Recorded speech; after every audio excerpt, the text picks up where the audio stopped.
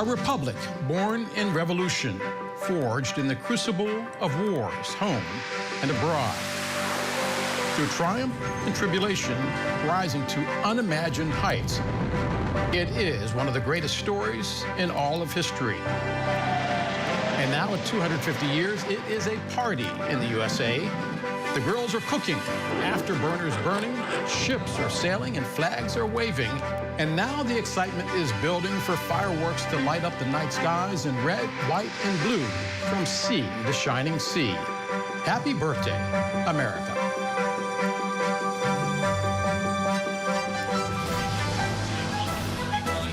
Everybody, welcome to the Scripps News special coverage of 250 Celebrating America.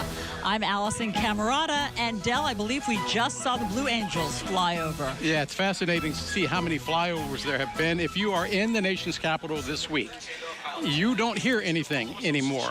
Everybody is getting excited because the flyovers are just the predicate to what is going to happen throughout the evening here as America celebrates its semi-quincentennial. Nailed it. The drinking game. Nailed it.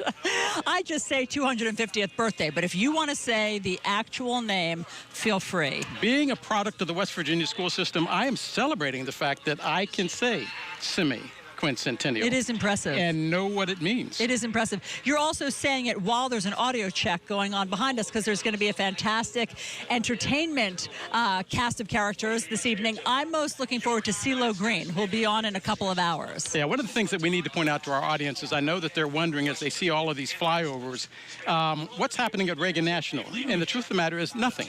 All of the flights have been suspended in and around Reagan National as these flyovers continue. Now, the other two local airports, BWI, Dulles, are having the normal flight schedule, but they're making sure that there isn't that crowded airspace that has led to problems in the past. Yeah, I mean, I got to say, the flyovers are majestic, and they sort of give you goosebumps, but they're deafeningly loud here. But you'll be seeing them throughout the evening, and we'll tell you what we can about each one of these impressive military aircraft. And this is the Blue Angels right now flying over. Wow, Del, that was incredible. So we'll share what we can as it happens live. A lot of people right now have what we would consider to be semi-quincentennial neck. Because every time there's a flyover, you see people looking up and saying, oh, there they are.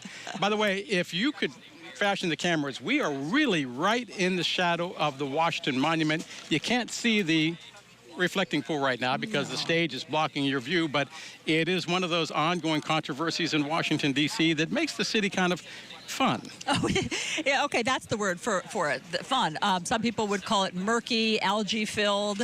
It didn't go as planned, I guess I would say. But we were talking about the various ways that President Trump has left his mark already on Washington, D.C., from, you know, the ballroom of the East Wing to the reflecting pool to the triumphal arch that's being built. A lot of that is under construction as we speak here. Let's check in with our reporters who have been fanning out among the people and find out what's going on.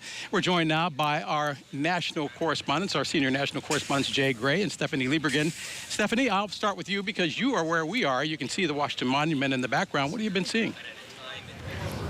Hey, you said DCA was just a stone's throw. I'm really just a stone's throw from you on the other side of the monitor behind you. But right now, of course, clearly very empty. But this place is expected to be packed with thousands of people who should be starting to enter here in the next few minutes. We were walking through the line that it was going down Constitution Avenue. Tons of people. We've talked to people who have been standing in line since 1 o'clock in the afternoon, and you cannot understate how warm it is today. It is, as my watch says, 98 degrees right now. It's at 100 degrees just a few minutes ago, so it is warm. It is toasty, but that is not stopping anyone from coming out and from waiting in line. We've talked to people from Ohio, from Florida, from Michigan, from New York, from local who just drove up from a little ways outside of D.C. in Virginia. So people from all over the country are still making the trip, ready to celebrate the 250th birthday of the country. When I've talked to people about, you know, what it means to them to be an American, why it's important,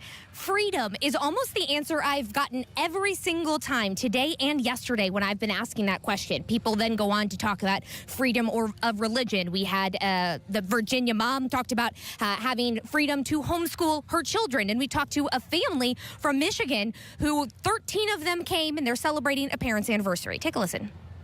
Why did you and your family decide to come to D.C. for today? So we have 13 of us here, and we're celebrating my parents' 50th wedding anniversary. So our whole family is here, and we're celebrating the birthday of America. My mom and dad are right here celebrating 50 years, and it's been a bucket list item for them to watch the 4th of July fireworks over the Potomac in Washington, D.C. The lure of the fireworks is certainly a big draw from some of the folks that we've been talking to. That is, of course, is the very last thing happening tonight. Hours and hours from now, there's a lot of heat these folks are going to have to wade through, and even the potential for some storms to make it through to that fireworks show later tonight. But it's interesting when you walk around with a camera sometimes and you try to get people off the street to talk to you. A lot of times people kind of shy away from the camera. They shy away from the microphone. Not today. Folks were amped and ready to talk about their excitement that they have to be out here, to be on the National Mall, even amongst this ridiculously hot temperature that we have been dealing with for the last couple days, really, here in the nation's capital. But a lot of excitement, Del and Allison, and probably a lot of people who right now are very antsy to get through the Secret Service security, which is tight, I will say, to get through and to make it in here to watch the performances that are due to start in a couple hours. And of course, look up to all of those flyovers you were talking about and the fireworks to cap off the night. That's so great, Stephanie, and I agree with her. I mean, just seeing the people pouring in on the streets, and I took the train down this morning, and everybody on the train was decked out in their red, white, and blue. People are very excited to be here, and all of these seats behind us will be filled at some point in the next couple of hours to see the performers. But let's check in now with our senior correspondent, Jay. Jay, what are you seeing around you? Hey, Allison, those crowds are making their way into the National Mall. In fact, I'll step out of the way so you can get a better look. We've really seen the crowd pick up inside the mall here, and you can see people around getting a spot, getting ready for the night. You know, a lot of people who are sitting, laying on the ground. You ask them, hey, why down there right now? They said, oh, we're waiting for the flyovers, but really they're hot and they're taking a break, to be completely honest. When I've asked a few of the folks here who are coming in through the line what their favorite part to this point has been, there's a lot of talk about the Ferris wheel, which is just behind us, a lot of talk about the different state exhibits, but mostly talk about the clouds. People love when a cloud blocks that sun for a little bit, and it's bearable when that happens. We've had a bit of a breeze, so that's been nice. I think the temperature, last I looked, was going to drop a little bit as we head toward the fireworks. But at this point, just a lot of people. You see folks coming in with some food and things like that. Excuse me, guys, sorry. Everybody's got fans. Everybody doing the best they can to just try and stay cool and enjoy this, and they are enjoying it. We talked during the week, and we've been out here about the sparse crowds. It's changed today, as you would expect, on the 4th. A lot of people very excited to be here. And as Stephanie said, a lot of energy in this crowd. Even with the high temperatures, a lot of people very excited about what they're seeing, what they're doing, and waiting for that fireworks show, which the White House has promised will be the biggest in the history of fireworks. So I'm kind of excited about seeing that, too. You know, I have to give the local perspective on the difference between the crowds, because what you won't see in this crowd are a lot of local people. Oh. It's almost like New Year's Eve in New York City. Nobody in New York goes to Times Square. The people that come down on the National Mall for the 4th of July fireworks, usually out of town, you hear the accents. Oh, we can't wait to see the crowds. You know, that's what you're accent going. Was that, Del? That was sort of like a Minnesota, Detroit, and South Carolina, all mixed in one. That. I heard that. Yeah, it's part of the semi-quincentennial accent that I've developed for this. Wow. But no, that's Jay Gray and Stephanie Liebergen. We got a lot more coming up from down here on the National Mall, and a lot more accents. Can't wait. Okay. We'll be right back.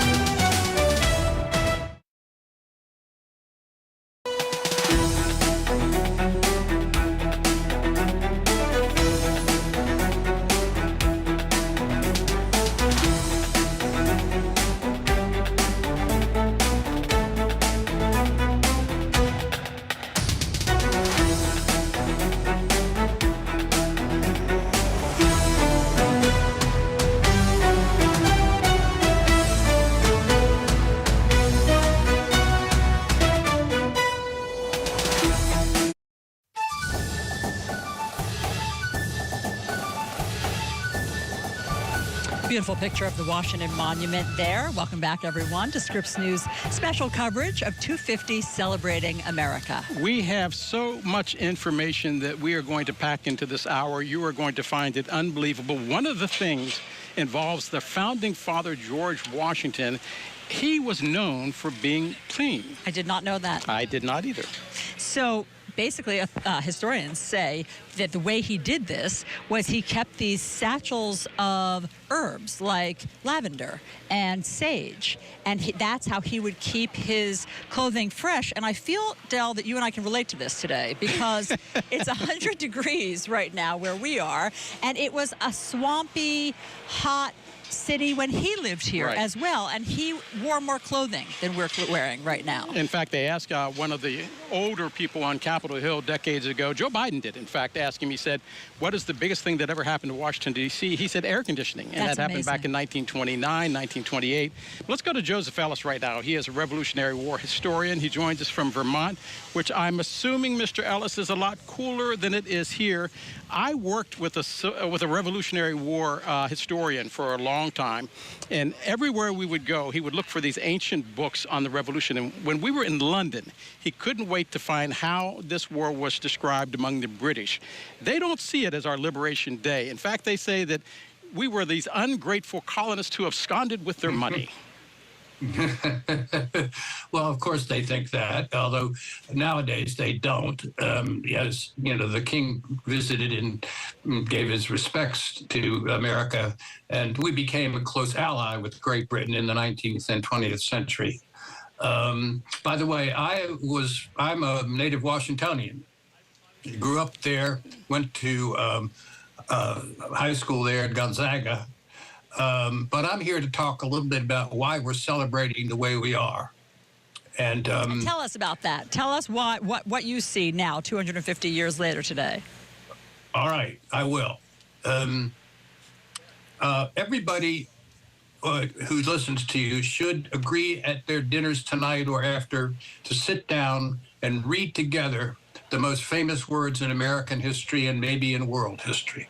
They're the words that begin, "We hold these truths to be self-evident, that all men are created equal, that they are endowed by their Creator with certain inalienable rights, that among these rights are life, liberty, and the pursuit of happiness, that to secure these rights, governments are instituted among men, deriving their authority from their anyway, that's it."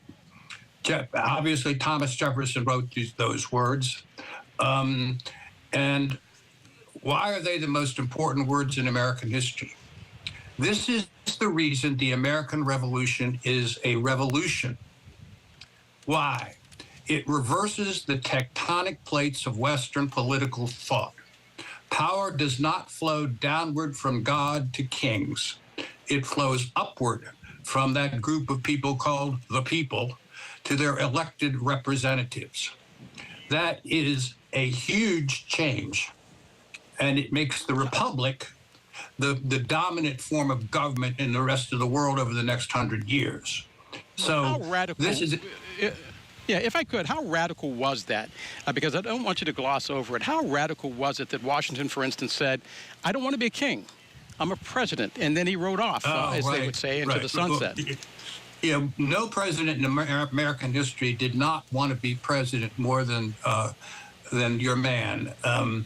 And I spent 7 years with him writing his biography. By the way, I didn't know what you just talked about in terms of the clothing he wore. Everybody that talks about Washington talks about his teeth and his bad teeth. But I think that he did not want to be president. He did not want to be head of the Continental Army. He surrendered his sword at the end of the war. And when he did that, everybody was very surprised. They thought he was going to become the emperor, the king. And when George III was apprised of this, the British king, he said, if he did that, he will be the greatest man in the world. And he did. And you can think of a lot of leaders in world history that don't do that. He also, I read all the papers when he was president.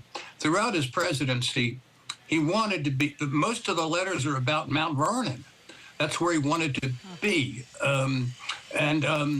So Yeah. among the founders... Yeah, go ahead, Joseph. Go ahead. No, that's okay. Well, Go basically, ahead.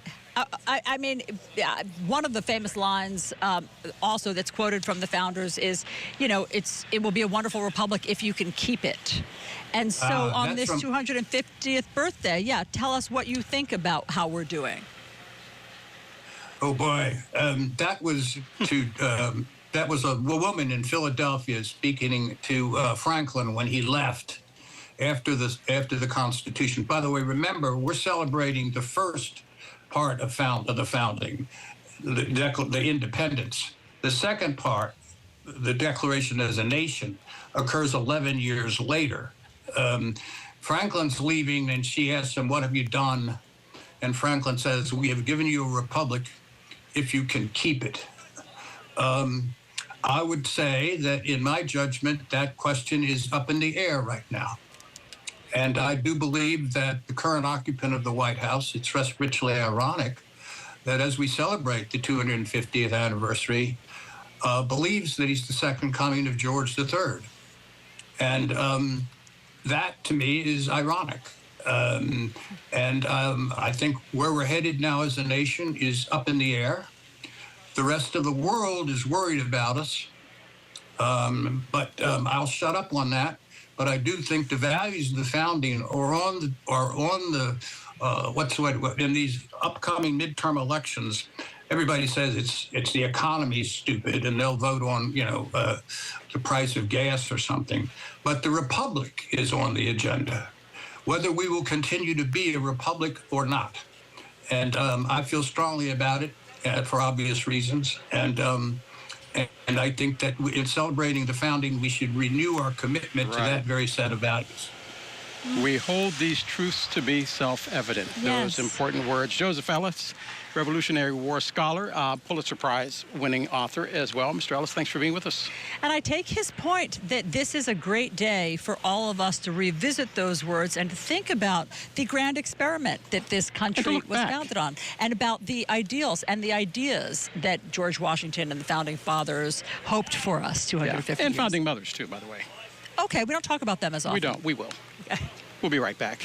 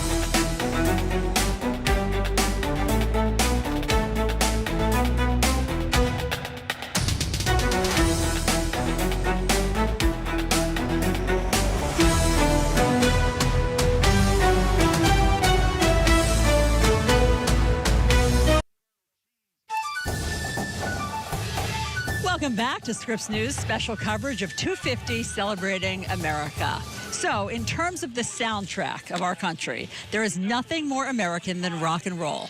And to celebrate the nation's 250th birthday, the Rock and Roll Hall of Fame, the museum there, is turning it up a notch. Scripps News Group's John Kosick has more on the soundtrack that's been playing throughout our nation's history. The story of America's first 250 years cannot be told without the story of American music. Jazz, blues, country, big band, gospel, folk, yes, but arguably no genre of music is more closely tied to the growth and evolution of this country than what we celebrate here in Cleveland: rock and roll.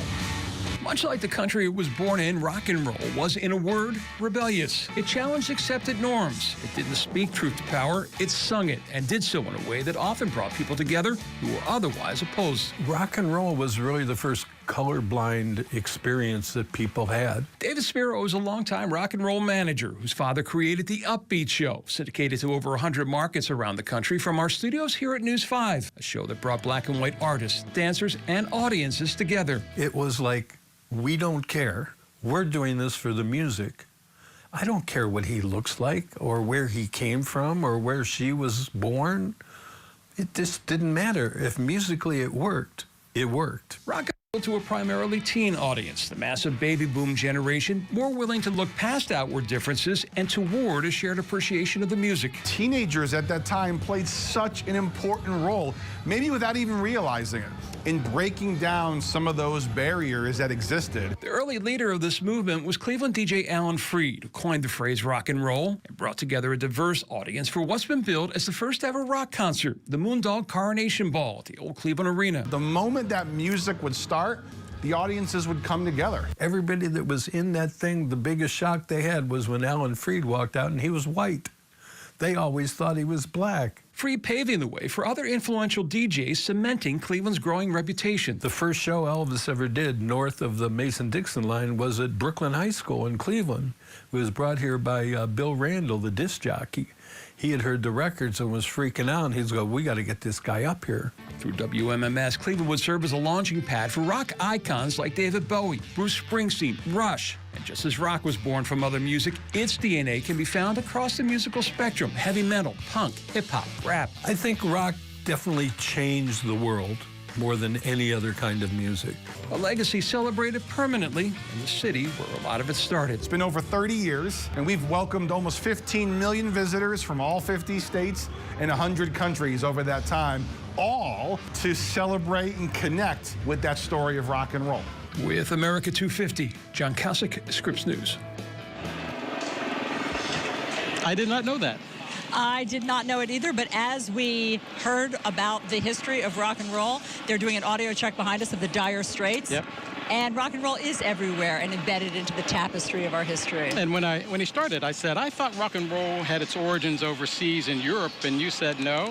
Nope. You got to look at all of the influence, for instance, of Little Richard and the influence that Motown had on rock and roll. Absolutely. And all of the people like the Rolling Stones, for instance, who say they're bluesmen. The Osprey. Look at this. This is a flyover happening right now, and I'll read our notes, Del, because this is very cool. It combines the vertical takeoff and landing capability of a helicopter with the speed and range of a turboprop airplane.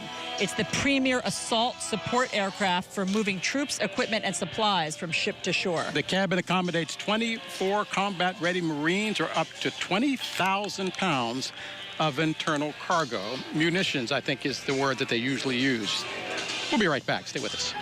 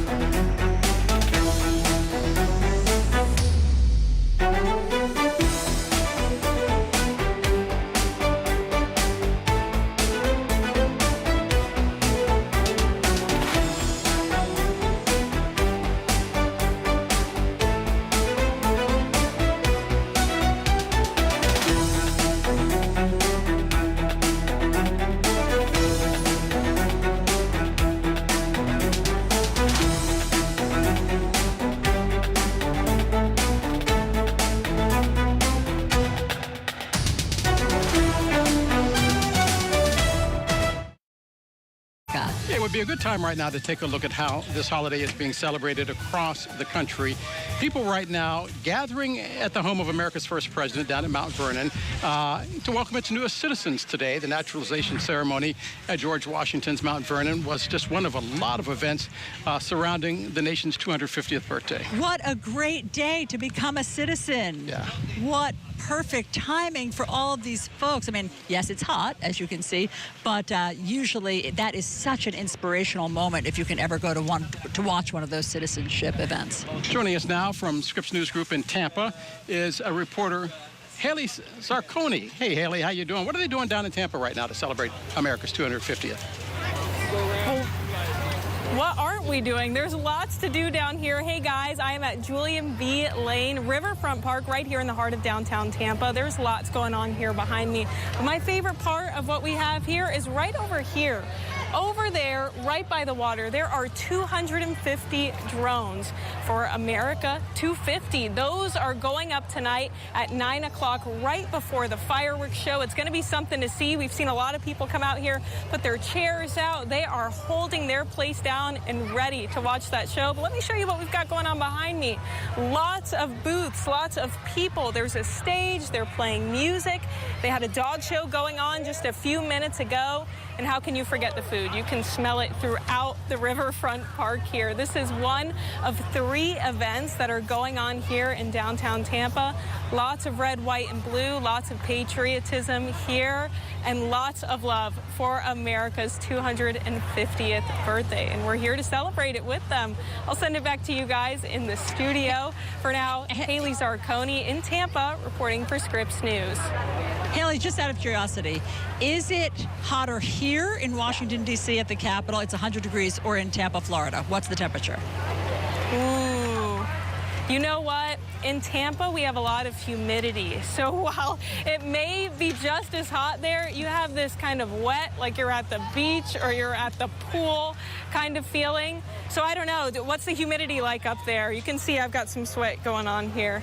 Yeah, I mean, it's always humid here, but I guess my point is that I'm so impressed with how many people and their little kids, and they're pushing strollers, and they still wanted to be here despite it being slightly uncomfortable. Haley, thank you very much for showing us the view from Tampa there. You know, in fact, it's been hot all up and down the eastern seaboard. Yesterday in Philadelphia, they had to cancel the 250th anniversary parade. Philadelphia is a place that is another one of those landmark places in our nation that celebrates America. The Liberty Bell is there among all the other things that we see. And also there an historian that we want to go to live and talk to right now. There's the Liberty Bell. The famous crack, the legend being that it was rung once and then the crack appeared, and they have been going to see it ever since. That's right. We're never going to fix that. Matthew Skick is the director of the collection and the exhibition at the Museum of the American Revolution in Philadelphia. He joins us now. So tell us what we need to see there. What don't we know about the history in Philadelphia? Dale and Allison, it's great to be live from Philadelphia at the museum, where we've been welcoming thousands of visitors through our doors over the past 2 days. And there's so much to explore about the American Revolution here at this museum. You know, some of the things that we're talking about today to visitors is the process of adopting the Declaration, debating its words, and talking more about what actually happened on July 4th. It wasn't the day that the Declaration of Independence was signed. It was the day that it was adopted as the official statement of the United States declaring its independence to the world. And we've talked a lot about how that process happened, who was involved, and we have here on display at the museum 6 printings of the Declaration of Independence from July 1776. That's the most on display of anywhere in the country. And so people have been seeing those original printings, seeing those, and how the word spread that month of July 250 years ago. Matthew, we talk an awful lot these days about artificial intelligence. the framers themselves might be, I guess, the first beneficiaries of artificial intelligence, because we all have that iconic image in our mind of all of the framers gathering around to sign the Declaration of Independence. And I wrote a book, and one of the questions that I ask in the book is, where was the camera that day? Those are paintings. Those are renditions of what an artist actually thought the documents looked like, correct? Yeah, so you're talking about John Trumbull's iconic painting of the presentation of the draft of the Declaration of Independence, which happened at the end of June 1776. But Trumbull's painting is depicting an event that happened, but that's not how it happened. That's not the people, all the people that were there, but Trumbull's work, which hangs in the rotunda of the United States Capitol to this very day, is how we envision these events happening. But here at the Museum of the American Revolution, we share what is the real part of that story, not the myth. What's the reality of what Thomas Jefferson presented to Congress and along with the Committee of Five. And we share the fact that the engrossed copy of the Declaration of Independence that's on display at the National Archives in Washington, D.C., that was not created until late July of 1776, and the signatures didn't start to be added onto it until August 2nd, 1776. And so that image that Trumbull created of presenting the draft, it's an actual thing that happened, but it's often equated as being the day that depicting the signing of the Declaration. But it's actually not that moment. So it's neat to look into the reality of the story and think about how paintings like that have influenced our understanding of what actually happened back in 1776. And so, Matthew, because you're so steeped in the history and the facts of it, what's your big takeaway? What still astounds you at the museum or in our history, particularly in Philadelphia today? There is so much left to be uncovered and shared about the story of the founding of the United States. It's incredible the amount of discoveries that are still being made. We don't know everything that happened 250 years ago. Different printings of the Declaration of Independence are surfacing. One just was announced and found in the British National Archives just the other day. And we have on display here in Philadelphia on loan from the British National Archives, one of the printings of the Declaration, actually an example of the very first printing of the Declaration that was captured by the British in 1776. And it has been in the British National Archives for the past 250 years.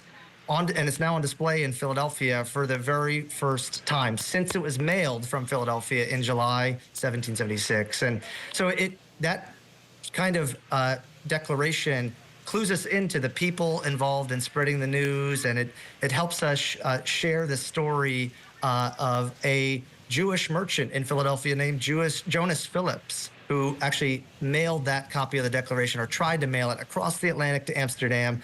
The mailing never made it there. But that's a story that not many people know.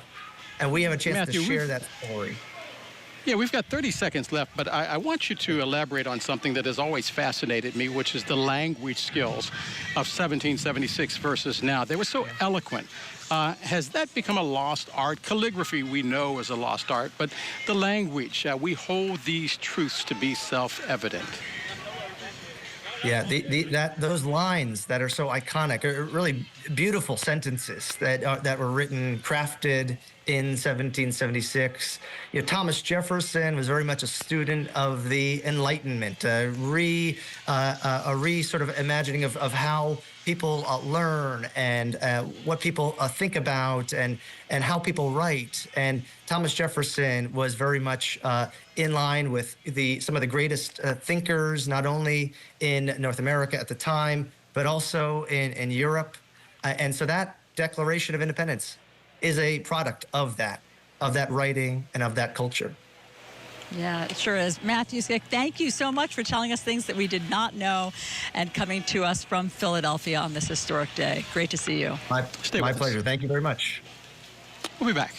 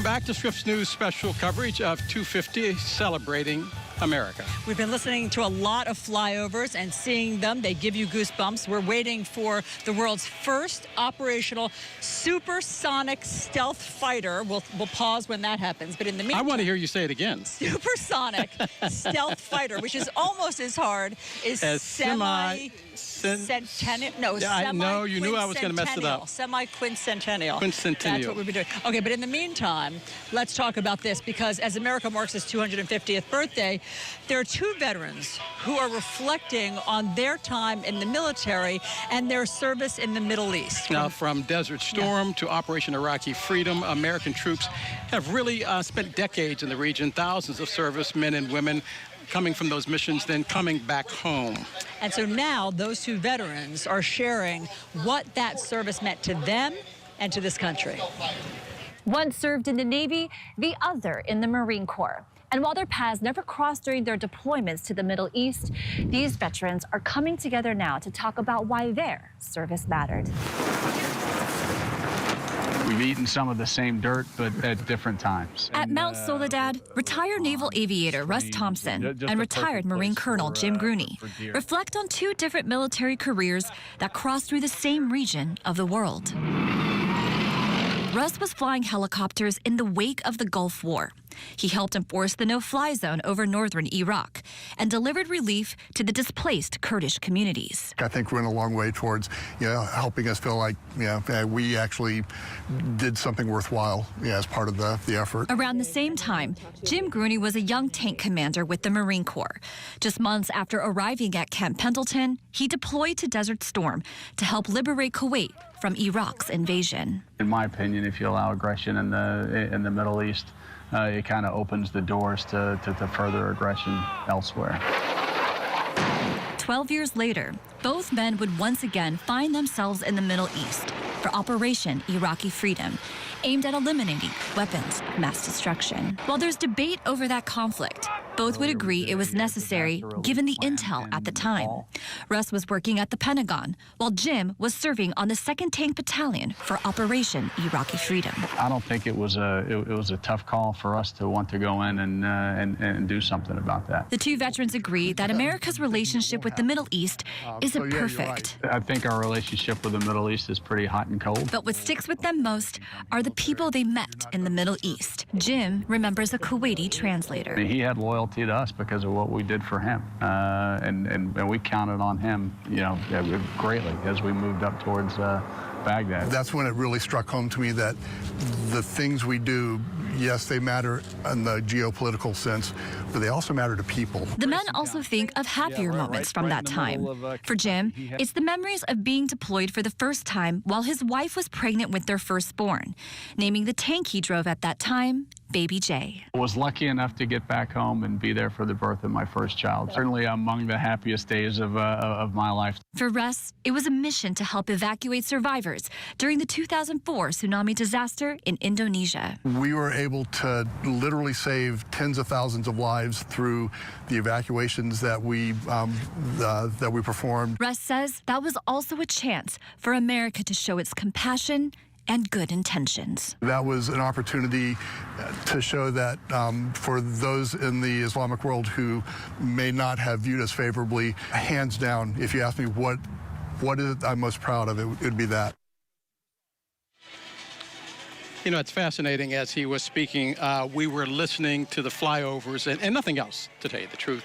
The flyovers that you're seeing right now, the world's first operational supersonic stealth fighters. One of the things that's fascinating about these particular planes is the fact that they have been used in so many different combat because of their short takeoff and vertical landing capabilities. And pilots can apparently transition from high-speed flight, listen to this, to a dead hover at the push of a button. So basically what they can do is let the flight computers on board manage the complex physics of these vertical landings. I mean, that's remarkable to be able to go from the speeds that we're seeing to a dead hover. Yeah, lots of flights have been going in and out of the region. It's always fascinating to see America's military might. For decades, America has said that they wanted to project might, but not necessarily to show it off like we would see in China and Russia and North Korea with the big displays. But this is something different. This is America's 250th birthday. All right, we're going to take a quick break, and we'll be back with much more. The entertainment is going to be starting soon.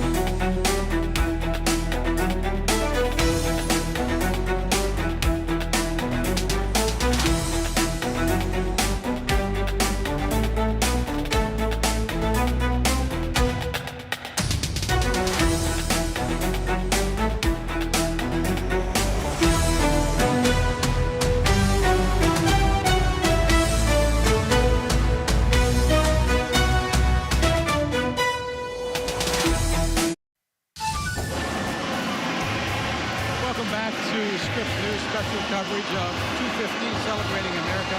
That is a stealth fighter jet now making a landing here on the National Mall. And if you think there is anybody paying any attention to anything else right now, you have lost your mind. Dale, I see your lips moving, but I can't hear a single thing you're saying because the stealth, which I think is not aptly named at the moment because it is so deafeningly loud here, just hovering above the National Mall as it comes in for a landing. But look at that fighter pilot who is manning the controls, and, you know, you just don't get to see this very often. You know, as we've been on the air, the crowd is starting to filter into the area here down on the National Mall. Our senior national correspondent, Stephanie Liebergen and Jay Gray, are out there amongst the hovering masses. Let's start with Jay Gray. Jay, what are you seeing? Good morning, guys. Enjoy your time. Dell, that is amazing. What a technological masterpiece that is. We've told you about the state booths. This is the great state of Florida, and I've got to tell you, very unscientific, but it's the most popular booth here. The line stretches all the way across the mall. So it's all about Florida. And look inside they've done. It's really pretty cool. We'll walk you through the booth. So for those of you watching, may not be able to get out here, you'll get a chance to look at it. They've got these cool manatees here. That's one thing the state is obviously very proud of, taking care of its sea life, the manatees in place there, and then videos everywhere you look. So there's video everywhere. Take a look up above. You can see, yeah, orange tree. It's not real. I've already checked it out. And those oranges aren't real. And then they've got the fruit and vegetables down here below the tree, all things that are products of Florida. It's a proud time for Florida to be here. And like I said, more people here than you would expect. Look at Cam Kubion, the producer. She's my boss, and she's also kind of clearing the way. Come on through. See the lines? I mean, guys, good time here? It's a great time. Florida booth is good? Yeah, yeah. All right. Cam, thank you very much. Cam acquired not only is she the best producer, she also acquired the plushies, which are the big thing. That's what a lot of people coming into this booth are looking for. So you've got the alligator and you've got the manatee. Guys, back to you. Thank you very much. Jay, please bring us some of those oranges. You know what I heard? I heard that too. As the stealth fighter made its landing. I heard that too. Let's go to Stephanie now. Oh my gosh, that was the loudest one yet. Take it away, Stephanie. All right, guys, I will say it is also very, very loud. Not all planes and the aircraft flying overhead are as loud as others, but hopefully, as you can see behind me, the public finally starting to get some access to this space as they are literally pouring in their red, white, and blue. Some of the folks we talked to earlier started standing in line at 1 o'clock in the afternoon, even though that was not recommended by the Park Service because of the triple-digit heat we had today. But that didn't stop people from waiting and standing in line and being ready to make sure that they got a spot either in the bleachers, in the chairs that are behind you and Allison, or in the just green space with clearly some people, that's what they wanted. They brought their blankets and they are posting up for the show tonight. The show on the stage kicks off at 7 o'clock, but of course, you and I and Jay will all be here till midnight, all through the night and all through the major fireworks. And I think everyone who has made the trip, who has battled the heat to be here tonight, for them, I think it's all going to be worth it. As the crowds pour in, I'm reminded out of that scene from Batman in which Jack Nicholson said, "Where did they get all those fancy clothes?" People look great. People are decked out here, and I do feel as though the breeze has picked up a little bit. People look more comfortable, and behind us, these seats are filling in, so the entertainment is going to start soon. CeeLo Green, Lee Greenwood, Arturo Sandoval, these are just in the first hour, so I'm really looking forward to that. Having fun down here on the National Mall. Hope you can join us for the next hour because it promises to be action-packed. We'll be right back.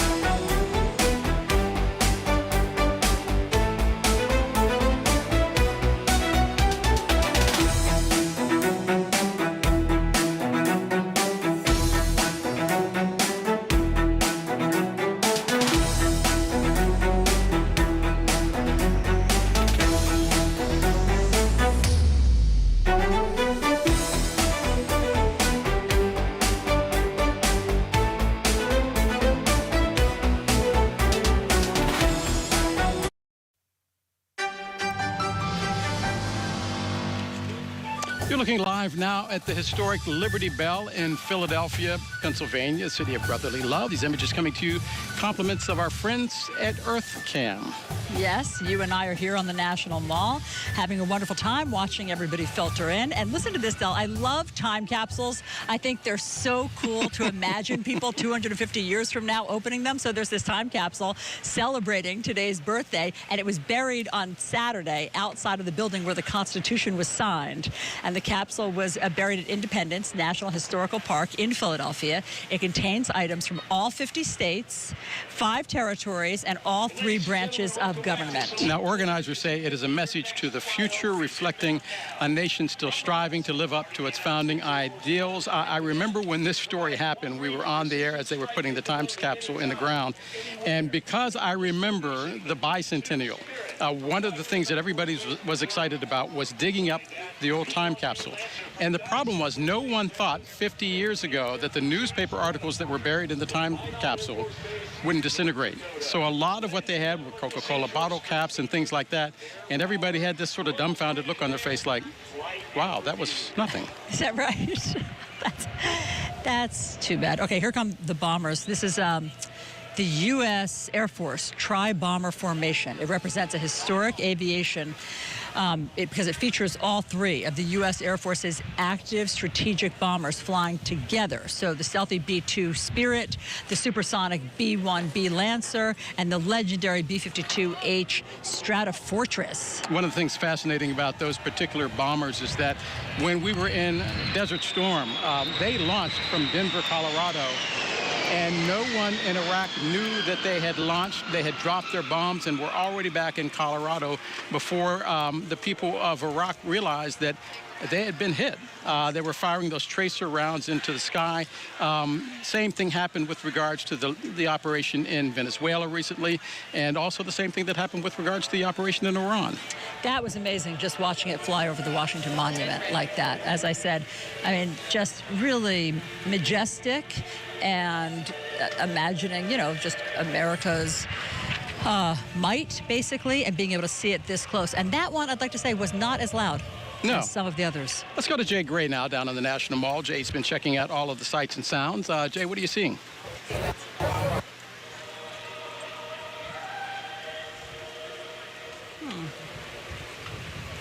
Okay, we'll give Jay a moment and we'll fix that shot. Let's go to Stephanie Lever again, who's out with the crowd. Stephanie, how's it looking at this hour? I will say, Del and Allison, it is looking and feeling significantly better than it was just 15 minutes ago. We've got big clouds rolling in, and I know there's a chance of rain and thunderstorms coming with those clouds. But that doesn't seem to be stopping thousands of people of filling in around the National Monument, around the Washington Monument, and coming up to the main stage behind you. And it didn't seem to be dampening any concerns and any excitement from all of the folks that we were talking to. We talked to folks in line today. We talked to folks from Ohio, from Florida, from Colorado, from Michigan. And we talked to some folks yesterday as well when we were out at the Great American State Fair and asked them what it means to them to be an American. And I caught up with a veteran who gave me what his response was. Take a listen. Why did you and your family decide to come to D.C. for today? So we have 13 of us here, and we're celebrating my parents' 50th wedding anniversary. So our whole family is here, and we're celebrating the birthday of America. My mom and dad are right here celebrating 50 years. And it's been a bucket list item for them to watch the 4th of July fireworks over the Potomac in Washington, D.C.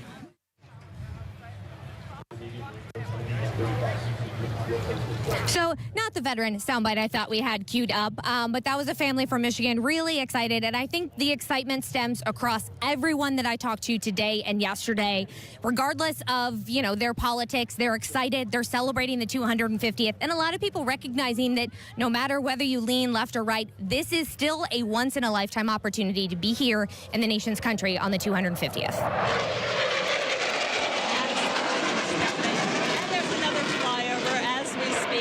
Okay, that one was as loud as the previous ones. Yeah, before we lost the shot with Jay Gray. Ooh, look at this. What he was going to tell us was going to clear up some of the confusion, because a lot of the people that are coming to this particular celebration down on the mall are asking, is it America 250 or Freedom 250? Here's Jay Gray. note of how some of these aircraft must be. The first sign that long-standing plans might be changing comes from President Trump online late last year. 2026 will be a celebration of America like no other, honoring our nation and all of its glory. To help carry out these exciting plans, we have created a new public-private partnership. It's called Freedom 250. America 250, a nonprofit, nonpartisan commission created by Congress working for nearly a decade to plan the festivities, now suddenly has an unexpected and seemingly unregulated partner, the Freedom 250 initiative, established by President Trump. Both groups planning separate and very different celebrations. A majority of the entertainers originally scheduled for the president's Freedom 250 event dropping out, some saying they'd been misled. Amid growing criticism, the party had become too partisan. Trump supporters pushing back. Oh, I wish they would just shut up and just, what's that line from Stripes? Lighten up, Francis. He's the president. Calling the acts that pulled out, quote, third rate, the president replaces them with a rally to open his Great American State Fair, a 16-day event filling 10 blocks of the National Mall with exhibits and vendors, a Ferris wheel, rodeo arena, and mock-up of his proposed triumphant arch. None of that, critics say, in line with the original mission from Congress to, quote, renew our commitment to the ideals of democracy through programs that educate, engage, and unite the nation. That was helpful. I've never fully understood the difference. Which flyover? Oh, this is the F-35C demo. It's fascinating, Del, to watch them do all of their, aerial maneuvers. I mean, doing all of these spins and these twists mid-flight. It's always fascinating to see them, too, and realize that some of these fighter jets that we have been looking at take off and land from aircraft carriers in the middle of the ocean, and they go from zero to stop in less than a fraction of a second. Look at this, look at this.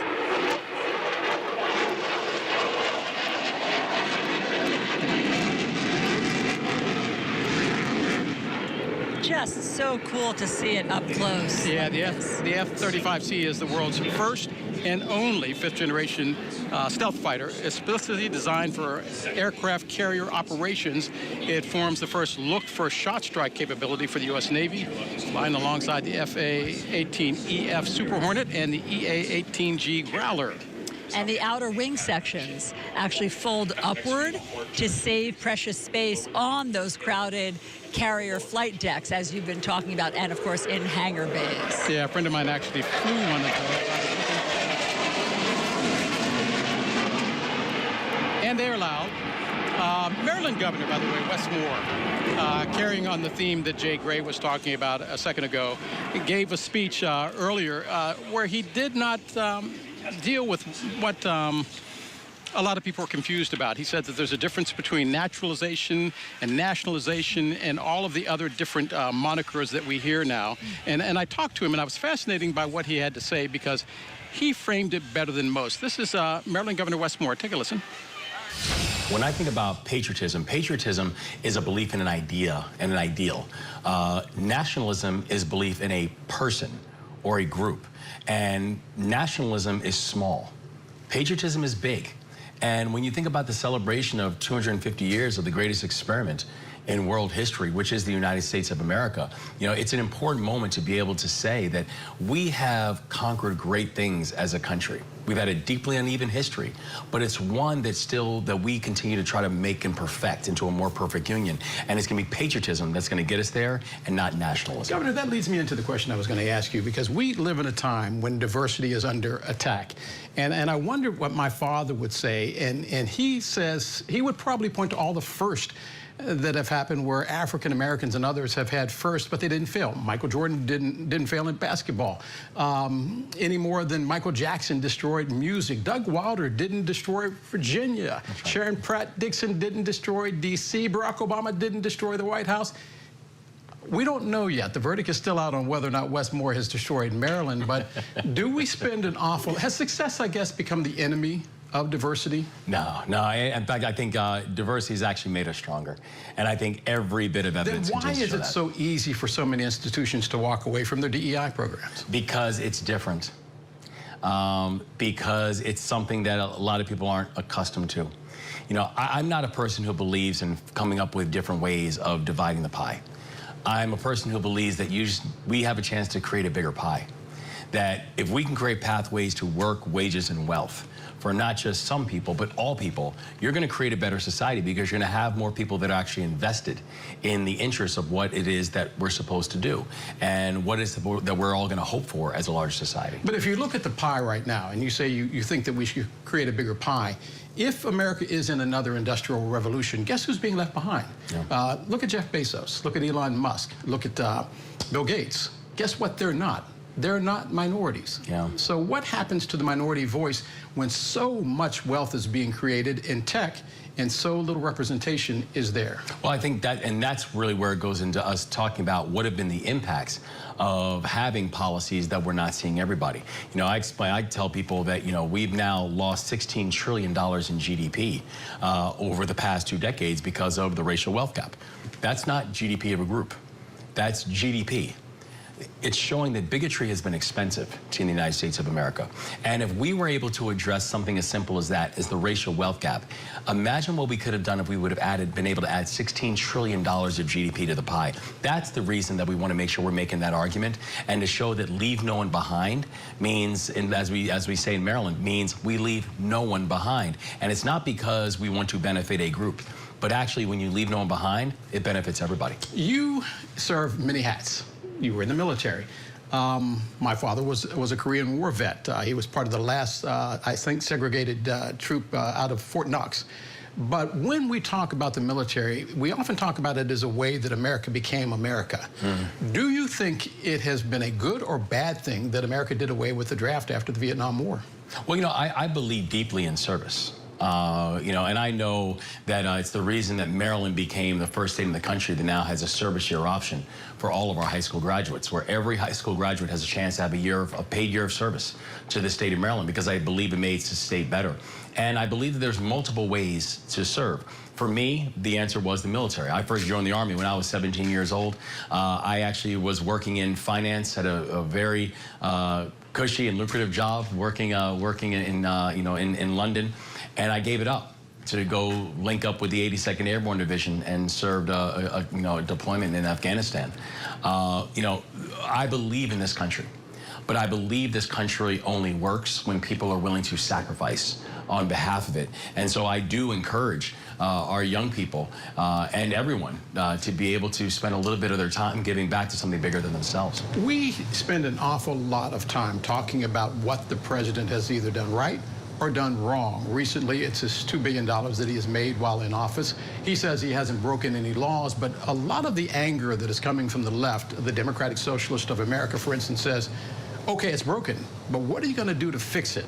The question that I think has to be asked is, if he did do something wrong, how would you punish him if Democrats took control of Congress and the White House again? Well, I think that we need to have better guidelines and guardrails for everybody. We had those after 1974. Yeah, but like, for example, when among the first executive orders that I signed when I became the governor of Maryland, I signed an anti-corruption executive order because people were tired of our elected officials and our chief executive making decisions that could potentially benefit them. I put all of my assets in a blind trust, and I signed legislation saying for anyone who wants to be governor from here on out in the state of Maryland, you must put your assets in a blind trust, because people should never be confused about the decisions that you're making. I ban predictive market trading for all government employees inside of the state of Maryland. So I think we need to act now. The fact that we have people, whether it is in the White House, who is making money on Bitcoin and cryptocurrency, or whether, frankly, it's people on Capitol Hill who are trading stocks. People are exhausted by just the amount of grift and access to information that then can personally benefit you. So I think we need to address it across the board. Really interesting to hear from him and your questions. Del, did you ask him about his presidential ambitions? Not only did I ask him about his presidential ambitions, but I asked him knowing exactly what he was going to say, because you know how we understand. So they would say something like, I haven't decided yet. Just He is listen. now positioning for his final maneuver. Patriotism is not simply pride in what America has been. It's taking ownership for what America can become. That is the work of patriotism. Patriotism is neither passive nor performative. Patriotism is not selfish. It is selfless. But today there are those who will use patriotism to justify pulling books from schools and rewriting history until it comforts those in power. In reality, that's not patriotism. That's nationalism. And nationalism is not an extension of patriotism. They are not interchangeable. So if it looks like a campaign speech and it sounds like a campaign speech, there's a good chance it's a campaign speech. I asked him, I said, if I played this soundbite back in 2028, are you still going to maintain that I want to serve the people of the state of Maryland? And he said he is dead set against running for president. He didn't rule it out, but they never do. Interesting. Glad you asked him. Yeah. Yeah, that's great. Okay, so there's so much more to come. Again, the entertainment is going to start behind us shortly. We have a lot more to share on Scripps News America 250 celebration.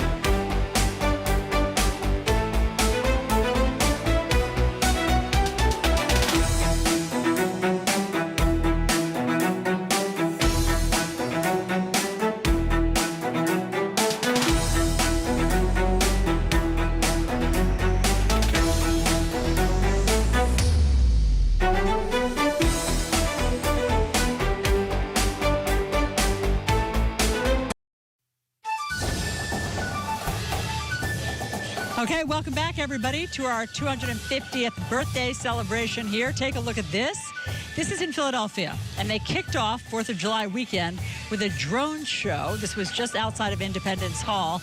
Hundreds of drones lit up the sky with images from American history. You know, from colonial times to the moon landing to the civil rights movement, just one of the many ways cities are celebrating America's 250th birthday. Celebrations happening across the country this week to celebrate, and I got to say it again, America's semi-quincentennial. You're getting really good at that, Del. I've been practicing. It's rolling off the tongue at this point. It's rolling, that's all I know.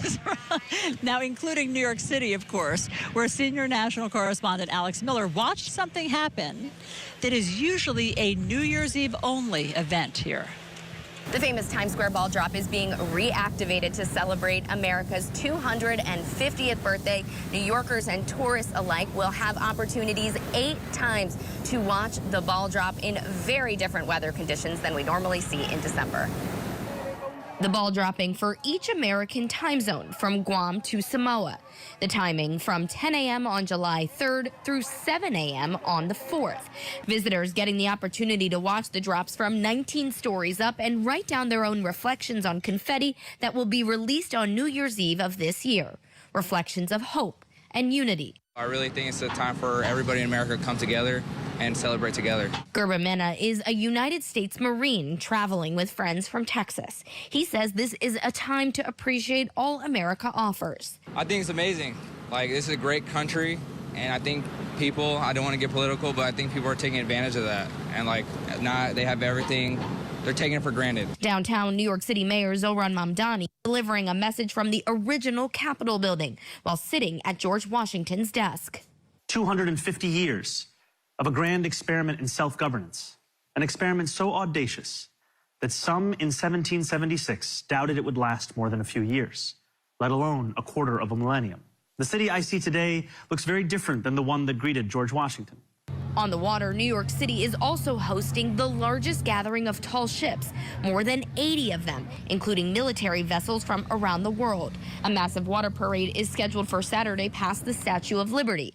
And of course, Macy's fireworks are going to be the biggest since 2000, where displays are happening on both the East River and the Hudson. Fleet Week, the annual celebrations of American sea services, was moved to this week to coincide with the celebration. And in the air, 100 U.S. and allied military aircraft flew up the Hudson River Saturday. Alex Miller, Scripps News Group, New York. Allison, we wouldn't be talking about America if we weren't talking about labor. America is built on the back of its workers in long-standing companies that have made this country great. One of those companies is called Jiffy Mix. Scripps News Group Detroit takes us inside an American institution. A stone's throw from the clock tower in the heart of downtown Chelsea stand the landmark Jiffy storage silos, together holding about 1 million bushels of wheat. The iconic little blue box of Jiffy Muffin Mix is pictured prominently nearby, all part of the expansive headquarters of Chelsea Milling Company, home to Jiffy retail and food service mixes. I was excited to get a behind-the-scenes tour. When did you build this new building? We built this warehouse in 2022. President and CEO Howard S. Holmes II walked me through the mill, a 5th-generation, family-owned business. You started here in the summers working as a high school student. Yeah, it was a great way to learn the business inside and out. His great-great-grandfather, Harmon Samuel Holmes, got into the flour milling business here in Chelsea in 1901, back when Main Street was still a dirt road and the horse and buggy was the main mode of transportation. Future generations of Holmes family members have carried on the legacy, including Howard's dad, former IndyCar driver Howdy Holmes, who spent 20 years in motorsports before returning to the company, each leader moving the business forward. Your great-grandmother, Mabel White Holmes, came up with the Jiffy recipe. How did this happen? Yeah, so at the time, it was all scratch baking. She had a few of her son's friends over and peered into one of their lunches that one of the boys brought over and saw what she is said to have described as a white hockey puck of a biscuit. And that was the light bulb moment. She said, look, we run this flour mill. What if we made a product that was so easy anybody could do it? And so that was the birth of Jiffy Mix. The first prepared baking mix sold to the public. Just add milk. It was launched in April of 1930 in the midst of the Great Depression. Mabel would go on to become president of the company and help the Jiffy brand become a household name. This machinery was added in the 1940s to ramp up production. It's surreal seeing something I saw in my mom's pantry my whole life just coming down the conveyor belt like this. Yeah, and it's been doing that for almost 100 years. The Jiffy Mix brand really took off after the Corn Muffin Mix launched in 1950, taking the company from a regional to a national manufacturer. No traditional TV or print advertising, just word of mouth. As you walk through this store, you kind of come into the modern side of Chelsea Milling's manufacturing business. It was a 5-year process to add all high-speed, automated, vertical form, fill and seal packaging equipment for their retail business. Where does the quintessential Jiffy Muffin Corn Mix fit in terms of your overall sales? That's number one. It is still number one. By a mile. Jiffy's Corn Muffin Mix is the #1 dry grocer item in the country, one of 14 Jiffy Mix products. If you were to come here in November, this whole warehouse will turn over in about a week. Really? Yeah. It's a lot of product. That is. In 2004, Chelsea Milling Company got into the food service business, selling in bulk under the CMC trademark around the world. Airlines, cruise ships, restaurants, bars. The Navy is one of our customers, something we're very proud of course. Food service now accounts for roughly half their business, necessitating this new warehouse built in 2022. Of course, I couldn't finish my tour without a taste test with the R&D department. So these are our hot honey pizza muffins made out of our newest mix, hot honey corn muffin. The new flavor has a sweet and spicy kick, showcased well in their new test recipe. Here we go. I love these. So good. But Holmes says you can't create these incredible products without a tremendous team. Jiffy employs 362 people. Some have worked there for more than 40 years. Proud members of the community, giving back to good causes and helping feed America in a jiffy. You know, Alisyn, we always assume that these iconic brands started large. One of the fascinating stories was Tostino's, the pizza rolls. Sure. She wanted to get $1,500 to start her pizza business. She took it to the bank, which is what they did back in the day. It was 1908, I think it was. And the banker said, nobody really knows anything about this Italian-type food. So she said, well, will you be here tomorrow? And he said, yes. She went home. She cooked the little pizzas. She bought them back, fed them to the banker. He gave her the loan, and the rest, as they say, is history. But that's how Tostino's got started. That's amazing. And as you were saying, these small businesses, mom and pop shops, are the backbone of the country, and then they hopefully grow to be, as she was saying, the biggest dry food item in the grocery stores, which I did not know. Yeah, the good news for our audience is that they're starting to fill in down here on the National Mall. If you are now thinking about coming down here, hurry, because they're going to be running out of chairs anytime soon.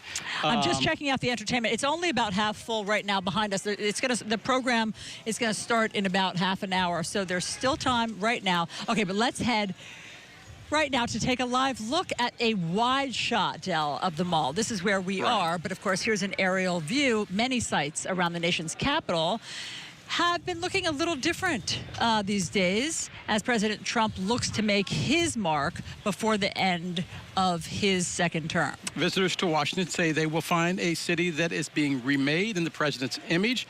He has put his name and face on federal buildings, including the Justice Department, the Institute of Peace, in a move that critics call unprecedented for a sitting president. Thousands of National Guard troops now patrol metro stations and street corners under that emergency order that was signed by President Trump last year. And then, of course, Del, there's the reflecting pool, which is near where we are. It's near the Lincoln Memorial. It was repainted in what President Trump had called American flag blue, but it has been plagued with problems since then. Algae, dead ducks, a slashed liner.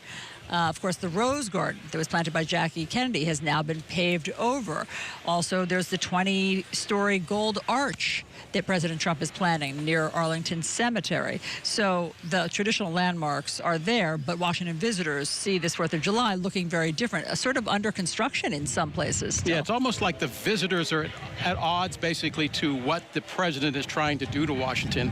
It's almost like the visitors are claiming their country back. Let's go to our senior national correspondent, Jay Gray, who has been talking to a lot of those visitors. Jay, what are they telling you? Yeah, a very different D.C. as you guys talk about. I'd like to throw in the idea that there are a lot more fences than you used to see around the district these days, and multiple fences in some areas. You've also got areas of the White House that are changing. The East Wing is going through a renovation, and there'll be a big ballroom there at some point, we are told. You talked about that, the Ark.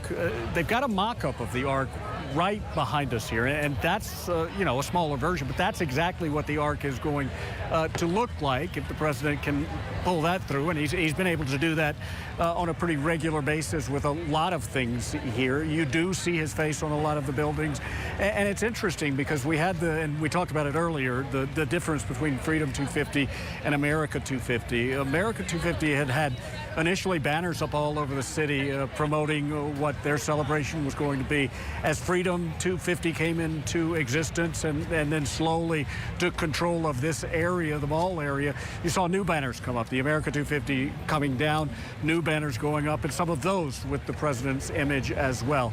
We see a lot more gold and everything here in D.C. Of course, the president very partial to that as well. So it is a changing landscape here. What I would say is that we've seen maybe not as extensive changes with other administrations, but we have seen some changes in the past. And how long this will last, we'll only know when we have another president in the White House. But yeah, there's no question that the visitors here are seeing a very different D.C., and some of them, frankly, have come to see just that. They're not only seeing a different Washington, D.C., but they're fighting back. The Kennedy Center being perhaps one of the most iconic monuments here in the nation's capital. It bears the name of a president who was slain in office. It is the only living monument in Washington, D.C. Many believe that adding his name to the Kennedy Center was sacrilege. It's since been taken down, but the tarp remains. In the celebration of 250 years of America, the word spirit carries huge significance. Right, and from Washington, D.C., one women's soccer team is carrying that name proudly. So I reported on how these women embody the progress of America on the soccer pitch. Much like the Patriots of 1776, the Washington Spirit play with courage, unity, and a belief in something bigger than themselves. It's a place for people to kind of have an identity and have something to get behind and root for that's bigger than themselves. Ranked among the top clubs in the National Women's Soccer League, the Washington Spirit have grown from a promising upstart into a powerhouse. It's always been my dream to play for my country. Tara Rudd and Kate Weisner know what it's like to play for something bigger than themselves. Tara is a fixture on the women's national team.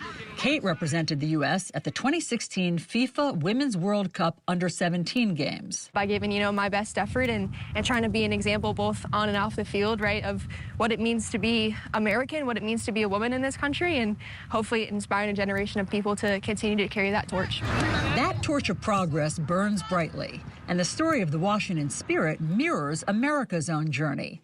From the early days of our republic to today, the quest for equality and opportunity continues. Even when I was a rookie, the opportunities that we've gotten now compared to 6 years ago, it's grown so much, the league and just the women's national team fighting for equal pay and getting that. On the pitch, as in our nation, progress comes from persistence and unity, from pushing boundaries and refusing to settle. As America's 250th reminds us, the spirit of America is found in those who dare to push us forward. The Washington Spirit proved that the fight for progress can be as thrilling as the victories themselves. Alisyn Camerota, Scripps News Group. Great to hear from those players. Yeah. So inspiring. All right, so Williamsburg, Virginia, okay? That's where the forefathers got together and came up with the idea for this better country, a democratic government that would be the USA. What better place to celebrate, in that case, the 250th birthday for America? Yeah, it's where you get the revolutionary spirit and patriotic events happening at the same time. Erin Hawley from the Scripps News Group is there right now. And Erin, how is the 4th of July party going where you are going down in Williamsburg? Hey guys, happy 4th of July from Colonial Williamsburg. Like you said, there's no better place to celebrate. I mean, this is where it all began 250 years ago, and there are thousands upon thousands of people out here. I mean, I have interviewed people that traveled here from coast to coast. Somebody that I interviewed traveled from San Diego to Williamsburg, Virginia, to celebrate the 250th anniversary of America. Take a walk with me, look at all these people out here, just thousands and thousands of neighbors coming together. We have legendary performers tonight. There are going to be fireworks, an amazing drone show. There is just so much going on here to celebrate America's 250th anniversary. I mean, this is where revolutionary ideas like no taxation without representation were born. It's where Patrick Henry delivered his famous speeches, where George Washington, Thomas Jefferson, and other founding fathers gathered to debate the very principles that shaped our nation. And here we are celebrating with just thousands of my closest friends here in Williamsburg. And speaking of my new friends, I got two of them right here. We got Allison and Jerry. They are volunteers with America 250 Colonial Williamsburg Foundation. You guys having fun out here volunteering? Absolutely. Absolutely. This is a great place to be. Why did you guys decide to volunteer this year? Well, we've come every year for the past 12 years, and we are members of the Colonial Williamsburg Foundation, and we just decided it was time to come celebrate and support, and they put out the call for volunteers, and we said, sure. And you guys were telling me beforehand that you guys live in Texas half of the year, Yes. So why did you want to make sure you were right here in Williamsburg for the 250th anniversary? Hey, well, we're from San Antonio, and San Antonio knows how to have a good party, but so does Williamsburg, and it was time to come out here and celebrate this party. And what have you seen from people out here? I mean, I was just saying that there is just people gathering and uniting, strangers uniting over this common celebration. What kind of vibes have you seen? I guess the best thing I've seen is people are friendly.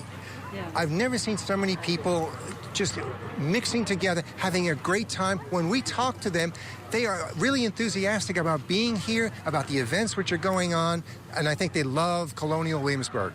Yeah, you can definitely feel the love for Colonial Williamsburg out here tonight, and just the love for America celebrating in such a historic place where it all began, right here in Williamsburg. I'll pass it back to you guys. Erin Hawley for Scripps News Group. Erin, thank you very so much. much, Erin.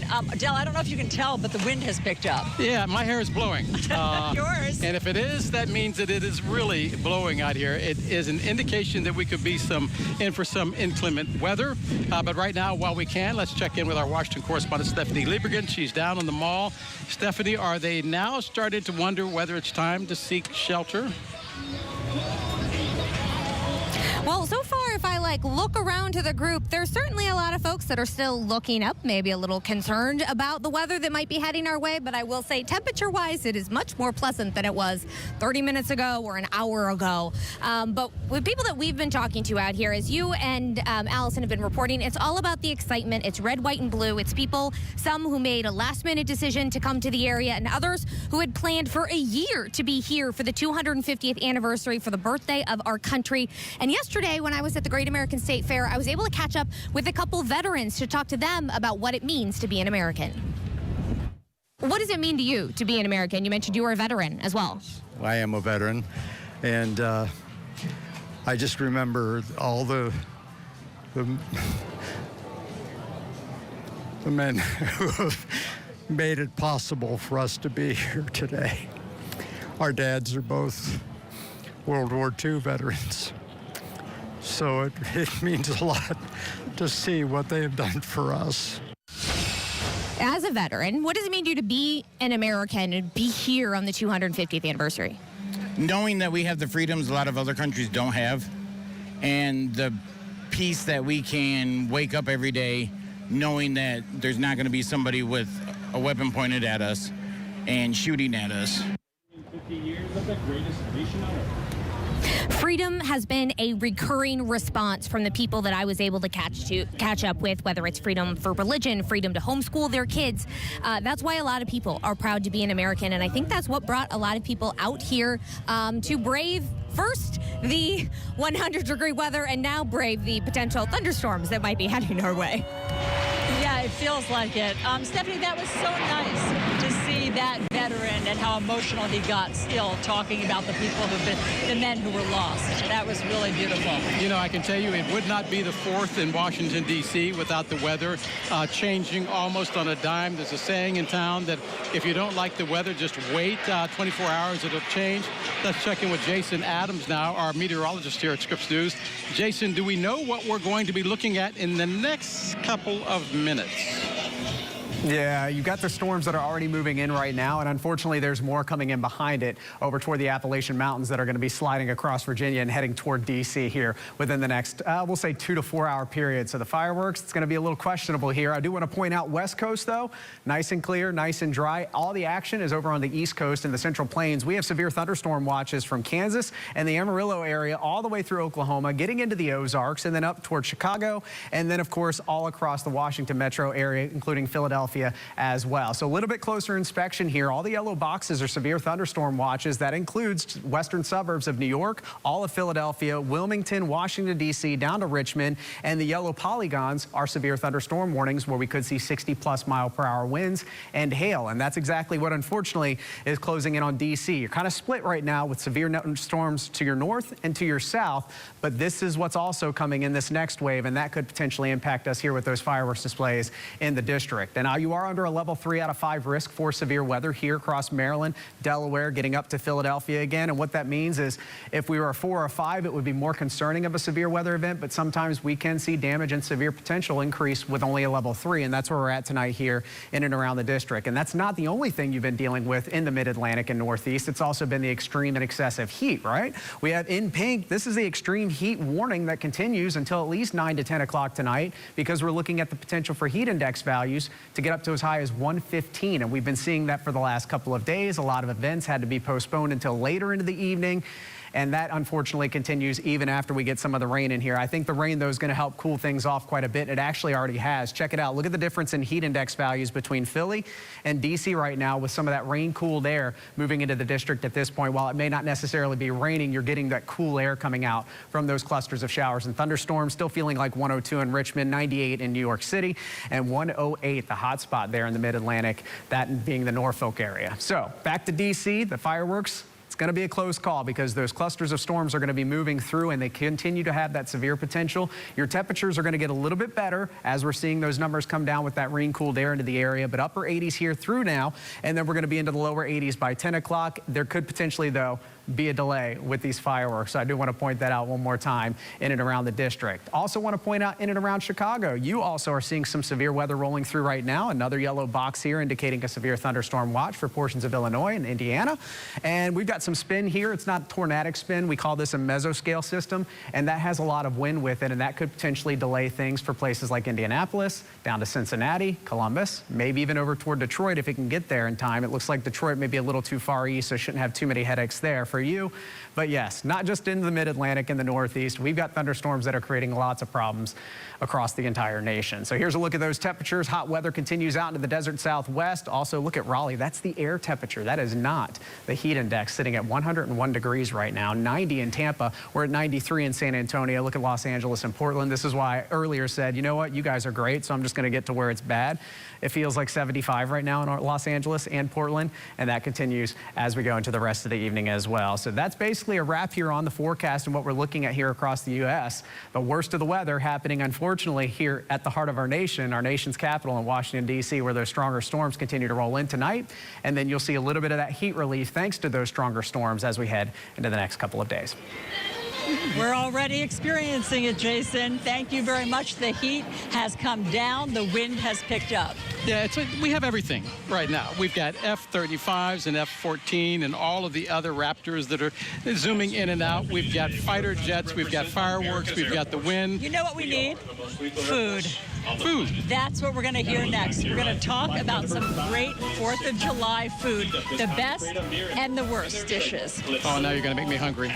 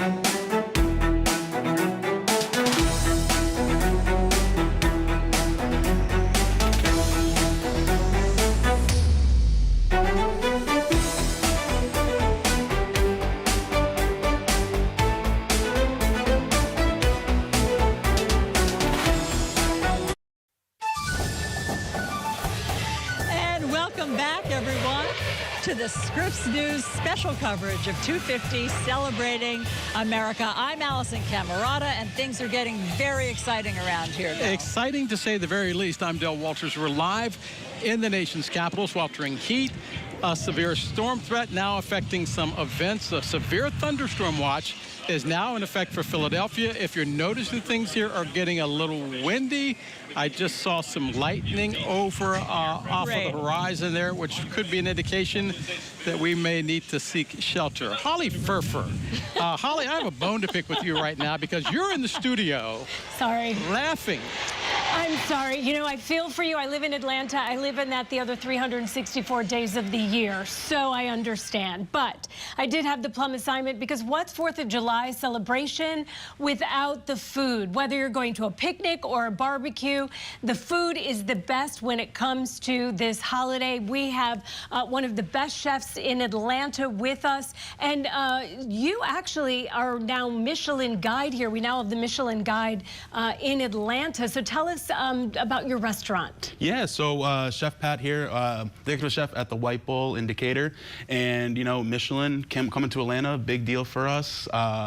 Getting Michelin recommended really, you know, prompted business for us, really, you know, drove us to see what we could do more in the restaurant as a whole. Fantastic. Okay, and I love that what you're going to show us today requires zero cooking, because for those of us who just want to have fun on the holiday and maybe being, you know, in the kitchen is not what we want to do. Let us know what you're going to make for us, and including leftovers too, because if people have already done holidays, tomorrow they need to eat and they're probably tired of cooking. Absolutely, and the best part about all this that we're going to do today is, like you said, having leftovers. You know, once you're done cooking for today, just throw it in the fridge, forget about it, worry about it tomorrow. And these are the steps here to have a good, you know, well-balanced meal for tomorrow, you know, throughout the day. Okay, what are you going to make for us? So we have a little corn dip over here we're going to make, featuring our blue plate mayo here.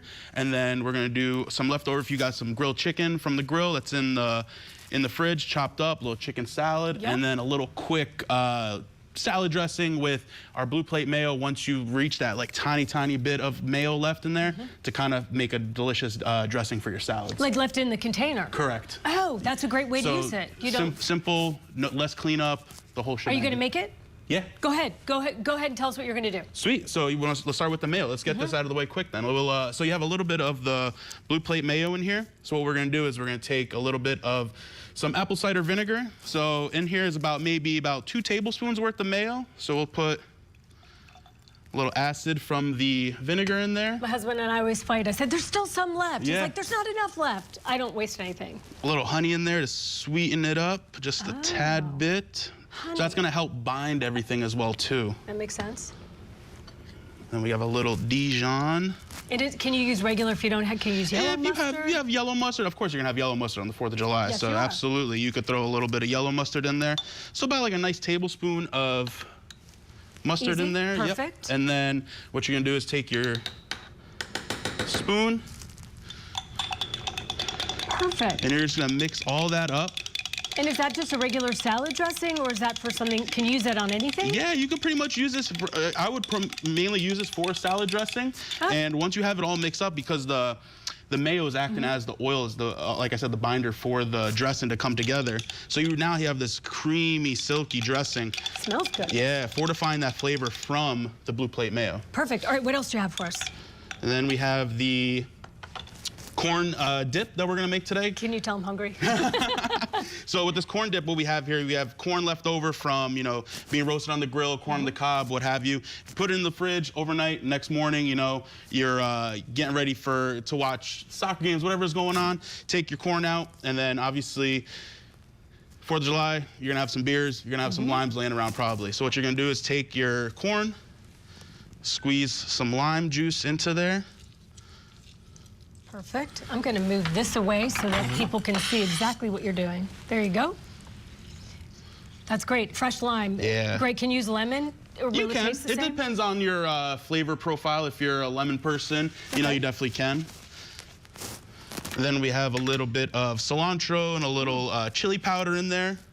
Now, some people don't like cilantro. Could you leave that out if you had to? You can. You know, at this point, if you don't really like cilantro, then, you know, don't put it in there. Perfect.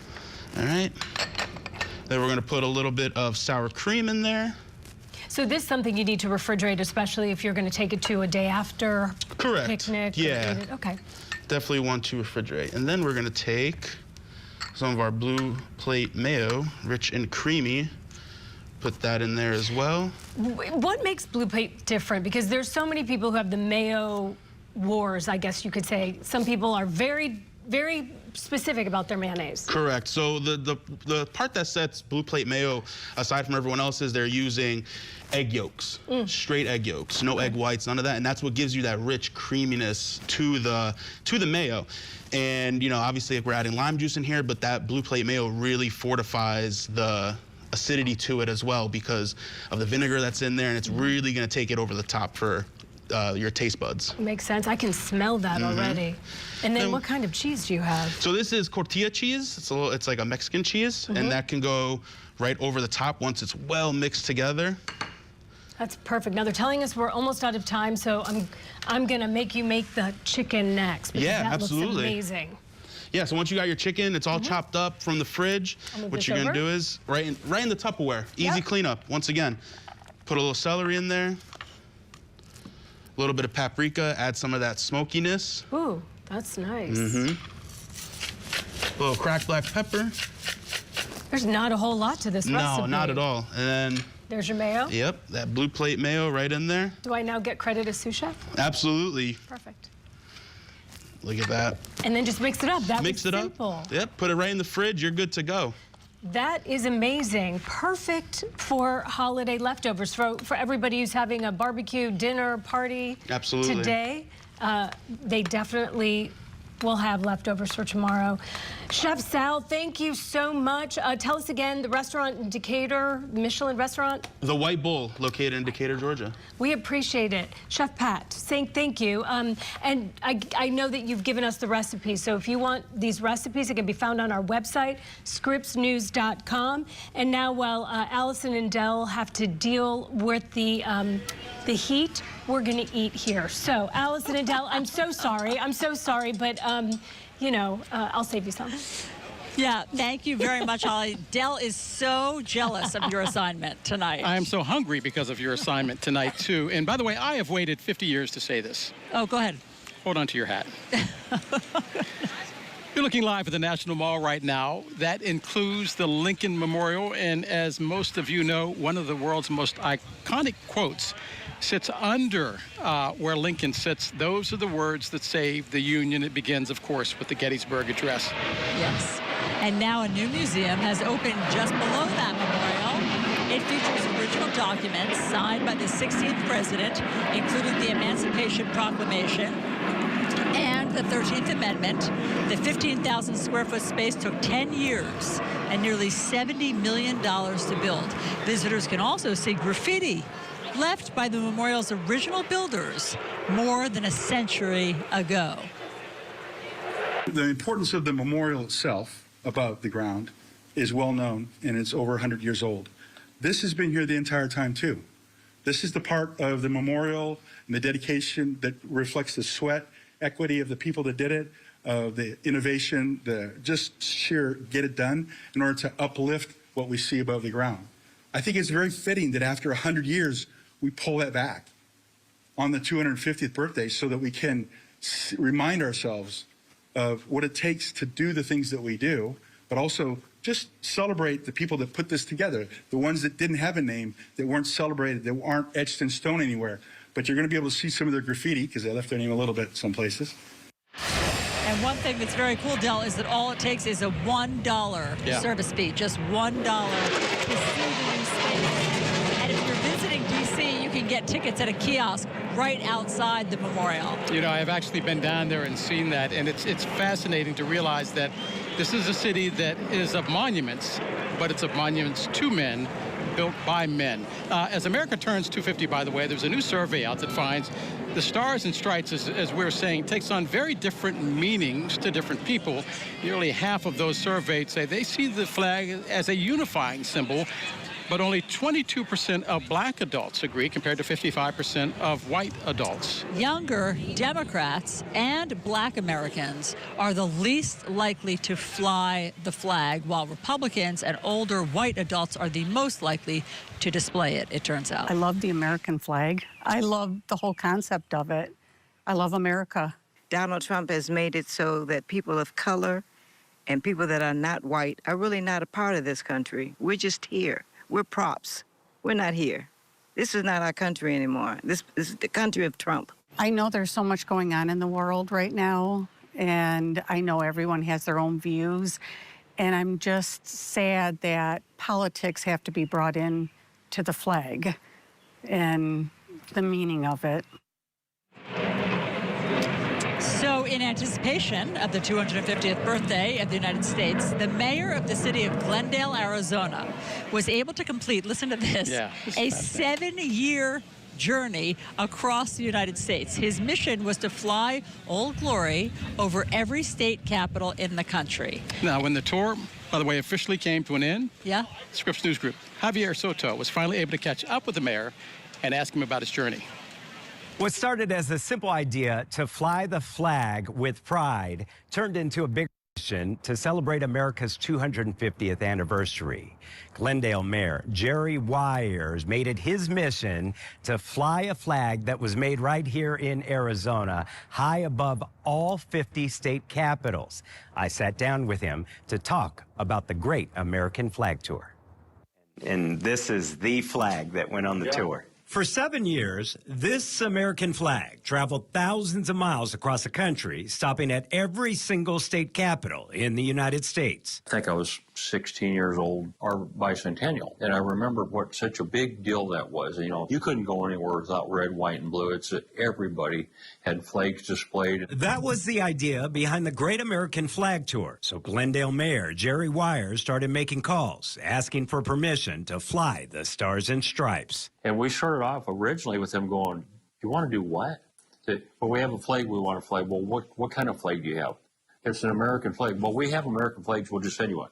No, I need my flag. From California to Maine, Texas to Alaska, Old Glory crisscrossed the country, carried by Mayor Wires on a mission. Mayor, doing that and accomplishing that, how does that make you feel? Got to see how other states' legislature was, how their capitals were, and that was pretty special. I got to meet some incredible people. It is some fascinating stories. One of the most fascinating, the stop at the White House, where Secret Service was concerned about what he was holding. When they told me, do not give this flag to the president under any circumstance, I'm thinking, I'm going to get tackled here. They're going to arrest me and haul me out. And I said, sir, I can't give you the flag. He goes, why? And I said, well, number one is because they told me not to. And then number two is, I just want to get a picture with this flag. The president sent the mayor a letter of recognition as the nationwide tour continued. The last stop, the Great State 48, flying over the Arizona state capitol, proving even during divided times, the red, white, and blue is still a symbol of freedom for 250 years. What's the celebration of 250 years mean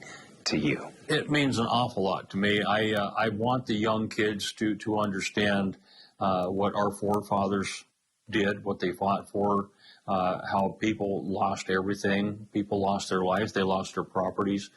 The gamble they took in this, what they call a great American experience.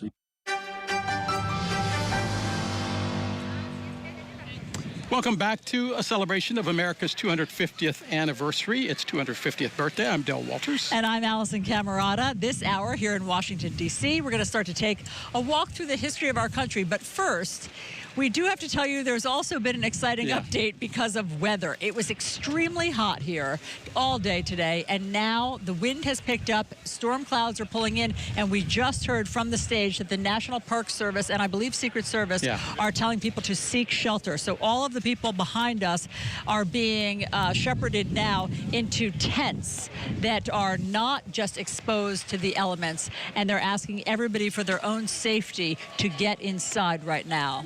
Yeah, Holly Furfer is our backup anchor. She is safe and sound right now ensconced in our studios in Atlanta. So, Holly, we'll let you take it from there. All right, you guys, take shelter, be safe, and as soon as it's safe to come out, we will toss it back to you in Washington. But go ahead and go inside. Right now, we do have our senior national correspondent, Jay Gray, out in the field. And Jay, what's it looking like where you are? Is the weather getting bad in your part of the where you are? Because I know that you were inside one of the states. You were in Florida earlier, so want to check in with you to see where you are now, if you are still outside. And again, Alisyn and Del will come back as soon as they get the all clear, but they were warned by the Park Service that they would have to evacuate just in case there was lightning and thunder. They want to make sure that everybody is safe, and you can see the storms moving in there, moving towards the eastern seaboard across the northeast there. As far as from Philadelphia and over into Washington, D.C., I think we now have Jay. Jay is out there with the weather. Jay, what can you tell us? Do the skies look bad? I mean, you're outside now. I see people around you. Are they telling you to evacuate as well? We are temporarily pausing the event. Yeah. For your safety. Yeah, in fact, they've got teams coming through and guiding people out towards the exit. I want to give you a look. The mall has been filling up throughout the afternoon, but now people are starting to make their way over toward the exit. I don't know if you could see the sign from here, but it's saying that the event is delayed. They've been talking about the possibility of severe storms and even hail at this point. So what you've got is just a lot of people kind of making their way out. There was a flyover going on when all of this started to unfold, including the Thunderbirds. And it was a magnificent flyover and continued. And I think people didn't get the message right away, to be real frank. They were watching these jets. It was very loud. And now things have quieted down, and they're starting to slowly move towards the exits. We've had a lot of people here confused, asking us what the situation is. And again, as it stands right now, this is a delay. They don't have any idea how long it will be. Like the rest of us, they are watching the radar. They do expect some severe weather to move through. We maybe 30 or 45 minutes ago had severe winds come through. It kicked up a bunch of dust. It was pushing things around out here, and that was the leading edge, it looks like, of what this system has to bring. So now people are being told to take shelter in a building, not one of the tents out here, but a building, in their vehicles. They just want to make sure people can get to a place where it's safe before the majority of this severe weather strikes. And again, if there's a way to look up at the skies, and Jeff behind the camera, I don't know if we can do that, but the clouds have been building, and you can kind of see now what we're seeing overhead. I was frankly surprised that the Thunderbirds flew. The clouds had been building. That wind that I talked about had come through, but they did, and it was very impressive. But they have cleared, and now they are trying to make sure everyone here on the ground clears. And it comes at a time when a lot of people had kind of waited to find their spot, to get to an area where they could lay down a blanket and really settle in for the next several hours to watch these air shows and then the fireworks that everybody is so excited to see. I don't know what this is going to do to that timeline. Frankly, I don't believe that organizers know that right now. I don't think that they can really do anything until this system comes through and clears the area. We have seen off in the distance some lightning strikes, so that's another big concern in both directions, to the east, to the west. So the weather is all around us. We haven't had a drop of rain to this point. Like I said, strong winds. The temperatures dropped, so that's a bonus in all of this. But no rain at this point. But again, it is apparently on the way. And Jay, will they let you come back out, though, once they've given the all clear, if that weather should push through? So they're not yet canceling anything. They're just postponing it. Is that correct? We are temporarily pausing the event for your safety. Yeah, no, you're absolutely right. It's delayed is how they're phrasing it. And they've been telling people, because people are being told to clear out, and they've said, well, what happens now? Can we come back? Is this thing over? And they said, no, we haven't made a call on that. They said to check the Freedom 250 social media sites to get the latest information. They'll update there. I don't know if you could see the folks in the red shirts over here, but they are walking through. They're volunteers, and they're walking through, telling everybody. You can see the hand motions at times. Move out. It's time to clear out. People aren't moving as briskly as I think they'd like to see, but they are slowly packing things up and getting ready to go. You've got a group over here getting up and trying to get going. it's just a lot of families who had waited till later in the day because of the weather, I feel like a lot of them, to get out here and, like I said, find a spot and settle in for the fireworks. Everybody was very thankful for the way things were cooling down. But it brings with it this chance of severe weather, and that's not what anyone was looking for. Though everyone involved with the show here knew that there was the chance of some severe weather, and so that's now come to fruition. Just looking around and don't see any rain immediately in our area, but again, we've seen things change dramatically over the last couple of hours as far as this weather is concerned. All right, Jay, well, we want you to get somewhere safe, so we're going to let you go. Senior national correspondent Jay Gray for us out there in the Washington Mall. You take cover, and we will check back with you as soon as it is safe. And as Jay mentioned, Alisyn and Del also taking cover. We will get back to them when they get the clear to come back. Meanwhile, a descendant of President Thomas Jefferson is speaking out about diversity on America's 250th birthday. Shannon Lanier is not only the 6th great-grandson of Jefferson, he's also a direct descendant of Sally Heming. She's the 14-year-old girl that Jefferson enslaved and raped. He says the only way for us to move forward is to work together. Someone who was a white president can have a black descendant today. It is what this country has been built on, the diversity that we exist now. It's like the gumbo of America, that we are better together, mixing all of those flavors together and getting people to understand that it's going to take a village to get us where we need to be as the United States of America, not just one set of people. It's going to take all of us working together. Meanwhile, more than 100 people from 50 countries gathered at George Washington's Mount Vernon estate to become U.S. citizens today. Former California Governor Arnold Schwarzenegger delivered a speech honoring immigrants and the responsibilities of citizenship. He got his U.S. citizenship he's had it since 1983. The new citizens came from a diverse background, including Syria, Jamaica, Haiti, Russia, and Afghanistan, and each one shared personal stories of why they chose the U.S. Philadelphia, also known as the birthplace of America, is celebrating today. Despite extreme heat, there on the schedule tonight, if the weather holds out, a unity concert featuring Christina Aguilera, Jill Scott, The Roots, and Will Smith. Mayor Sherrell Parker talked about the importance of coming together. We're going to be one Philly, a united city, and one America, a united nation. What a way to bring people together than music. We're super excited. We have unfinished business in this nation, and we're going to make it a more perfect union together. A lot of us have been looking at how the nation's story continues to grow and evolve, including those descendants of the people who helped build this country. And for them, the milestone is a chance to make sure more voices and histories are included in America's legacy. National correspondent Katia Tubman has more on that. On this 250th anniversary, we're reminded America's story, past, present, and future, belongs to and must include everyone. For many on America's 250th birthday, certain names come to mind.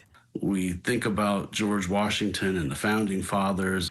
But for some, this milestone is a chance to keep forgotten legacies alive. My name is Brendan Narsa, and I am a direct descendant of Doll. Narsa traces lineage back to his 6th great-grandmother Doll, an enslaved woman who lived and worked on George Washington's Mount Vernon plantation in Virginia. Narsa is one of the inaugural members of the League of Enslaved Descendants, a group that's part of a growing number of Americans who can trace their lineage to America's founding families. Doll had done so much, and her family had done so much in terms of aiding George Washington in the successful running of his estate and allowing him to do the work as the president, the first president of the United States. She was a very proud woman. I can see it in the way that she's posing and in her portrait. She was definitely a proud person. Narsa says honoring America's birthday means also remembering people like Doll. She is a founding mother, for sure, of this country as well. Doll. Ashe. Kitty. Ashe. Gabriel Jacobs. Ashe. I see her in that same light as we celebrate a lot of these founding fathers, because without her and people like her, it wouldn't have happened. And so acknowledging that for others, for my descendants as well, I think is really important to keep our legacy alive and to allow people to know that they too have a stake in this founding of America. That stake, now a torch being passed to the next generation. What are you going to do for the 4th of July? I'm going to take my son to go see fireworks and speak about Doll to him. These fireworks are also for her too, because without her and many others, we wouldn't have the country that we have. Narza says he hopes future generations see the nation's founding not as an exclusive history, but an inclusive one that touches many lives. Katie Tubman, Scripps News Group, New York. And we've been on pause in Washington, D.C. There's inclement weather. A storm is coming in, and the National Park Service has asked people to leave the area for their safety. Alisyn and Dell, who are hosting our 250 celebration there, they were evacuated in. They're taking shelter until the storm blows through. As you can see, it doesn't look as bad, but the winds have been picking up there, and people have been evacuating the mall for their safety. The festivities are on hold. They do hope they will resume as soon as the storm passes. They said there has been lightning around the area. Our senior national correspondent Jay Gray also there on the mall. And Jay, I know you've been watching as the park officials have been evacuating. What's the update there now, and how's the weather? It looks like it's getting a little bit darker there. It's definitely getting a bit darker, and we're seeing the clouds start to move in a bit here. The evacuation, to be real frank, is slow. I mean, as you take a look over here, and I don't know how far we can see, but the exit, one of the main exits is underneath that white tent over there. It's not crowded, clearly. The mall still is a bit crowded. It's still got people. Now they're moving. I mean, people are moving. Some have decided to stay, it looks like. We're still watching things very closely here. We just had another flyover, which is a little counteractive, I think, for getting people out of here. We just saw another group of jets fly by. Now, maybe they're leaving the area and they just made one more pass over the mall area, but it stops down everyone for a few minutes as they watch, as they get their phones out and try and get a video.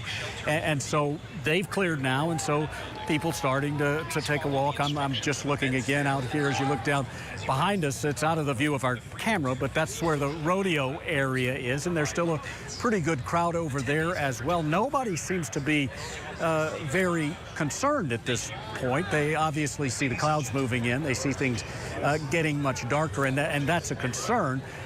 But I think the timing is what people don't understand. And I think it's not clear to a lot of those who are milling about that this is, at this point, not a cancellation, just a delay. So I think a lot of people are concerned that this may be the end of it. I better get one more selfie. I better get one more picture of what I wanted. At this point, that's not the case. Now, as we talked about earlier, they're going to update the situation on the social media sites for Freedom 250. So that's where we'll get the first information about what's going on. But the announcement, and I don't know if you hear it over the microphone, but they say we are temporarily pausing the event. Take shelter in your vehicle or a nearby building. Here comes Air Force One. So yeah, the flyovers are continuing right now, which is, again, I think very counterintuitive. Air Force One right over the top of us here. Very great work, Jeff. Very counterintuitive to getting people out. I mean, everybody has stopped down now here in the mall area. So they are apparently following the schedule with these flyovers, which I frankly think is slowing down the exit. The people, again, just stopping to take pictures. And it's amazing. I mean, it's beautiful to see these jets flying over, but it's not what they are doing right now. Holly, it's just going to take a lot of work to get everybody out of here. And Jay, I know that there's a lot of activity planned. There's entertainers, and the president was supposed to be there about, I believe, 9:45 p.m. or so, but they haven't canceled that yet, have they? They're saying this is a pause. Just to be clear, they may just pick up. We don't know if they'll back it up or just pick up whatever that was on the time schedule. No, I think you're absolutely right. We don't know how they're going to change the schedule at all, and I think a lot of it depends on how long the weather lasts, and so we don't know whether things are going to push back and they're going to try and get everything in, or some things are going to be eliminated here, and some may have to be eliminated just because of the weather. I would think, and I've attended a few of these types of events. This is the first of this kind, but I would think there is a specific window for these flyovers. There'll be a time when they can't do that. And frankly, with these low clouds and with the wind we saw earlier, I know, jets can fly in that type of weather, but I'm surprised that they continued on with this, and I'm not sure at this point if that's something that's going to continue or not. So, yeah, I think you make a great point, Holly, in the fact that we don't know how the show is going to change. We don't know what's going to happen to the run of show as this unfolds. They are still very adamant about doing the fireworks, and that's something that most of the people that are here were very interested in seeing. So that may happen, though. The last check of the radar showed rain around the time the fireworks show was supposed to start. So, again, it's all very fluid, Holly. We'll keep watching it. All right, and then we'll keep checking back with you. Senior national correspondent Jay Gray out on the Mall for us. Thank you. And because we don't know about the weather, we know it's been hot leading up to the holiday. Daily temperature records falling across the country. But let's bring in Scripps News Group meteorologist Jason Adams for an update on the paused celebration there. And Jason, what does it look like in the next 30 minutes, hour or so? Yeah, it definitely looks like this is moving pretty quickly. So I do anticipate that this is just going to be a postponement and not a cancellation.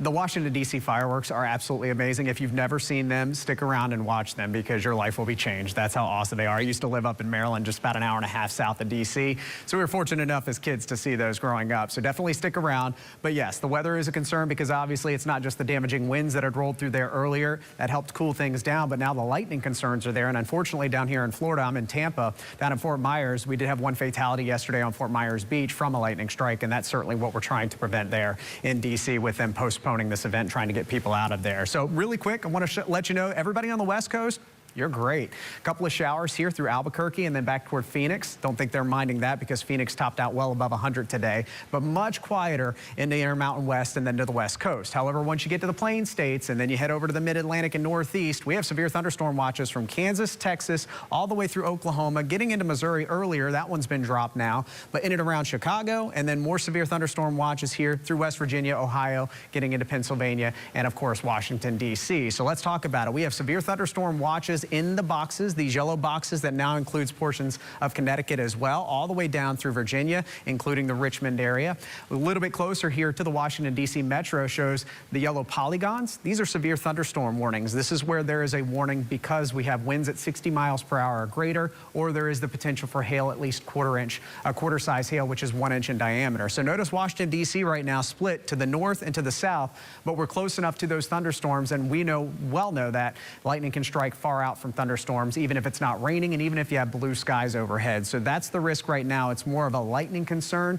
Unfortunately, though, there is severe weather to our west over toward Fairfax County. Back to the west, this is where this latest warning is, and this one's going to close in here on the D.C. metro area within the next hour to hour and a half. So that's the concern for the fireworks at 9:45. Will they get them off at that time? Will they delay it by an hour or so? Probably going to see a little bit of a delay, but again, this is quick moving out of the D.C. metro area. So some good news. You've got the cool air to help things, Holly, because it was really hot. Reagan National, 102 degrees today, one of the hottest July 4ths on record in the D.C. area. So they're welcoming the rain for sure. We'll take a little of that good news and we'll keep checking back with you as this weather system moves through. Scripps News Group meteorologist Jason Adams, thank you so much for the update. We appreciate it. And we will be back with more on Scripps News coverage of 250 Celebrating America with some updates for you in just a moment. Stay right there.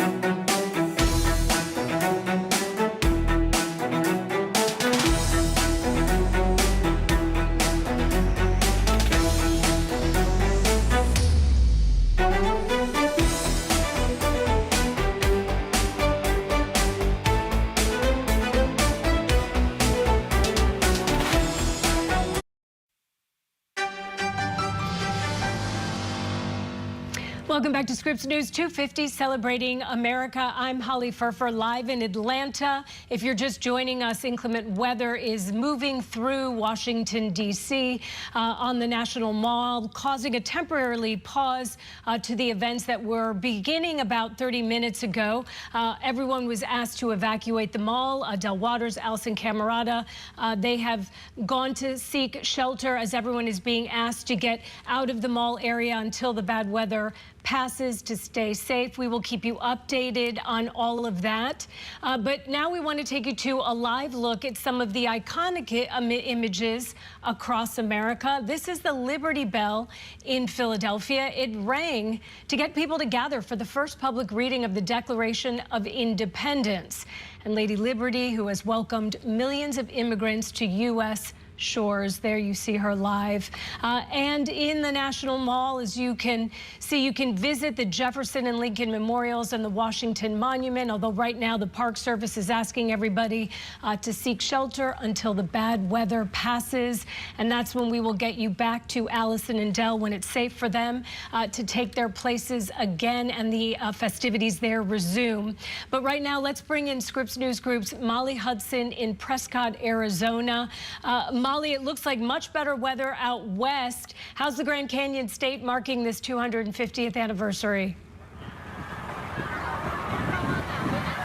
Yeah, let me tell you, Prescott knows how to celebrate the 4th of July. It has been a packed day full of activities celebrating America's 250th. It started with a parade downtown earlier today, and the rodeo has been happening all week. If you didn't know, Prescott is home to the world's oldest rodeo, so that is still happening today and through the weekend. But right now, I'm at Pioneer Park for Freedom Fest. I'm going to step out of the way so you can see a little bit of the action that's happening here. It all started about an hour and a half ago, but people started showing up well before that to get in and secure their spots here on the grass.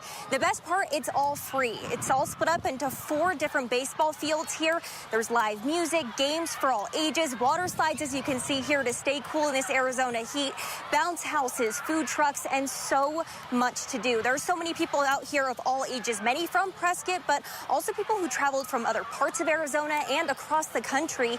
And then later tonight, this will be the prime spot for the fireworks show at 9 o'clock local time. I've been talking with so many people here today, and for so many, it's a day just celebrating with friends and family, being out here in the beautiful Arizona weather up here in the northern part of our state, and just really remembering what today is all about. Live in Prescott, Molly Hudson, Scripps News Group.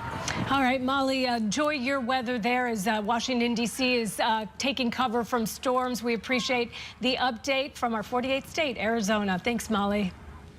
And now we want to go back to Washington, D.C. Our senior national correspondent, Jay Gray, is on the mall. He has been watching the evacuation there and the weather.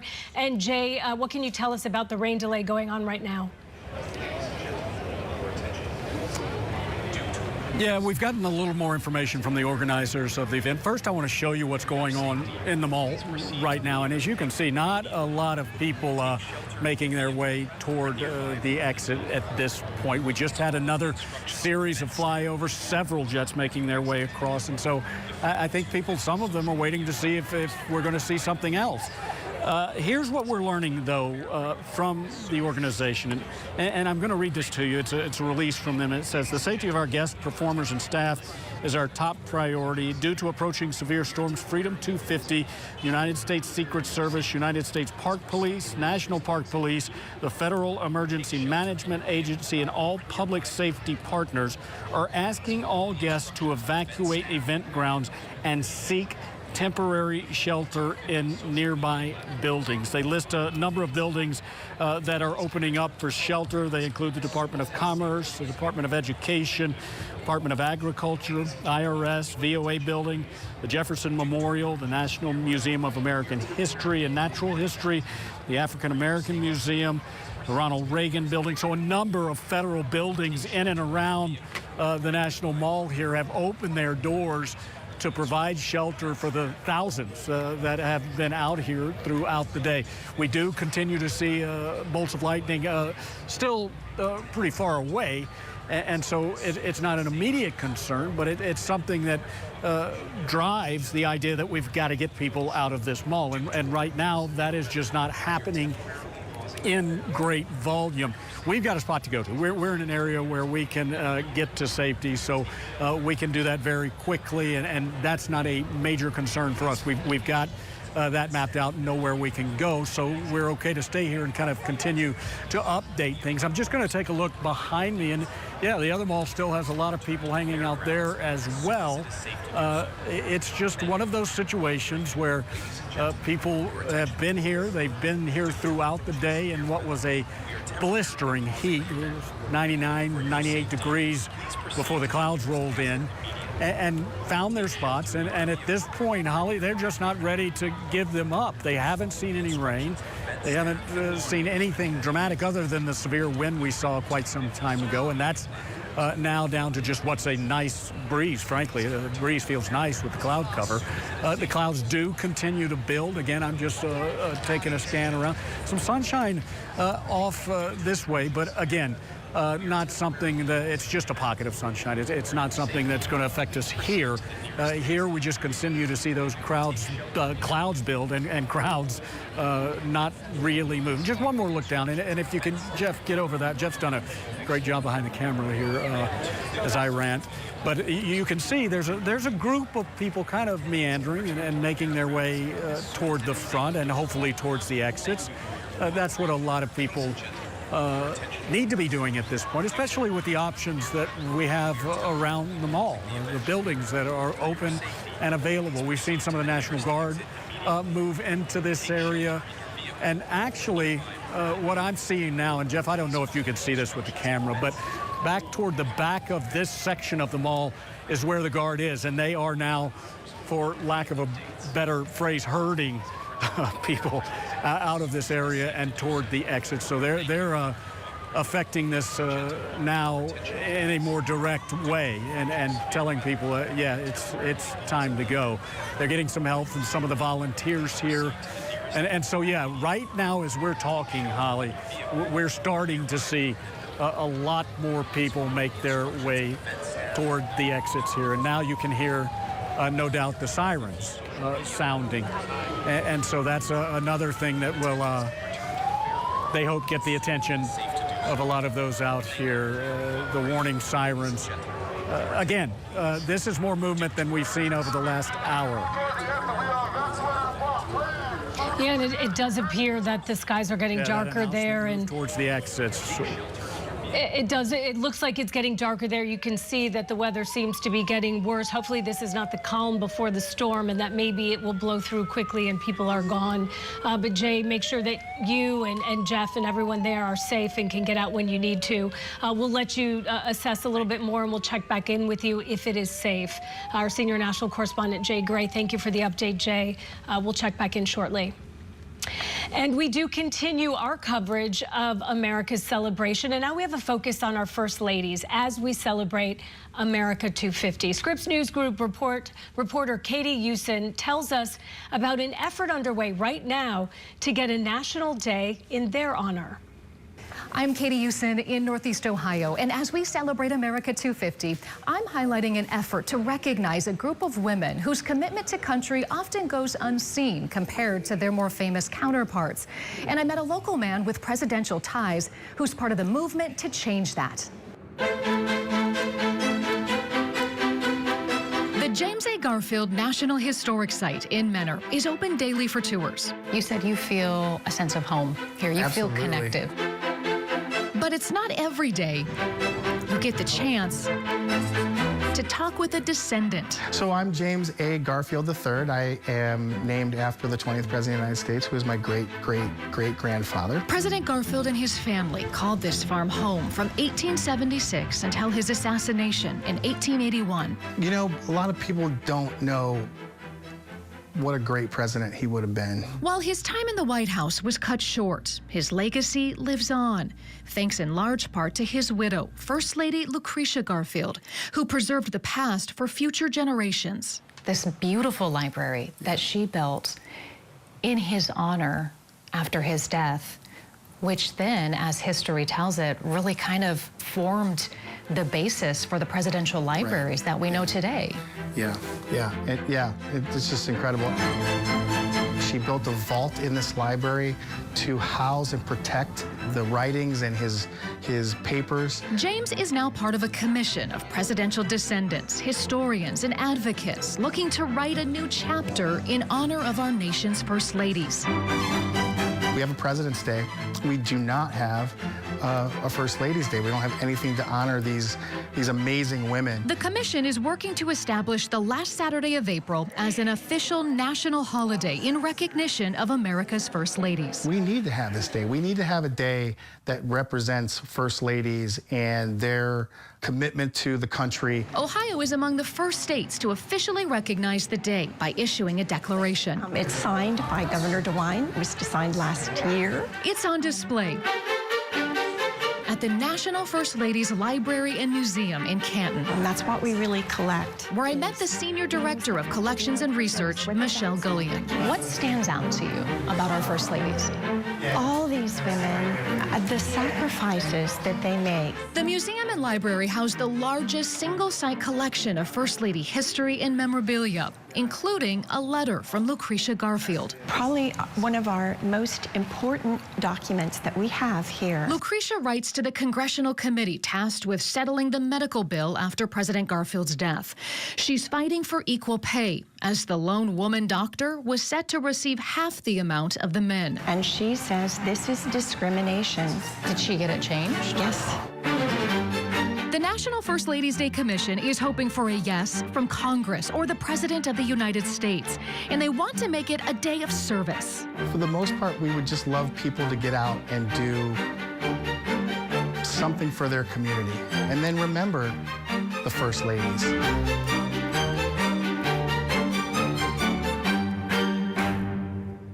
All right, we need to take a quick break, but more news about 250 years of America coming up next on Scripps News. Stay here.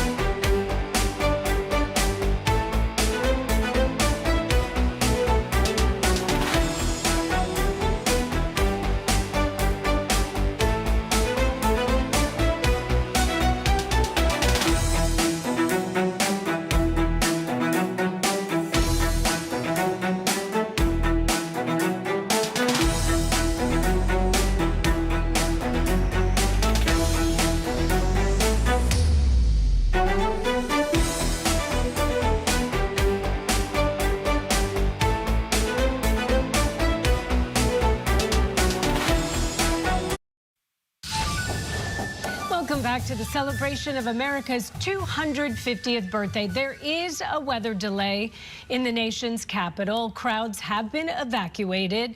We are awaiting an all clear. There's nobody on the mall now. They've escorted people out for their own safety as bad weather is moving in.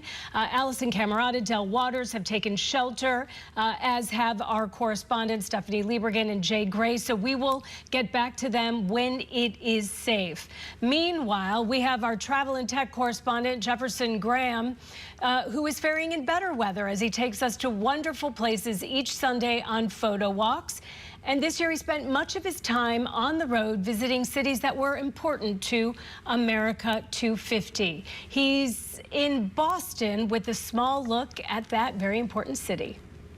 I'm on a journey to see the world's most photographable places. To bring viewers along with me on a virtual photo walk. To show you the best photo spots, the best historical photo spots in Boston, and how to get great photos on your phone like these. I'm Jefferson Graham, and you're watching Photo Walks from Boston, the undisputed start of the American Revolution.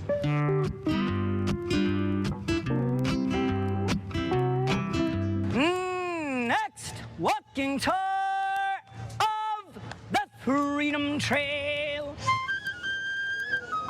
Welcome to another one of the great Photo Walks road trips. This is all about driving and walking through history, through the 1700s, through all these great buildings, these cobblestone streets, these sites that formed the country that we can experience and photograph together. This is a multi-part series that's going to take us through all the great historical places, from Boston and Rhode Island and Connecticut to New York and Philadelphia and Washington, D.C.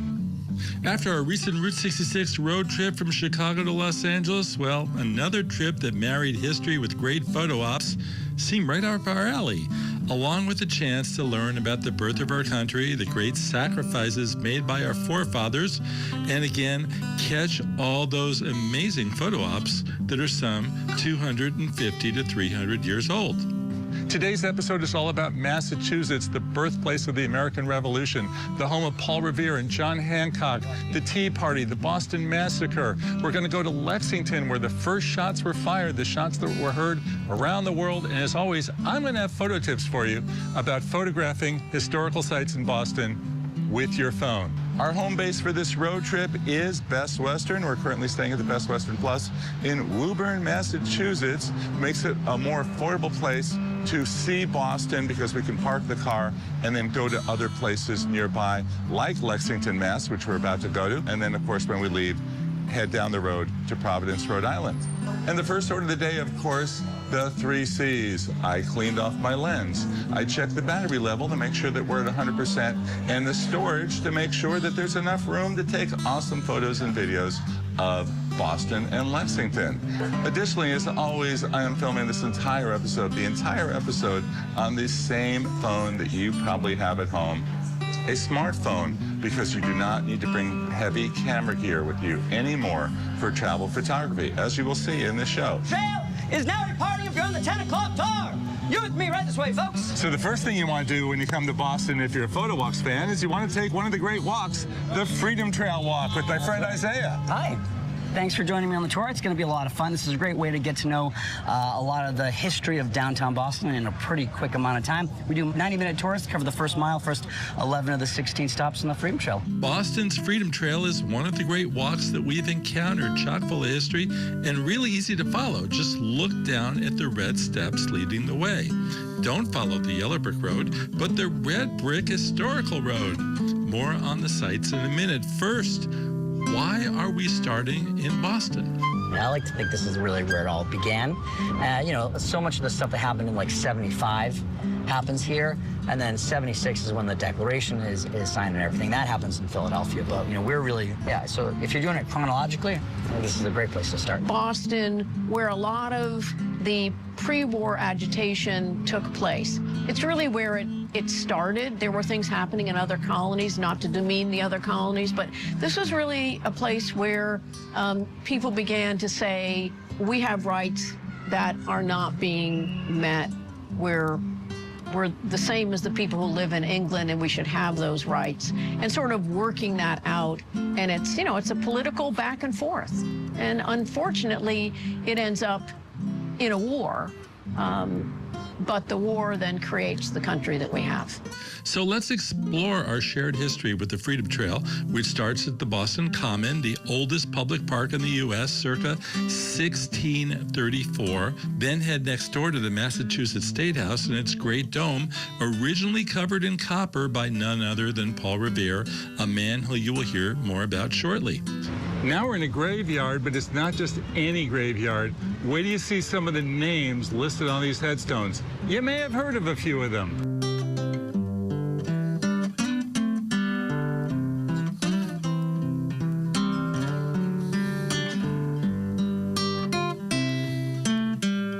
This is where the Boston Tea Party began. It's part of two buildings that are the revolutionary spaces, two of the most historic buildings in Boston. On the Freedom Trail tour, you can only stop, say hello, look at it from the outside, but however, you're with Jeff, so we're going to go in. Let's do it. This is where the Tea Party was formed, right here. People sitting in these pews. Yeah. So they weren't really planning the Tea Party here. The planning of that event happens over at the Green Dragon Tavern. It's a little bit further away from this building here. This was our attempt to do things legally. The Tea Party itself was our sort of backup plan, if you will. But those, you know, raucous meetings, Samuel Adams writes that 5,000 people were in attendance of these meetings the night of the Tea Party on December 16th. The Boston Tea Party, I would say, is sort of one of the last dominoes to fall towards the American Revolution. It is this huge act of resistance, you know, $1.7 million worth of property damage done in today's dollars, yes. You know, done in a single night. It's an act of 200, and an entire city of 15,000 people are punished.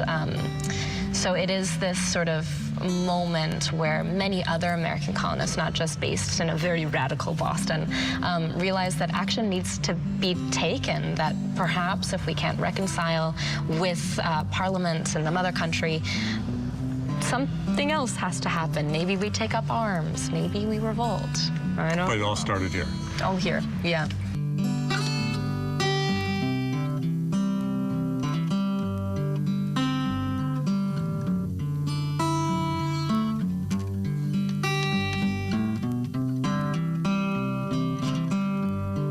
Right from this balcony is where the Declaration of Independence was read for the very first time in Boston, July 18th of 1776. At this point, the Freedom Trail winds right into the North End, which is one of the busiest areas for food, namely Italian food, bars, restaurants, cafes, you name it, as well as some of the historic sites like the Paul Revere House. And this is Hanover Street, which is the heart of the eating district. Where do you see the lines for the pastry shops?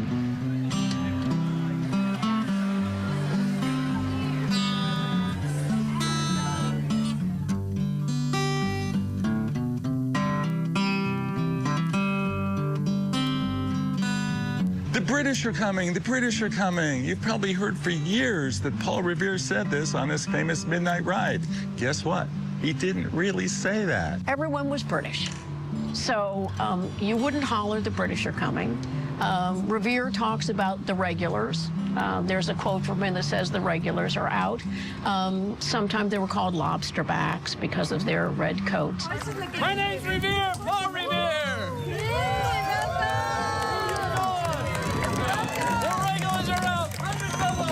But we have to remember that all the way leading up to this, we're not really Americans yet.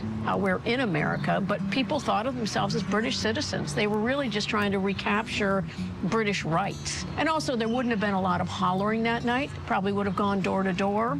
Revere was a local craftsman involved in the Revolutionary War effort, and his influence lives on to this day with what's billed as the oldest house in Boston.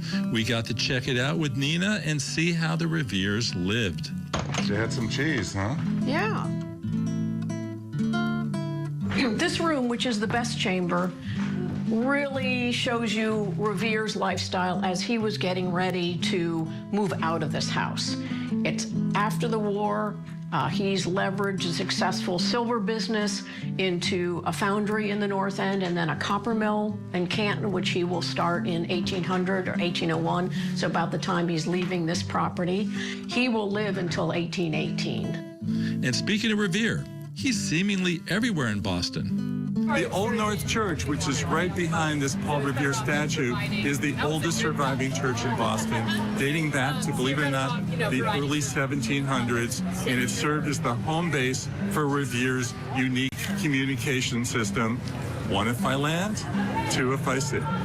Revere was trying to get a message to John Hancock and Samuel Adams, two rebels who were in nearby Lexington, where the British were set to begin battles, a place that we're going to visit in the next segment. But first, let's go check out the Old North, the oldest still standing church in Boston, circa 1723.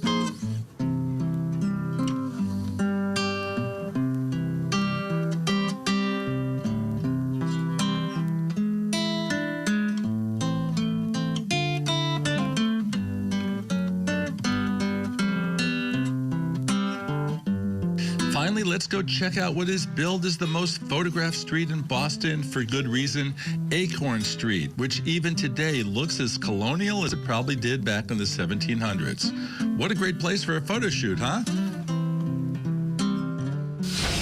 And what a great place to visit. Thank you, Jefferson. Well, the weather delay has thrown a wrench into the 4th of July events in the nation's capital. But Scripps News senior White House correspondent Haley Bull is at the White House. And Haley, what is the latest from the administration standpoint? Do we know anything? Well, Holly, we are standing by to see how the rest of the evening progresses. At last check, there hasn't been a change in the president's the expectation for the president to give an address this evening. This is a speech that he has teased for a while now, leading up to the celebration of the nation's 250th birthday, one that we understand will look back on the history and use people to tell the story of America, according to officials. We have not heard any update from the president since the weather rolled in and we are seeing those evacuations on the National Mall. Earlier today, the president on Truth Social was touting the size of crowds in D.C. Despite that heat, reaching over 100 degrees earlier. So at the White House, it has been a fairly quiet day as folks stood outside watching the flyovers go by. Inside, we know that the president has been receiving calls from foreign leaders. The president of Ukraine, Volodymyr Zelensky, posting that he had a conversation with President Trump, while the Russians also indicated Vladimir Putin also called the president. We have seen, other world leaders share similar messages over the past couple of days as well. But of course, the big question now is the timing looking forward, as the president's schedule includes him giving a major address, what has been billed as a major and historic address this evening, along with that expected record-breaking fireworks show. So for now, what we know is that this is being framed as a direction to obtain temporary shelter, and so we are standing by for further updates. All right. Senior White House correspondent Haley Bull live for us with that update. Thank you, Haley. We'll keep checking back with you on this. All right, let's now go back to the mall where Scripps News senior national correspondent Jay Gray is live. He has been standing there watching evacuations. And what's it look like now, Jay? Safety. Please proceed to the nearest exit immediately. Well, what a difference, Holly, that a few dozen National Guard members and police on motorcycles can make. They came in and got this area cleared out pretty quickly. In fact, the last time we talked, you could see people start moving toward the exits. Now they are gone. This place is empty again, and that's good news because the clouds are moving in as well. But they moved at a pretty good pace. We had loudspeakers going. We had, again, police on motorcycles coming through, as well as National Guard members on the ground, and just kind of urging people to get them to the exits. Now, a few hundred or so at the exits have just stayed there. They haven't moved to a building or to their cars or anywhere, so they're just kind of hovering and waiting to see exactly what might be going on. We continue to hear sirens and things like that. I want you to look up at the sky, though, because this is telling the real story. The clouds really, at this point, starting to build and move in. You can see it here. I mean, it's a beautiful picture, but it doesn't bring with it very good news for what may be to come here. Again, severe storms expected. We may start to see rain here, last check, in about 20 minutes, 30 minutes or so. No real indication of how long that may last, Holly, but as you can see, the good news is at this point, the National Guard, those police came in and got things cleared out, and people have moved from this area. We'll likely do the same thing here, Holly, but get back to you if things should change. All right, we will definitely check in with you, get somewhere safe, and if there's an update, let us know. Senior national correspondent Jay Gray live for us on the mall that has now been evacuated as events have been postponed during it. And they didn't say canceled yet, Jay, correct? Yeah, no cancellation yet. It's still just a temporary pause or delay. Again, I think it depends on the timing of these storms. All right, then we will check back with you. Got to take a quick break. More Scripps News ahead. I love America because there's a lot of opportunity out there for not only me, but for the future generations. Some people are kind, people try helping. What I love about America is how people of different backgrounds can come together. What an incredibly beautiful, wonderful country we have. And such great, wonderful people who are generous and wish to sacrifice for other people.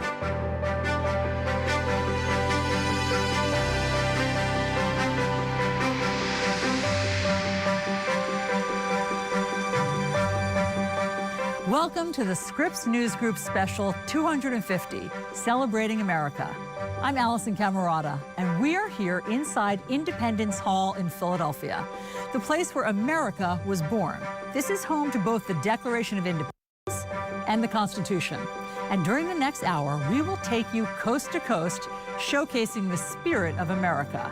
From grassroots groups creating real change to sports icons making an impact beyond the field. These are the stories that do not always make headlines, but they affect our day-to-day lives, weaving the fabric of this wonderful nation. And throughout the hour ahead, we'll be making an impact together. Oh, are you serious? The Scripps Howard Fund will donate a total of $75,000 to 5 worthy organizations. It's our way of recognizing the people keeping our communities strong. This is America at its best, from the smallest towns to the biggest cities. And we begin with Katie Tubman. Alisyn, Tunnel to Towers was created right after 9/11, and since then, it's kept its promise to America's fallen heroes by making sure their families still have a home. There's so many memories in this house. There we go. So Mike built the zip line, the trampoline. As long as he was home, it was good.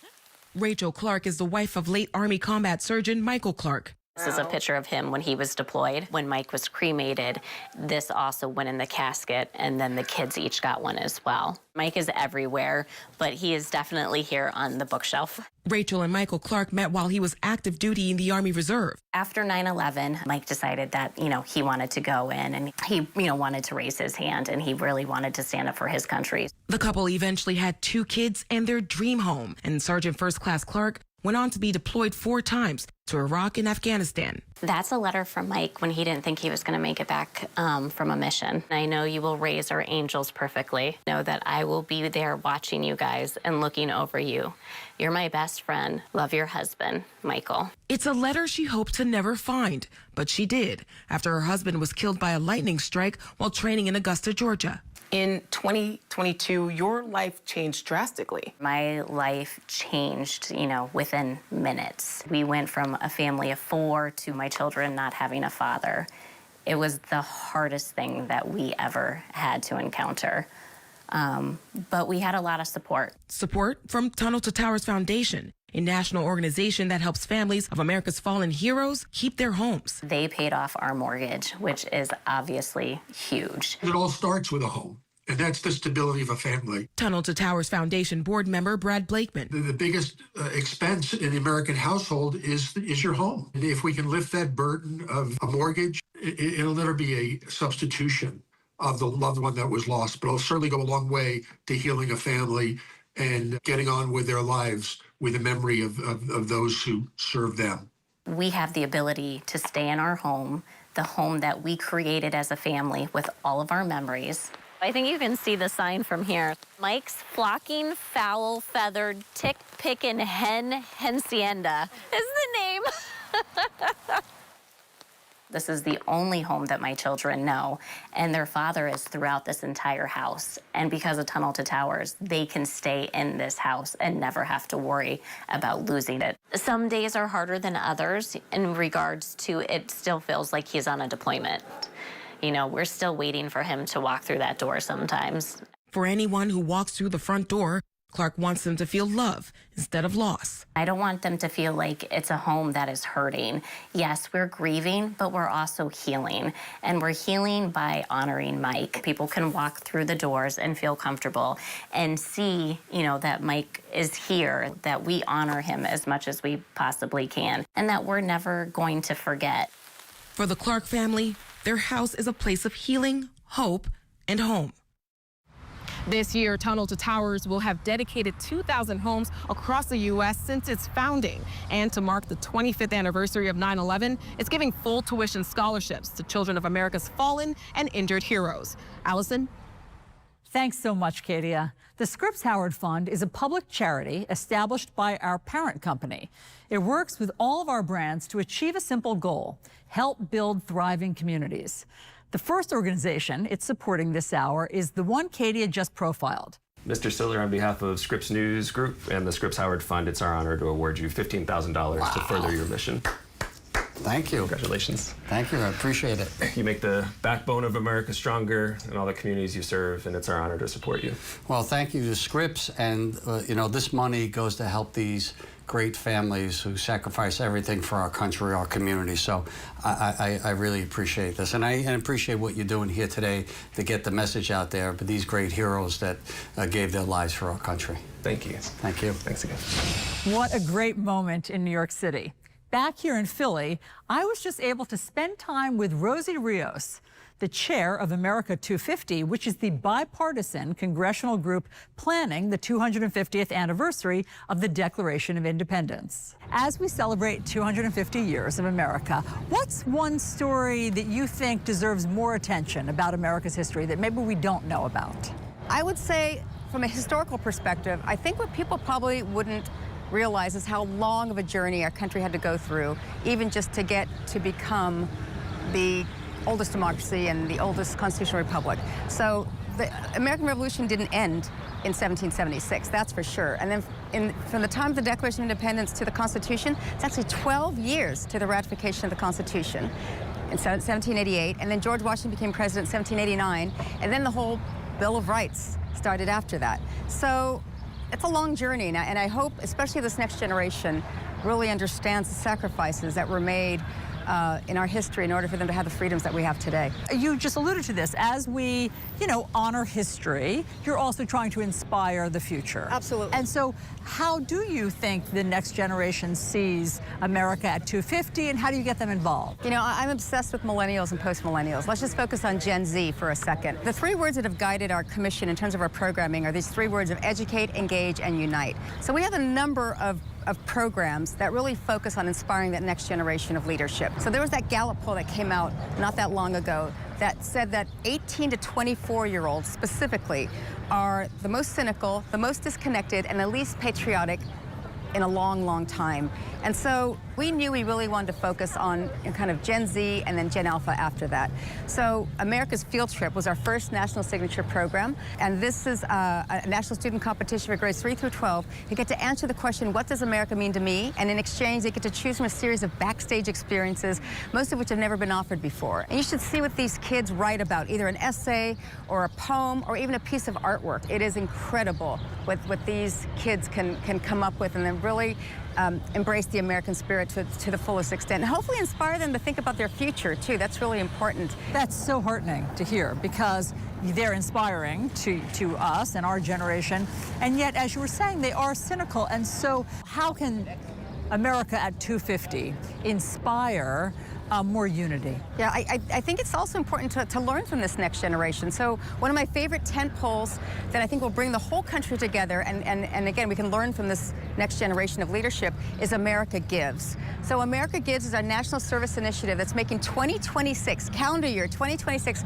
the largest year of volunteer hours ever recorded by our country. It's never happened before. So many of these kids have already done volunteer service in order to graduate from high school, right? A lot of high schools have that requirement. And so they already know what it means to give back. And so how can we learn from that? And what we are doing is we are making the 2 federally recognized days of service a kind of a year-round effort to remind us of what it means to volunteer. Hopefully we'll make this part of our lifestyle all over again. And again, that's something we can learn from the kids who've already been doing this, you know, since high school. Just ahead, the captain who still embodies the American spirit more than 40 years after stunning the world with his team's win. Plus, a different spirit on the fields of Washington, D.C. Meet the women's soccer team proudly wearing that name. Here in North Texas, there's a group of puppies and people changing the lives of American heroes. I'm Jay Gray. Coming up, we'll take you inside Patriot Paws.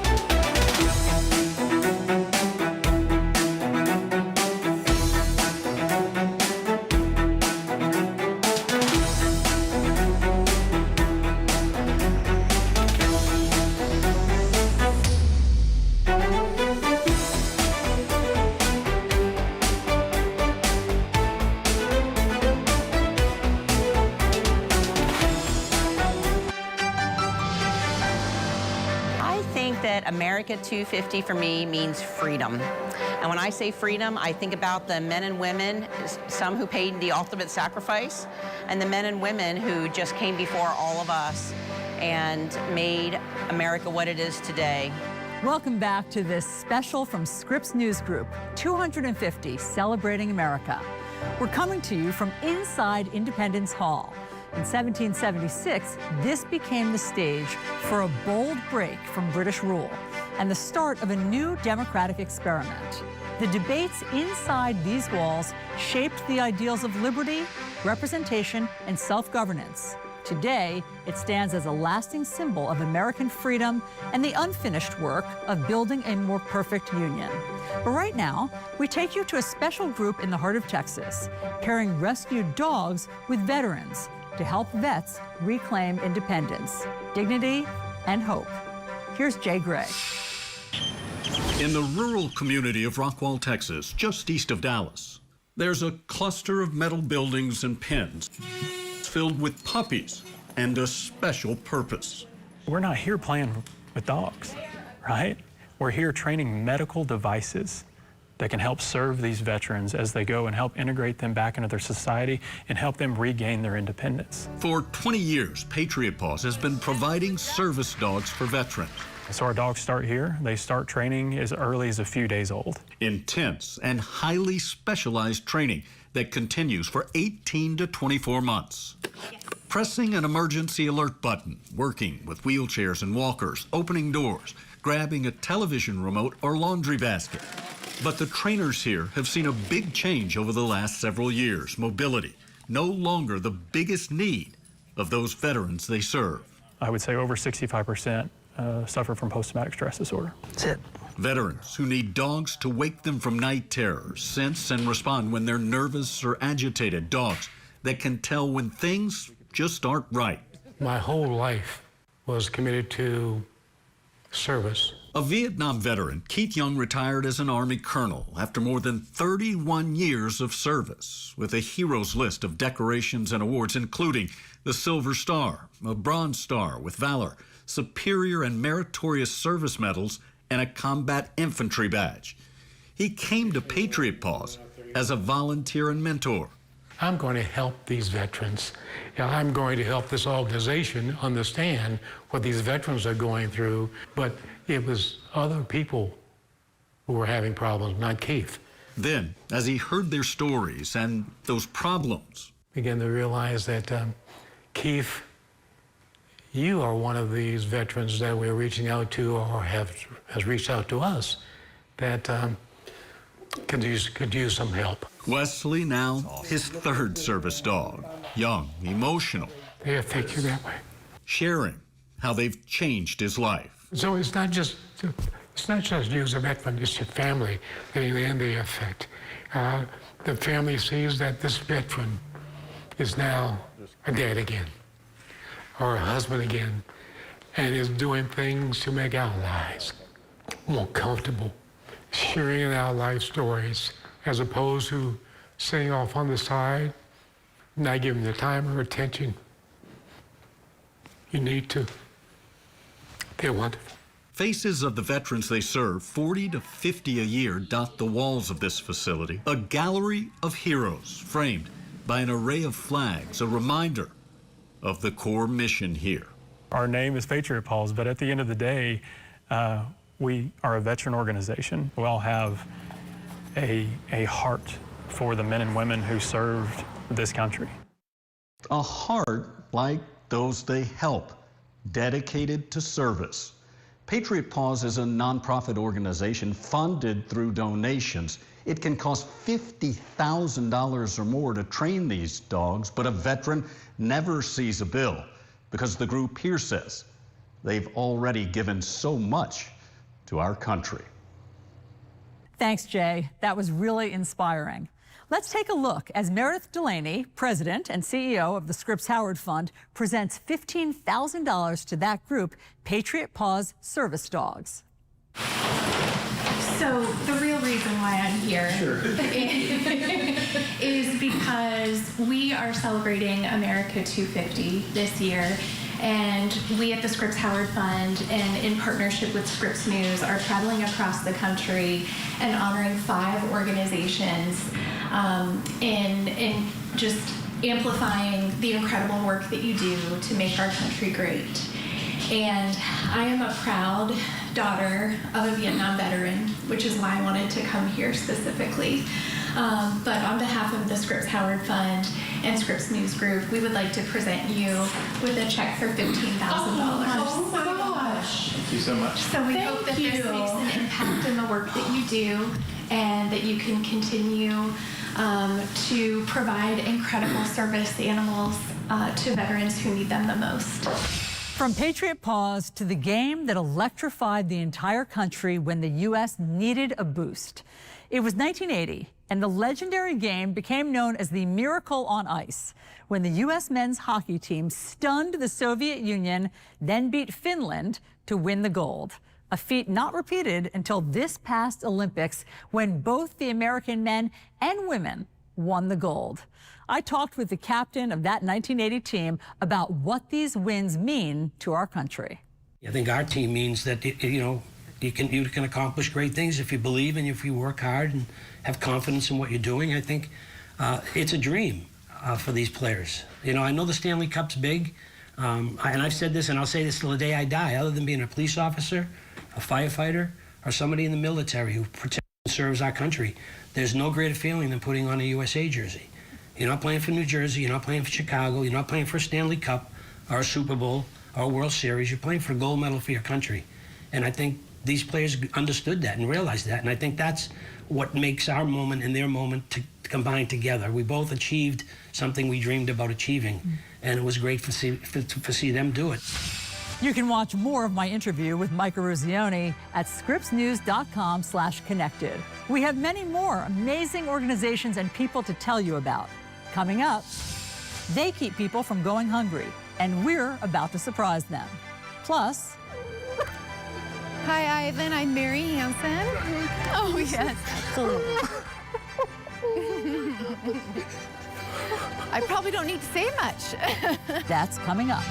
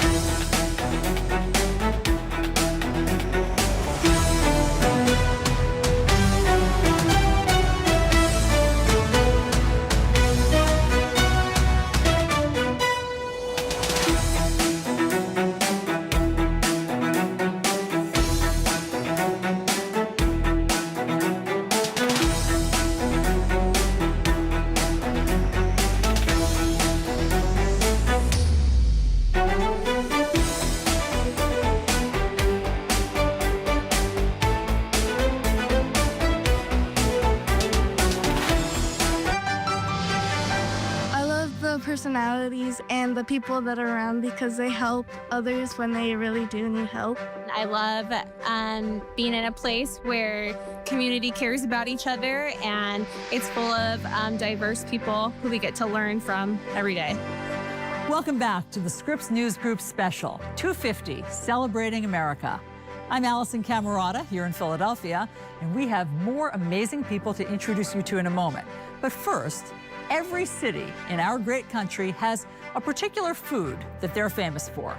Baltimore has steamed crabs, Milwaukee has cheese curds, Tucson has tamales, and here in Philly, it's cheesesteaks. What would you like? I want a cheesesteak sandwich. You want onions on it? Sure. The unmistakable aroma of sizzling steak, onions, and gooey cheese all throughout South Philly. It's a smell that's pure Philadelphia. And what else would you expect from the city of brotherly love? A city that takes food and community so seriously. So what's the secret? Well, it's all about thinly sliced beef, usually ribeye, fried up fresh, stuffed in a crusty Italian roll, and then crowned with onions, maybe sweet peppers, and of course, your choice of cheese. Whiz, provolone, or American. But here's what makes the cheesesteak more than just a sandwich. It's a neighborhood thing, a source of pride. Whether you're at a late-night corner shop or one of the original joints, you will find folks from all walks of life united by something simple, delicious, and uniquely Philly. Jefferson Graham, Scripps News, Philadelphia. What's that? You know what I love? Cheesesteak hoagies. Those are two great tastes together. Okay, it's time to head to Salt Lake City and the next recipient of $15,000 from the Scripps Howard Fund. Best Seat in the House is a remarkable nonprofit delivering customized stadium seats and unforgettable game day experiences to those in need. Oh, man. Oh my gosh. Hi, Ivan. I'm Mary Hansen. Oh, yes, absolutely. I probably don't need to say much. It's all right here. How are you? Good, good. Come on over here with me. So, in celebration of America's 250th anniversary, the Scripps Howard Fund, I'm going to try not to cry here, but we are partnering with Scripps News Group to honor nonprofit organizations like yours across our country who are having such an impactful presence in their markets. And we just want to thank you for all the great work you're doing here in Utah. And we are really honored to award you this $15,000 check for your organization, Best Seat in the House. So you can continue to further the work you're doing with these kids in need. It's really incredible what you do, and so thank you. Thank you. Thank you, everyone. Yes. Oh, you're welcome. Hello, how are you guys? The anticipation. Good, come on in. They'll take your tickets up there. The excitement, the thrill of the game. These are all things Ivan Gonzalez did not experience as a child. So I grew up very poor, and we never were able to go to these events in the community because we couldn't afford it. But now Ivan is removing barriers to stadiums like this for kids like Riley. I'm most looking forward to watch the game with my family. This 9-year-old is fighting cancer, but tonight he gets to be a kid.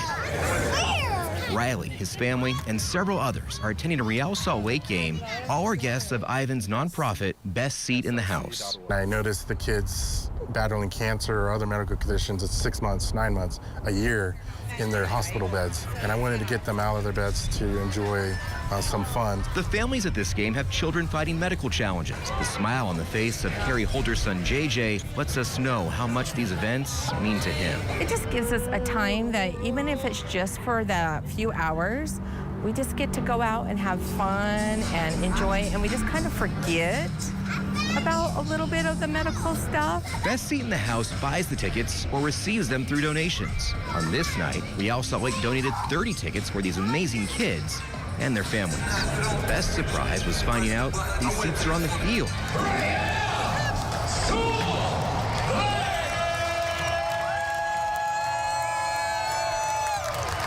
Just inches away from the action. What do you think of these seats?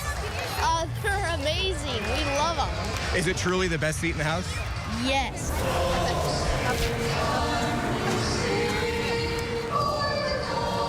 Ivan's goal is to make sure kids like Riley or Kara, who is also a cancer fighter, have nights filled with smiles. Let me ask you, have you ever sat this close to the field or the... Absolutely not. As these families endure medical bills and the stress of treatment, It weighs on us for sure. You're always worried, and having these happy moments and these happy experiences really take a lot of that heaviness away. these experiences are priceless.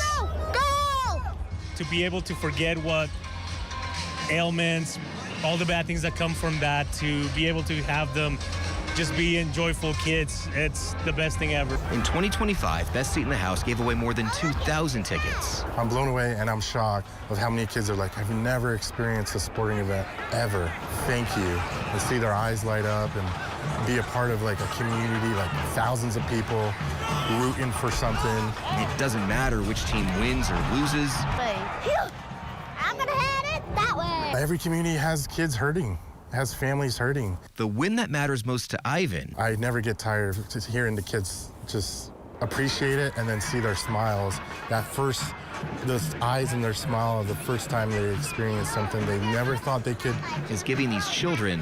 How much fun is it to be with your friend here at a game, like on a school night too? The best. Experiences they will never forget. He's got so much compassion and so generous and so kind and such a big heart. Ivan has big dreams for Best Seat in the House. He'd like to expand it more to other cities in Utah and even beyond the borders of this state. He believes every city in the country needs an organization just like this. Back to you, Alisyn. Thanks, John. What an amazing group of volunteers. It doesn't get any more American than that. Speaking of American, imagine playing soccer for two different teams, one in the nation's capital and the other that represents the entire country. That's the American spirit. Much like the Patriots of 1776, the Washington Spirit play with courage, unity, and a belief in something bigger than themselves. It's a place for people to kind of have an identity and have something to get behind and root for that's bigger than themselves. Ranked among the top clubs in the National Women's Soccer League, the Washington Spirit have grown from a promising upstart into a powerhouse. It's always been my dream to play for my countries. Tara Rudd and Kate Weisner know what it's like to play for something bigger than themselves. Tara is a fixture on the women's national team. Kate represented the U.S. at the 2016 FIFA Women's World Cup Under-17 games. By giving, my best effort and trying to be an example both on and off the field, right, of what it means to be American, what it means to be a woman in this country, and hopefully inspiring a generation of people to continue to carry that torch. That torch of progress burns brightly, and the story of the Washington Spirit mirrors America's own journey. From the early days of our republic to today, the quest for equality and opportunity continues. Even when I was a rookie, the opportunities that we've gotten now compared to 6 years ago, it's grown so much, the league and just the women's national team fighting for equal pay and getting that. On the pitch, as in our nation, progress comes from persistence and unity, from pushing boundaries and refusing to settle. As America's 250th reminds us, the spirit of America is found in those who dare to push us forward. The Washington Spirit proved that the fight for progress can be as thrilling as the victories themselves. What a spectacular group of young women. Good luck to the Spirit the rest of the way. Coming up, Benjamin Franklin himself will be here. Sort of. Plus, I'm Alex Knoll in Cincinnati. Coming up, how one nonprofit is turning food waste into fresh meals for those who need it.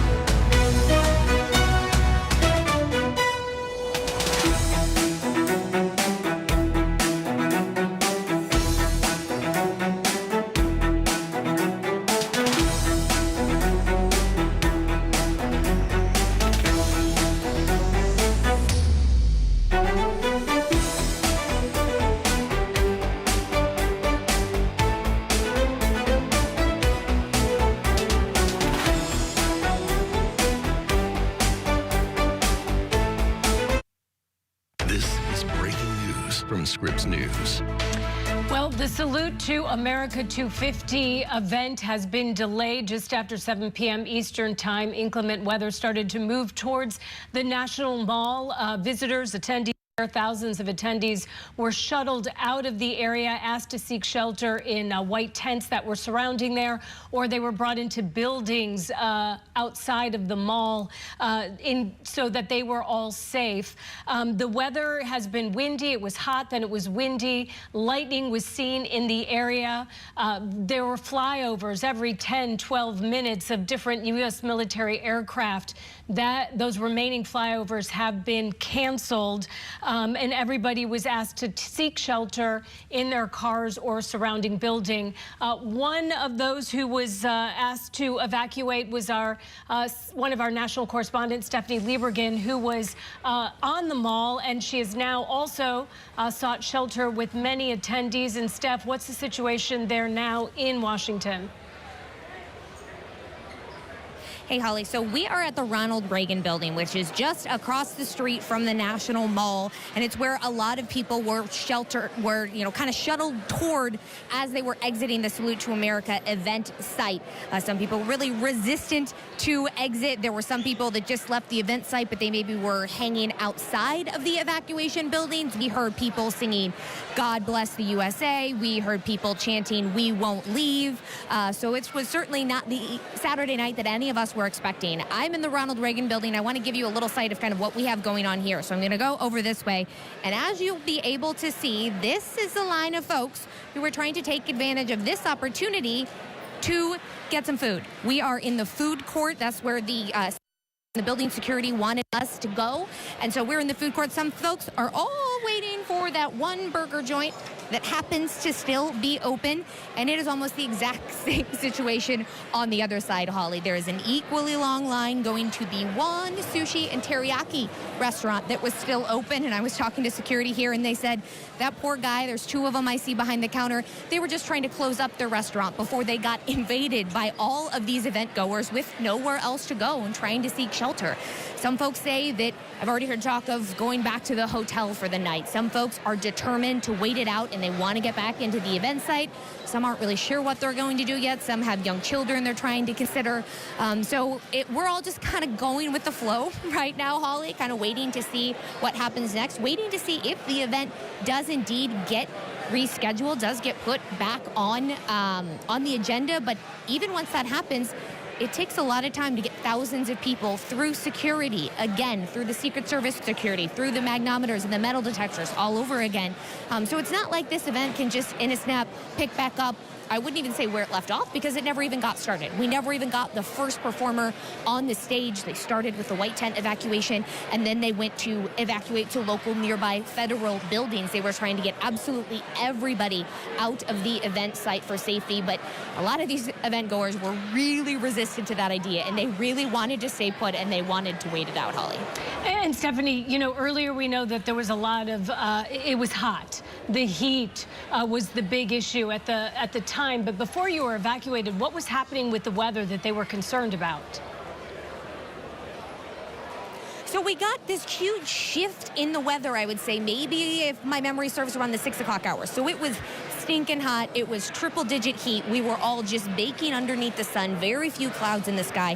And then all of a sudden, these big billowing clouds start coming in, and we're all thrilled to have the relief from the clouds, to have the drop in the temperature, the drop in the heat. But we saw, certainly to the north of the National Mall, these big, dark thunderstorm clouds. We saw a few strikes of lightning while we were out there. They weren't directly over us. There are other areas north of D.C., Baltimore, for example, where really, really strong winds have been reported, and they've gotten the really strong center of those thunderstorm cells. Now, when we came inside, it was just starting to sprinkle. Our group of four, me and three colleagues, were just starting to feel a few raindrops, but it wasn't actually those storms to the north. There was concern that other storms might still be on the way, but right now we're in a basement. I cannot tell you what is happening outside and what it looks like in Washington, D.C. We're just kind of waiting it out as we still see a lot of people milling in, trickling about, trying to get in a line for food. But as someone who has worked in restaurants many times before, it's certainly possible that these restaurants are going to run out of food, and they're not going to be able to even try to serve everybody in their line, because I guarantee you, they weren't expecting this rush and the 8 o'clock, 9 o'clock hour, whatever time it is now, 8:30. Certainly the security officers I talked to, they don't normally work on a Saturday night. They were not expecting this rush, so everyone's just kind of trying to wait and see what happens next and wait and see if this event is going to get rescheduled for tonight. Not anything that anybody was expecting. And Stephanie, do we know this is a delay, it's not canceled yet. Have you been able to talk to anybody there about the president who's supposed to speak, I understand, at 9:45 and then followed fireworks? What are they learning, if anything? We haven't heard anything official from the Freedom 250 folks or the Freedom 250 spokespeople. They talked about, they have posted and they have put on their social media that the event is delayed. We haven't heard any updates from them. I would say when I last checked my phone, it was maybe 45 minutes to an hour ago since they first did that initial trying to get everyone. That evacuation effort, let me tell you, it was a tough one for the officers who were on site. It got to the point where there were whistles involved, people were chanting. At one point, officials started to do a mic check from the big surround sound system from the speaker and from the stage, and that mic check literally sent some event goers rushing and running back to the stage because they thought that mic check meant the event was going to get back up and running immediately. And so then that put the Secret Service again trying to rush all of those people out. And meanwhile, there are still flyovers happening overhead. And so everyone's still stopping and looking up and enjoying the flyover while at the same time the Secret Service is trying to evacuate. So there was a lot of confusion about where it exactly needed to happen, where exactly people needed to go. And I will say when we finally walked off the event site, there were a lot of people who did not look like they were moving at all. There were still some people who were waiting in line for food when we were leaving the event site maybe around like 15, 20 minutes ago. So I was just kind of waiting to be told some kind of official word from Freedom 250. All right, well, we're glad that you have sought shelter and are in a safe place. We will definitely check back with you, Stephanie. Thank you. And we now return you to Connected with Alisyn Camerota.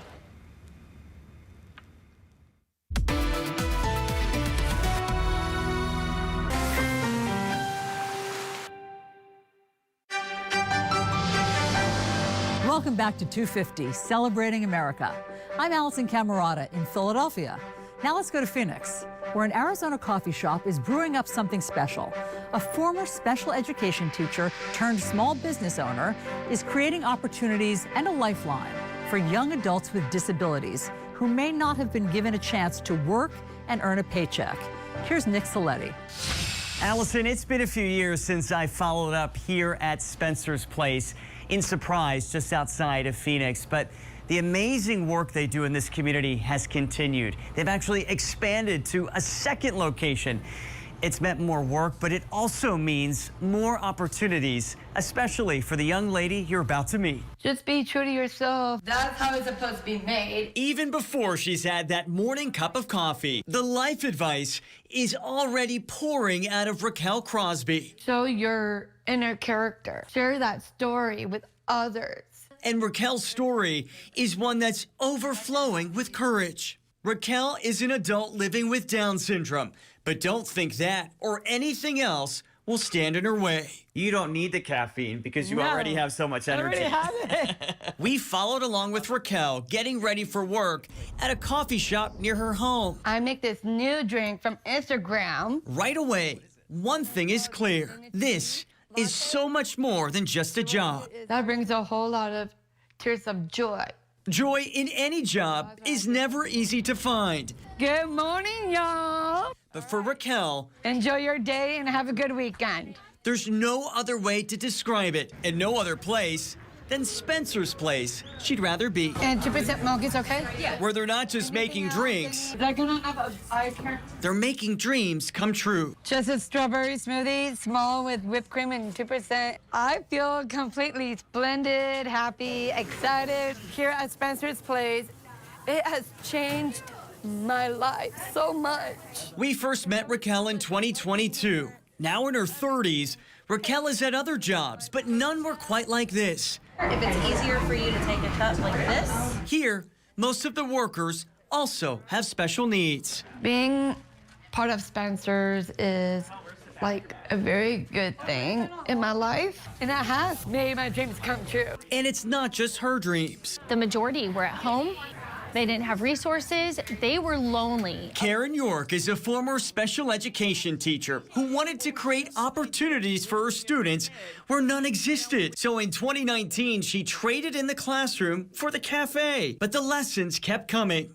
Accuracy is number one. Named after her son who has Down syndrome, Spencer's Place continues to be a place for all. This is a great example of what community can be, and people being willing to accept other people who aren't exactly like us. 6 years in, do you feel like you've achieved the mission? So that's the best part, is it is working. It was just laid on my heart so strongly. Yeah. I couldn't shake it. You are giving them so much more than just a job. It's hope. When I say lives are being changed, they are literally being changed.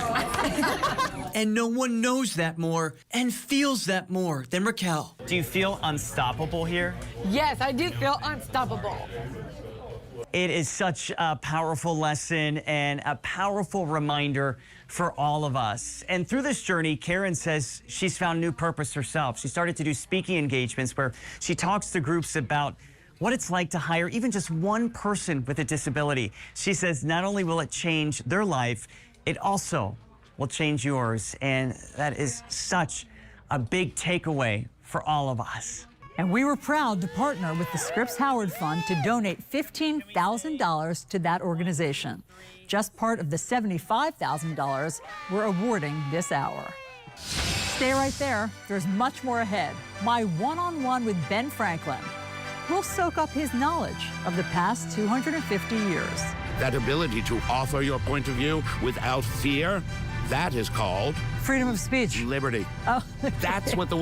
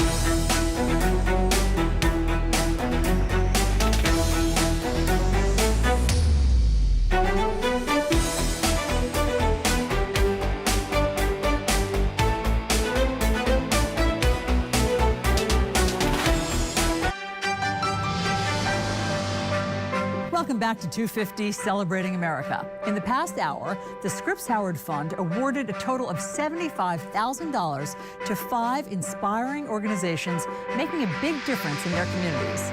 In New York, Tunnels to Towers is honoring the sacrifices of our nation's heroes by helping veterans and first responders with life-changing support. In Cincinnati, La Soup is feeding thousands by turning surplus food into ready-to-eat meals for those in need. In Salt Lake City, Best Seat in the House is creating unforgettable experiences for children and families facing medical, financial, and physical challenges. In Phoenix, Karen York is opening doors through a coffee shop that gives her former special education students a place to work, grow, and shine.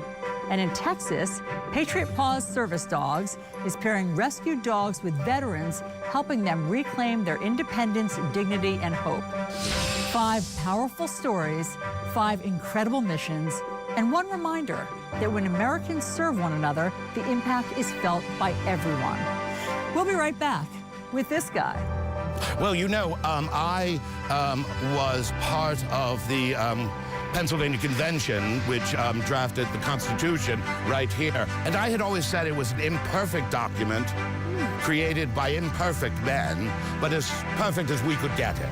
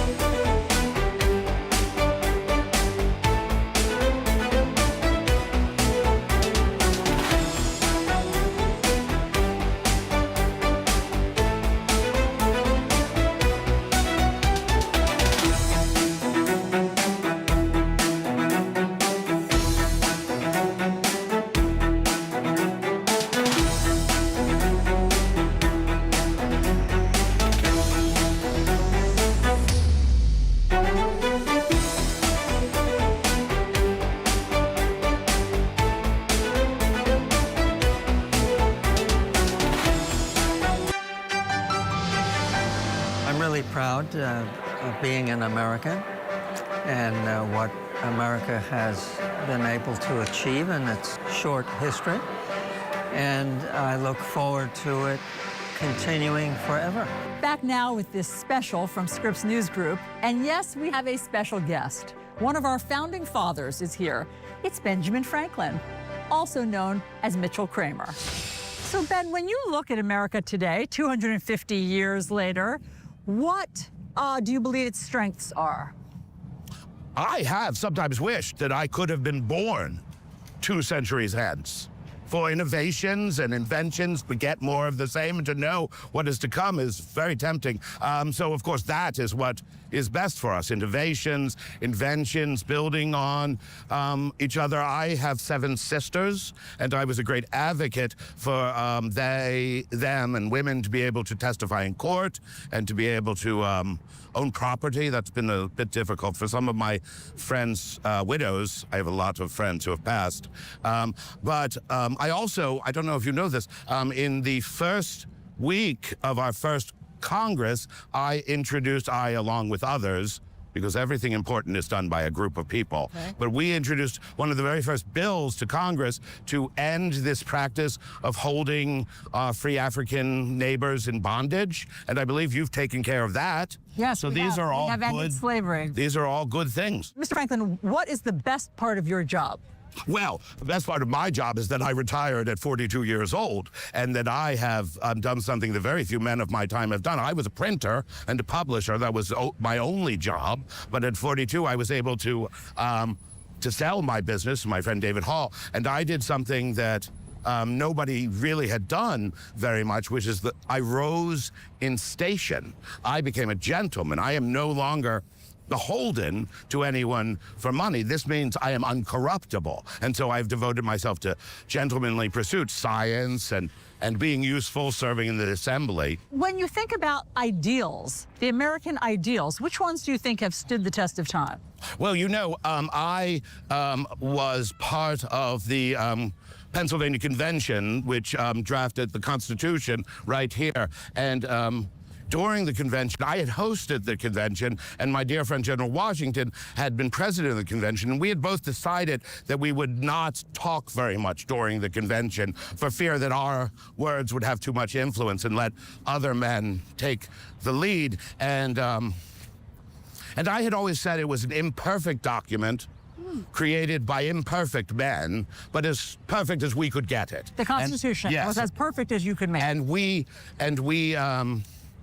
And I worked very hard to promote it and to see it ratified. And so it is rather clever the way it begins with the people, we the people, and then we very clearly spell out that we will have a legislative, bicameral legislature, which will represent most of our interests and be most directly connected to us. And then below them, we will have a judiciary, and they will determine whether everything is, you know, by the book, cross all the T's and dot all the I's. And then we'll have an administrator who will administer it all. And as long as we remember that the people come first, and that the administrator continues to administer it in a good way, then I think you'll be fine. What are you most proud of?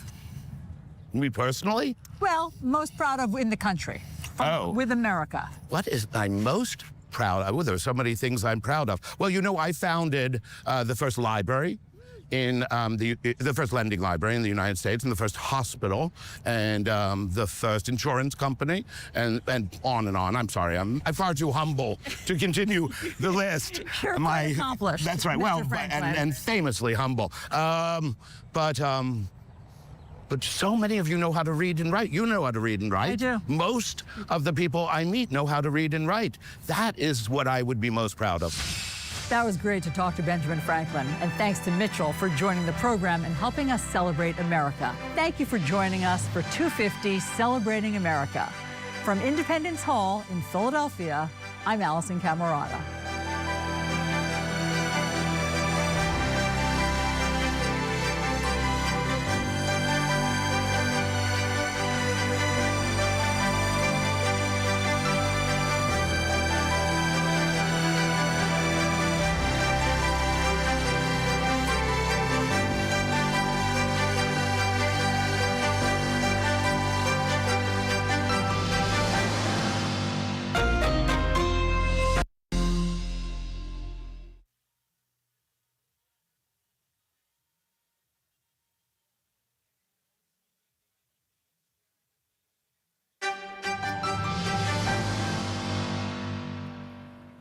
Good evening, everyone. Welcome back to 250 Celebrating America. I'm Alisyn Camerota, rejoining you after an unexpected delay. There's been some wild weather here in the nation's capital tonight. About 2 hours ago, the skies here in Washington got dark, the wind picked up, and we were told that thunderstorms were moving into the area. And that's when the authorities announced an evacuation order for the thousands of visitors who were already in position on their blankets or in their chairs on the National Mall, waiting for the musical acts to begin. So Del Walters and I were two of those evacuees from our position right in front of the Washington Monument. And we are still waiting at this hour to hear more details from Freedom 250, the organizers, and the White House on what will happen regarding President Trump's speech, which still has to happen tonight, and the fireworks, which have been billed as the record-breaking fireworks, the biggest ever, we're told, as well as the musical acts that we never got to see because of the evacuation order.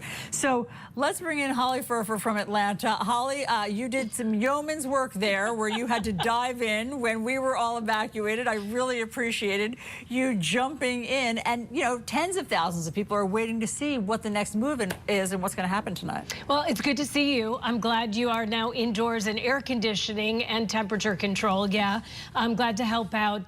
But right now we're still seeing storms fired up across the D.C. metro, and we've just learned from organizers that all of the remaining flyovers, those have been canceled. Organizers told crowds to seek shelter in nearby museums and federal buildings, which they did. Thousands went to shelter. Washington reporter Stephanie Liebergen, one of our national correspondents, was out on the mall. She had to evacuate as well. She was downstairs in a basement. Hey, Steph, there you are. So tell us what's going on now down there. I know that there were long lines. Hey, Holly. So we are in the basement of the Ronald Reagan building where when we talked to you about 15, 20 minutes ago, we were in the food court where they were directing a lot of people, and there were long lines of folks just trying to take advantage of the opportunity that there were some restaurants that were still open and, you know, trying to serve food.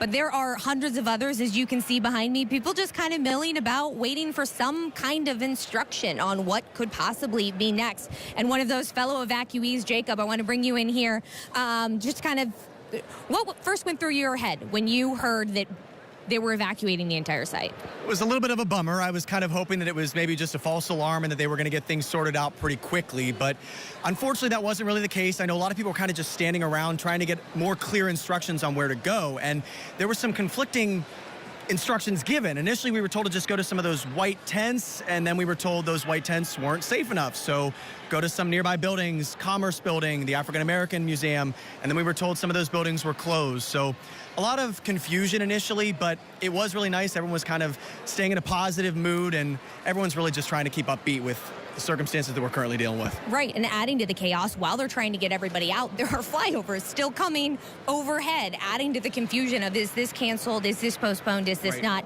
So what's the plan for you and your family? Are you gonna wait it out? Are you like, nope, I'm gonna go home? Quite honestly, it depends on what my mother decides to do. So it's just me and her. She was the one person that was decided to go with me today because we knew it was going to be 103 degrees, and the rest of the family said, we don't want to deal with that. So I'm willing to wait it out. I'd love to just hopefully get some kind of instruction here within the next 10, 20, 30 minutes, hour even, because as of right now, we're just waiting for something. But if she says in the next little bit that she wants to leave, maybe we'll end up doing that. She said wait until around 9:30. And if we don't hear anything by then, I don't even know if they'll let us leave, because I know right now it's just shelter in place. So we really just want to get some kind of instruction idea on whether things are canceled, might be continuing. That'll really give us a better idea whether or not we stay or maybe try to sneak out through the metro, which I'm sure is going to be absolutely chaotic for the next couple hours, because all these people are going to have to go somewhere. Well, why did you and your family decide to brave the heat and the potential storms, because it was a possibility that was in the forecast? Why did you decide it was important to be on the National Mall today? 250. That was the big reason. This is a once-in-a-lifetime opportunity to be in Washington, D.C. on the 250th anniversary of what is an amazing country, the United States of America. And so the chance to be able to tell my kids one day, hey, I was here. I braved the heat. And believe me, whenever I say it is probably the hottest conditions I've ever been in my entire life. But I was just amazed at how many people were packed into such a small area, sweating together, but everyone remained upbeat. Even though everyone was kind of stressed out with how hot it was, people were passing around waters, cold ice, just trying to remain positive. And the chance to see these flyovers, B-2 bombers, the new Air Force One, the old Air Force One, F-22s, the Thunderbirds, the Blue Angels. I mean, what could you possibly expect to have a better chance to see on a 4th of July than all of that? And then hopefully 850,000 fireworks here in the next hour or so. So fingers crossed that that actually still happens, because I know that's, again, just once in a lifetime opportunity. I think that I can handle 103 degrees. And once the thunderstorms started to come in, kind of cooled off. So just trying to remain upbeat, positive. Well, you certainly have enough positivity for all of us right now. Jacob, so thank you so much for kind of sharing your thoughts on how the night went. And of course, be safe with you and your family. You do the same. Thank you, guys. So Holly and Alisyn, that's kind of the state of where we are right now. We're just waiting to find out what might be next. We're waiting for somebody from Freedom 250 to tell us whether the event is delayed or not. They told all of the crowd to watch their social media pages. We've been watching those social media pages. We checked for an update, and the last update I saw shortly before we came on air, we were just waiting. It was maybe put out like 25, 30 minutes ago now, and it was just saying that the IRS building was closed for evacuees to go to seek shelter. And so now we're just waiting for the next piece of information, but we're not getting much detail from the Freedom 250 organizers right now. And even when I tried to chit-chat with security officers and other folks as we were evacuating the site, other event organizers, no one really knew what the plan was for an evacuation and for coming back in. I've seen on social media that the security parameters, the metal detectors have started to be broken down on the site, which that was something that they were very careful, even us as media, able to get in early access to get set up. The security was very tight, and they went through absolutely everything in my bag to make sure that I didn't have anything that wasn't allowed on this, national security site location. So we're just kind of waiting to figure out what comes next, Holly and Allison, and unfortunately I don't have a better answer for you or for any of the people who are stuck in the Ronald Reagan building with me. Well, I know you will, Stephanie, as soon as the authorities at the National Park Service and Secret Service tell us what the plan is. But stand by, ladies, because the fireworks are beginning in New York. So while everything is on hold in Washington, D.C., let's take a look at what's happening live. Wow, beautiful. This is over the New York Harbor. Let's take a look.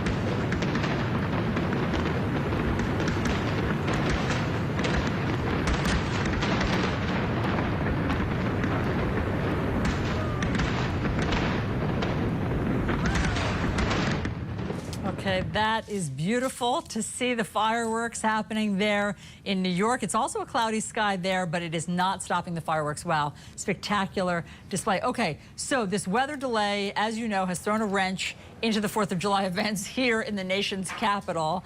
But we are hearing something now from President Trump. Scripps News senior White House correspondent Haley Bull may have the latest for us. What do we know? Yeah, hey guys, the president is determined for this speech to go on. He is writing on Truth Social that they will wait it out, saying, quote, "I don't care if it's 2 o'clock in the morning or in 1 hour from now. Looks like it is going to pass. They always do. I will be there no matter what." But the what usually turns out to be a good thing. It's Saturday night. Let's have some fun, even if we are out late tonight. They say 11 o'clock for the speech. Who cares? And that is a small snippet of what he is saying in this. He is looking back on the UFC event, which was able to carry on despite some of the weather predictions at that time.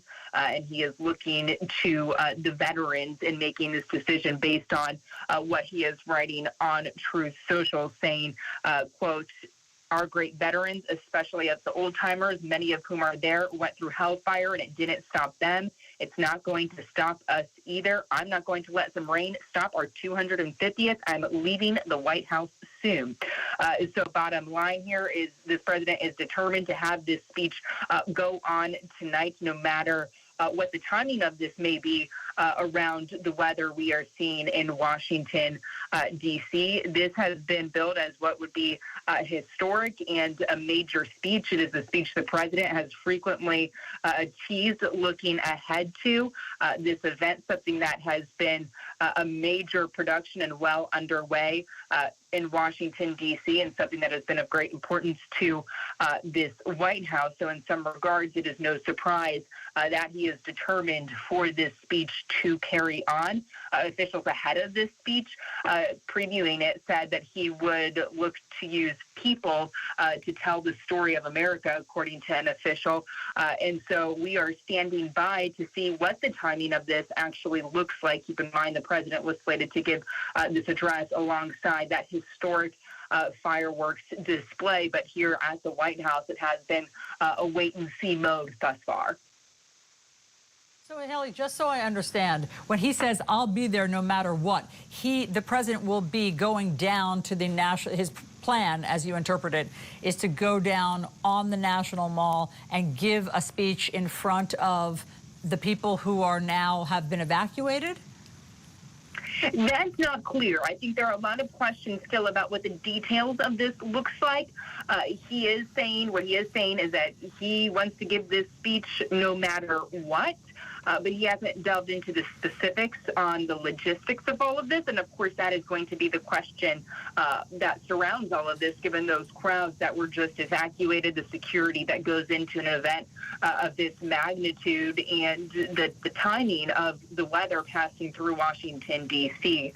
And so we are standing by ourselves to see what the logistics of this look like going forward. Haley, thank you very much. And as I bring Holly and Stephanie back in, I mean, the devil's in the details, because, Stephanie, you were with me as we were evacuated. There were, thousands and thousands of people there was a mass exodus heading off of the National Mall, and I would call it controlled chaos.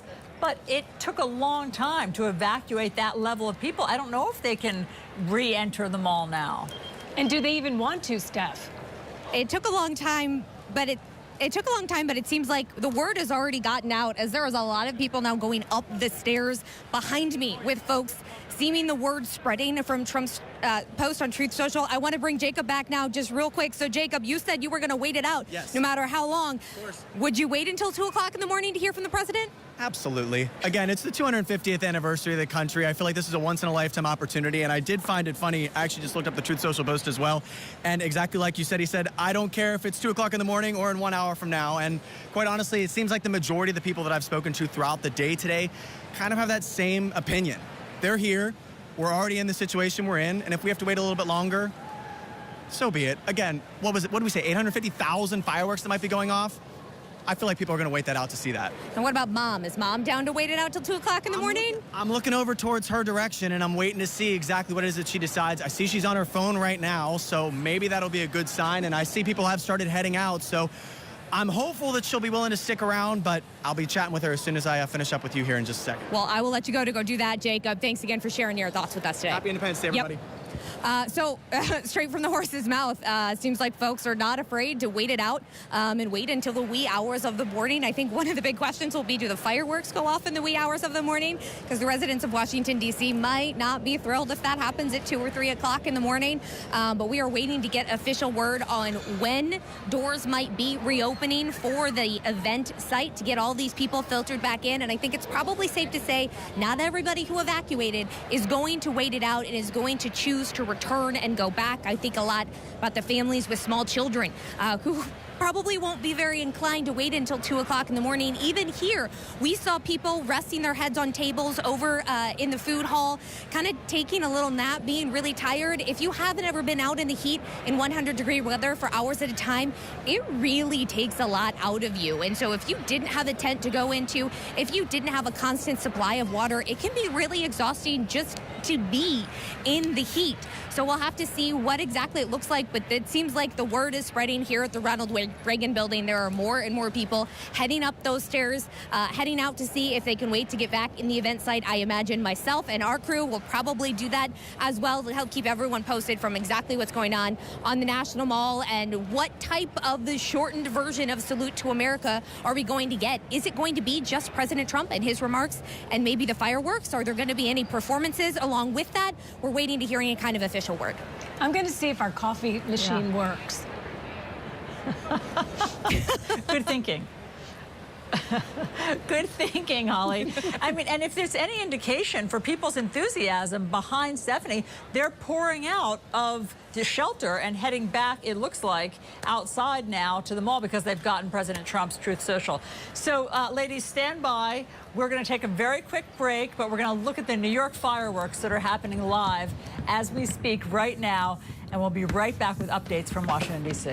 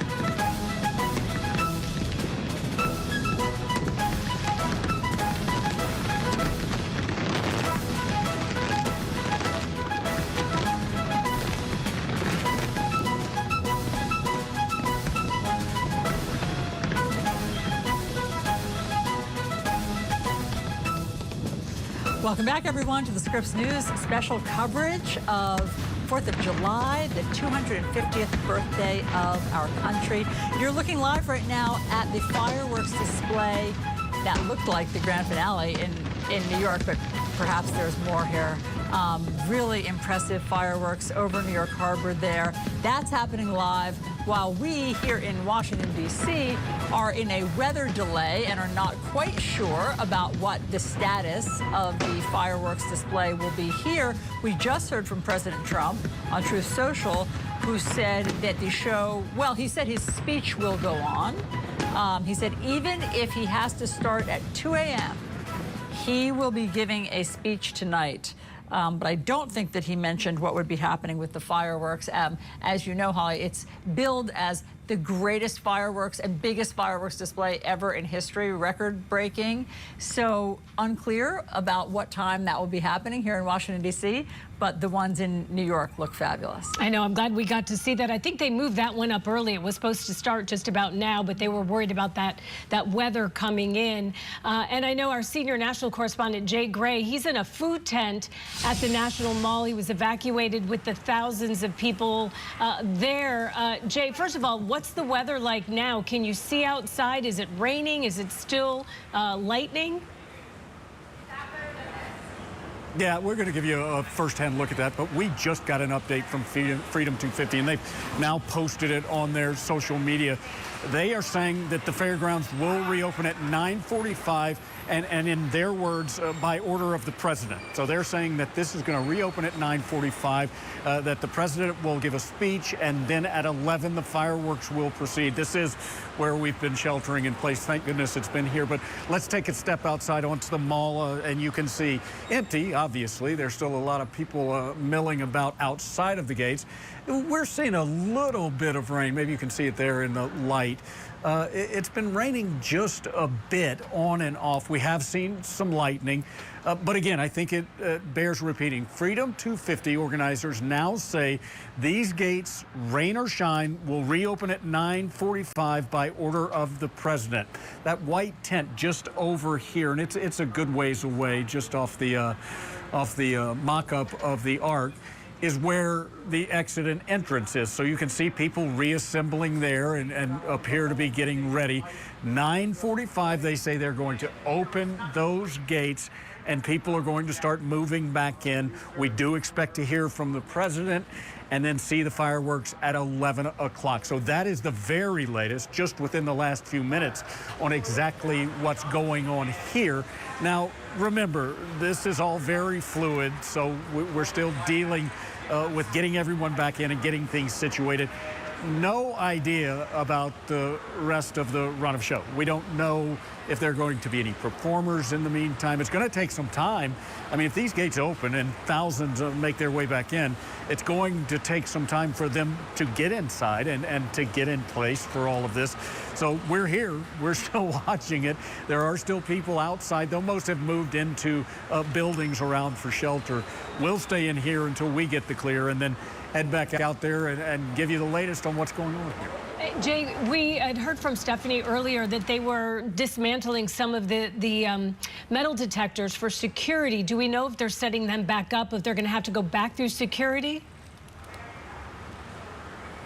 Yeah, I would think so. Now, we didn't, the tent we just showed you, we did not see them taking down any of the metal detectors. So they're still set and ready to go. They'll be ready to go.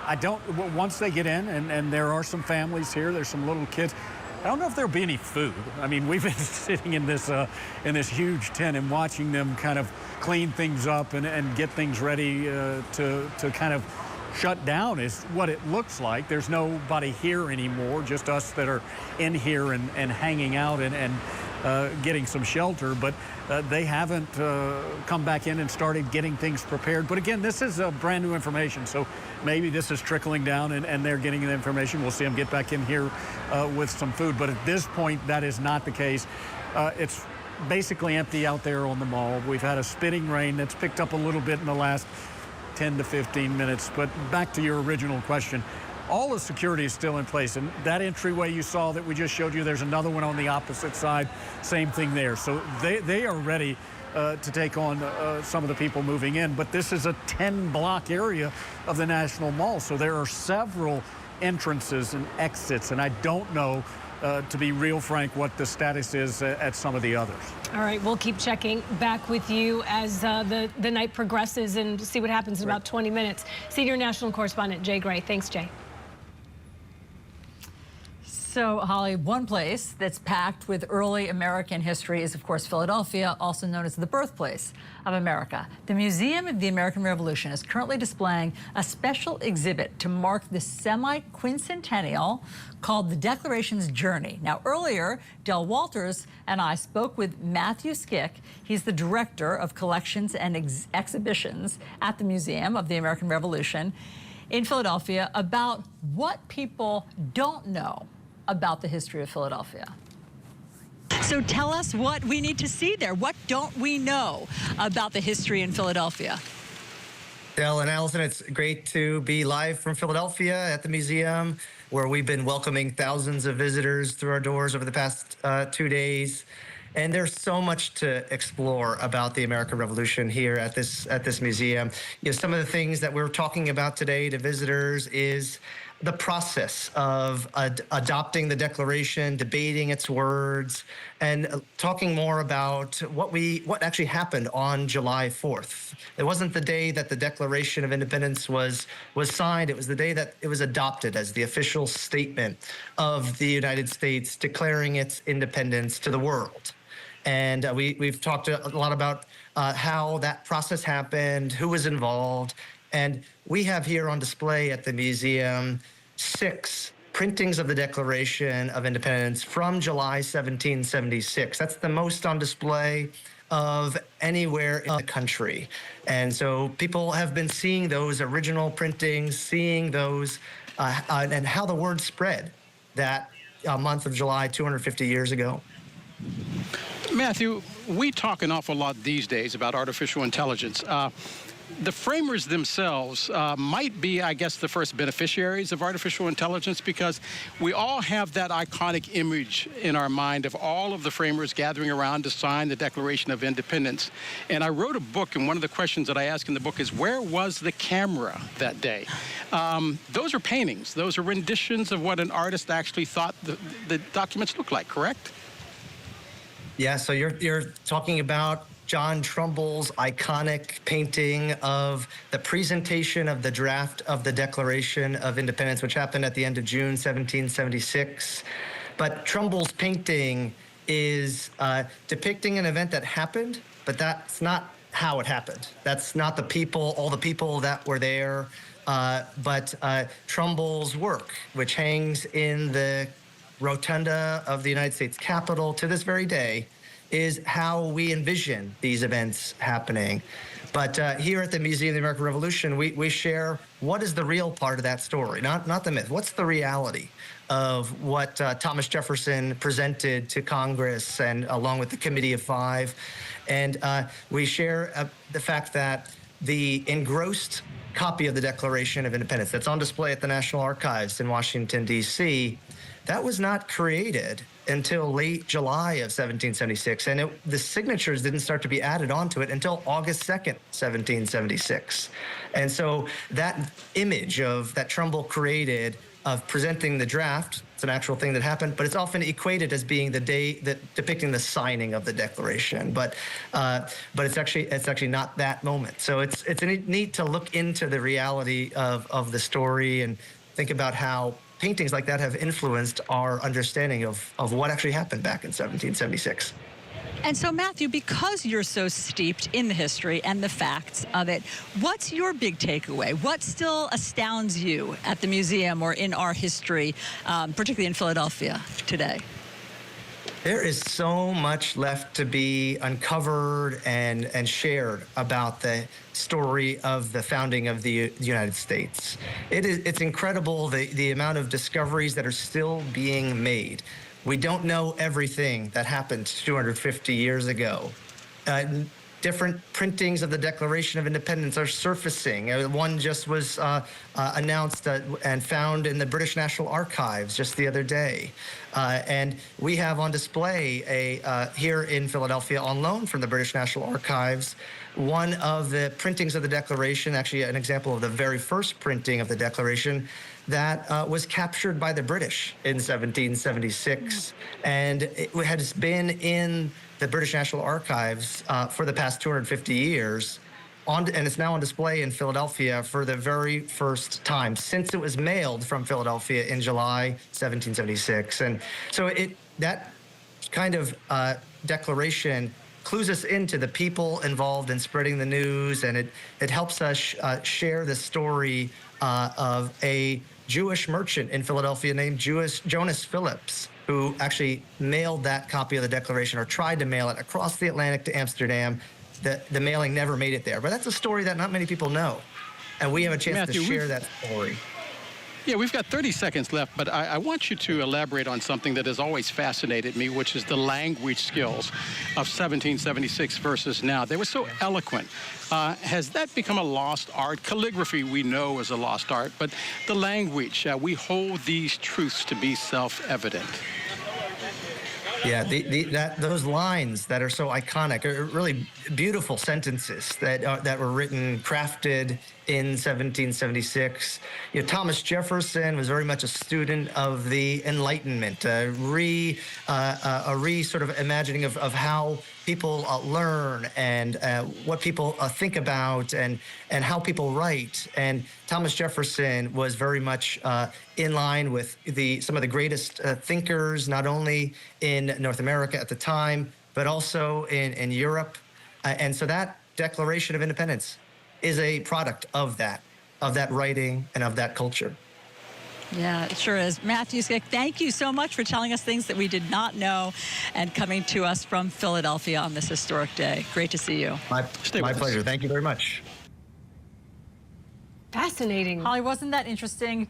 Isn't it? I mean, it was interesting to hear him say there's still more to learn about the founding of the country and the Declaration of Independence. We think, you know, because we went through elementary school learning about this, that we know everything there is, but it's not finite, as he was saying. There's still things he's discovering as, you know, the head of the museum. So I thought that was really interesting. Yeah, it was a great interview. I learned a lot. Wow. All right, Alisyn, I hear Washington correspondent Stephanie Liebergen, who had been evacuated from the mall, is making her way back to the mall. Steph, are you walking back? Did you get the all clear? What's happening now? Hey, Holly, so we are slowly going to creep our way back to the National Mall, probably bringing you both along for the ride, doing live shots along the way. So right now we are just outside the Ronald Reagan building. So behind me, what you are seeing is all of my fellow evacuees working their way back to the National Mall. All of these folks, I would like to point out, are going back towards the National Mall. You'll notice there aren't many people going the other direction away from the mall. These folks are determined. As soon as word of that Truth Social post from the president got out, people started going up the stairs and evacuating the building. And even though they didn't know how long they'd have to wait, even though, as you can see, there's just a few sprinkles outside, but nothing too terrible. People are determined to go back. People were waiting it out. There are certainly still plenty of folks still inside, at least the Ronald Reagan building where we were. Not everybody was just jumping to run out the doors, but folks are determined to go back. As you heard earlier, Jacob and his mom, it didn't matter how late it was, they were going to go back, even if it is 2 o'clock in the morning that the president ultimately makes his remarks. But there are some security, some metal detectors set up and ready to go. We don't know exactly what security is going to look like, but when you think about it, anywhere the president of the United States goes needs to be a secure facility. So the Secret Service, for security purposes, they can't skimp on that, even though all of these people probably already got through security and are probably carrying the exact same things back inside with them. They still have to be careful and go through those checks. So we're going to probably keep walking along, where are we, 14th Street right now, walking our way back towards the Washington Monument, and wait to see what awaits us in terms of a security check, when I believe the doors are supposed to reopen at 9:45, so just about 10 minutes from now. But we'll see what that looks like, and we'll see how many people really decided to stick around and come back in. Wow. Well, Stephanie and Holly, I have been remarking all evening about the tenacity of these tourists and visitors to the Capitol. They were willing to stick it out through thunder. They were willing to stick it out through rain. They were willing to stick it out through 100-degree temperature. And now they're willing to wait past midnight. So they are determined to see these fireworks and to hear from the president. So they're heading back in. Just amazing. All right. Well, we'll be along on your route back. Stephanie, thank you very much for that. Holly, stick around. Everybody stick around. We're going to take a very quick break. But first, here's America 250. Here's the block party happening in Los Angeles live right now. Block party! How we feeling, Los Angeles? Happy Independence Day.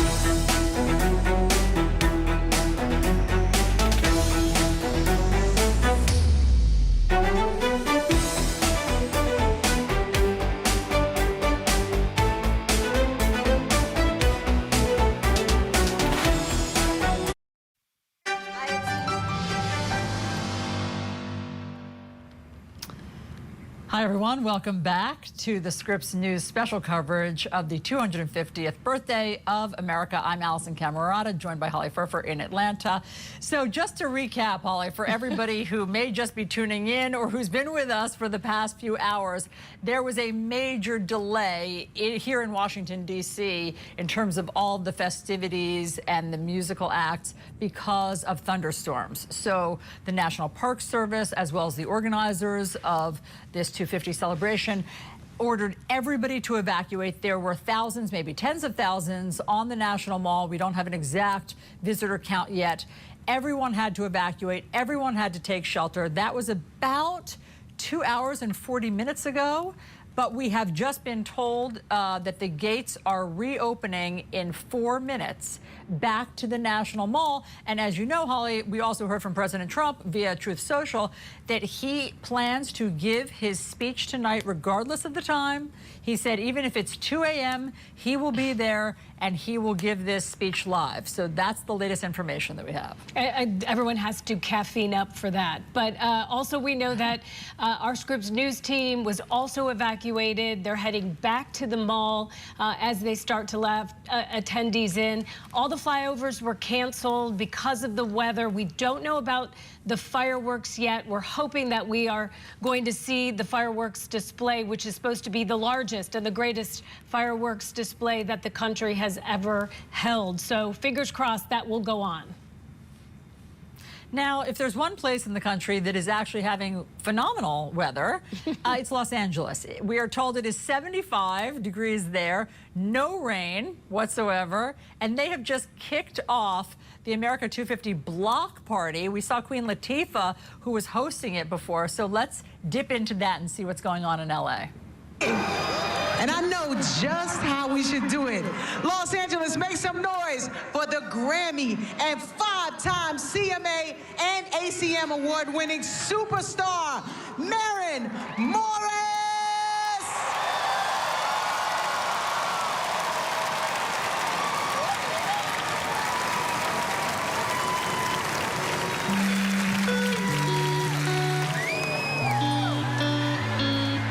Happy 4th, y'all.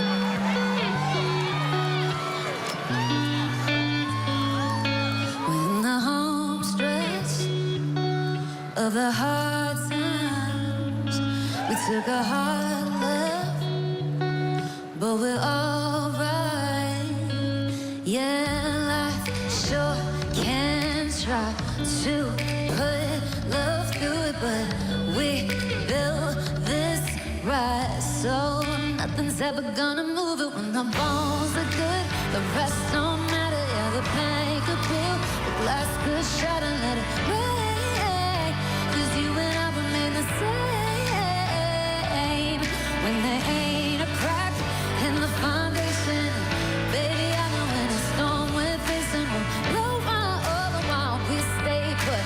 The house don't fall when the bones are good. Ooh.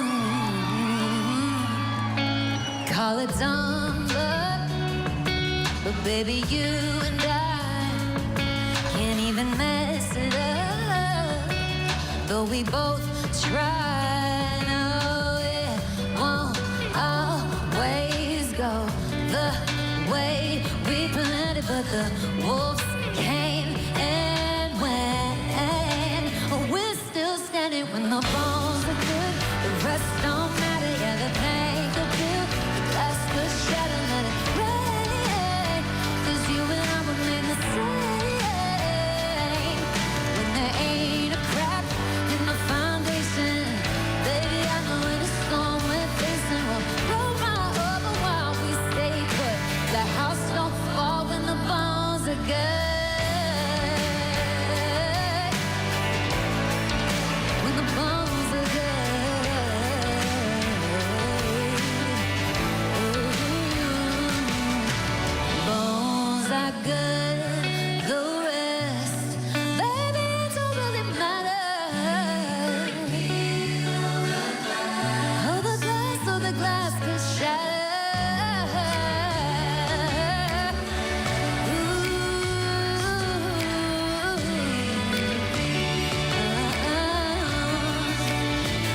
Yeah!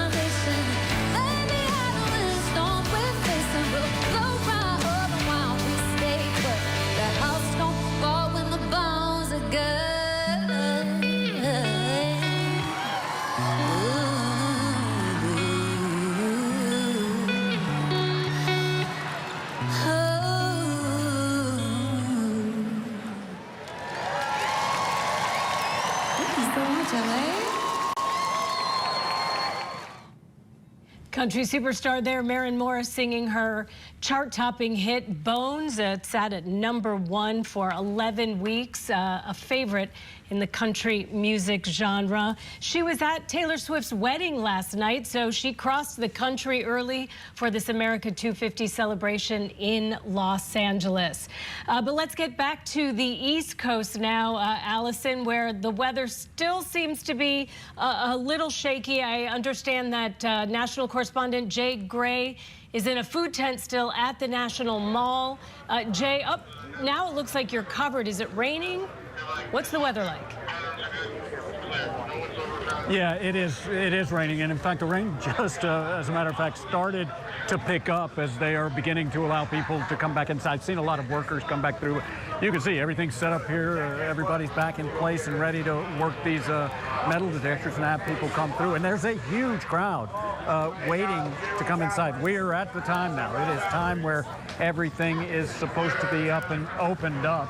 And in fact, I don't know if we can see, but across the way there is another one of these types of entries, and people are coming in. You can see right there that people are starting to come in through this area. Here's another group coming in on the side over here, and they are ready to get back to this celebration, rain or shine. There's been an announcement going over the loudspeakers here that the president has said everyone is going to be here, and we are going to have a party, whether it's raining, whether it's clear. And so that's the situation right now. As we talked about earlier, it's going to take a bit to get people back into place and for people to find their spot on the mall here. But let's walk out just a little bit. And I don't want to get Jeff, you out and the camera out into the rain too much. But look, I mean, you can see people are starting to come in and starting to run back onto what is a rain-slick mall area. The employees are coming back in. Saw some of the people from the state displays come in a little bit earlier to get back into their booths and do what they can. We'll sneak back up underneath because I don't want to get the camera too wet. But if we look back outside for just a second, now some of the people are starting to come back in over here. And so you can see that everybody's trying to have a good time out here. You can see that there are people starting to line up and starting to work their way through. I talked with some of these guys working security as we were all waiting for this to open back up. I think a lot of them thought, like we did, that maybe this thing wasn't going to go off, that it was going to be canceled and that they would shut things down. That's not the case, and now we're seeing everyone on their way back in and back through. Here's some folks from the state of, Montana. So they are all from Montana here coming through to work here. So it's going to be a celebration. How many people are going to come back? I'm not real sure, ladies, but I can tell you, I can look out there and the camera can't see it. Come on through. The camera can't see it, but there are a lot of people piled up out there and ready to make their way back in. We'll be here watching it to see what happens as the rain again, unfortunately, is probably as hard as it's been for the whole night. Now, it's not super hard, but it is seeming to pick up a bit as things get rolling again. Okay, Jay, thank you very much for that update. And Holly, what's incredible, as we've been saying, is the determination of people, because people were sitting on the lawn. When we were evacuated, people were on blankets on the lawn. So I don't know what they're going to do if it's drenched now there, but they don't seem to be thwarted by this weather as they're pouring back in. And also, we just got word from the White House. So here is the quote that we are getting, the latest update right now. I'll read it to you. The president will give a historical speech tonight. I need to see a little bit more of that quote right now. Let me see if I can find, okay. Give a historical speech tonight looking back on our nation's history since its founding 250 years ago and utilizing the stories of American heroes to tell it. It will be a unique speech, unlike any other he's given before, end quote. So he's still going to be giving it, Holly. That's the latest information we got from the White House. And I guess we don't know anything about the fireworks yet, but hopefully the rain will stop at some point. Maybe we'll get that. And Alisyn, though, where they are having good weather is Los Angeles. We just heard Maren Morris sing. So why don't we go back there and see the block party hosted by Queen Latifah, what they're up to. Oh, Maren Morris still on the stage. Let's listen in. She's amazing.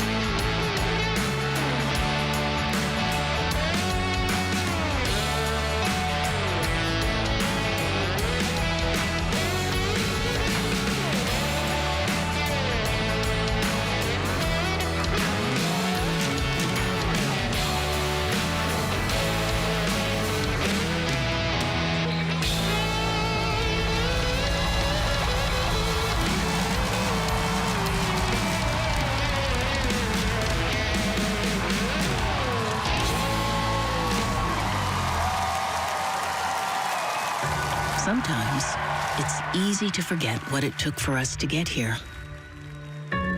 How much sweat and care and time we gave each other. But we persevered together, showing the world that we can be noble without the burdens of nobility. And it took all of us to do it. Volunteering our time, giving what we can, and giving our everything, then and now.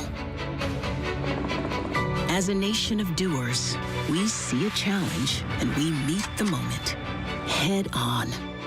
Giving of ourselves is our legacy.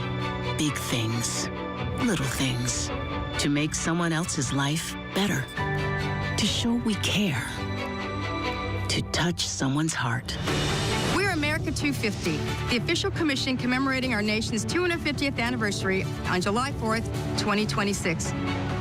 And beginning now, we're introducing America Gives, so that every American can be a part of that legacy, culminating in our greatest year of service, not just in our nation's history, but by any country on earth.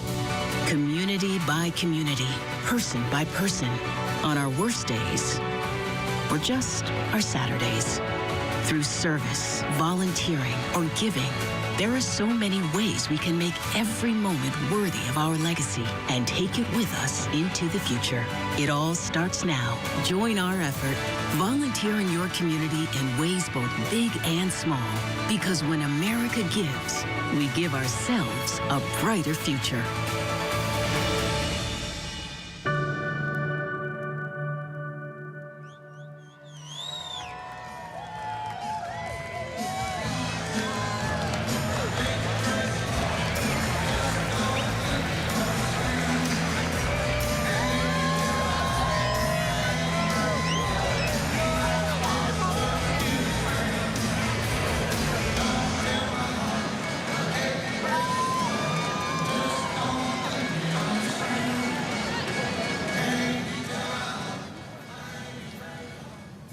All right, everybody, you have been watching live in Los Angeles, America's Block Party. I hope you caught Maren Morris there singing.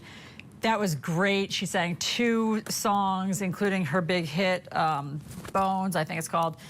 It's been hosted by Queen Latifah, and you're going to hear performances by just huge superstars. Chris Stapleton, the Smashing Pumpkins, as I said, Maren Morris, Shaka Khan. So all of that, Maren Morris kicked it off, but all of that is coming up, and we're happy to report that Los Angeles is having the best weather so far in the country.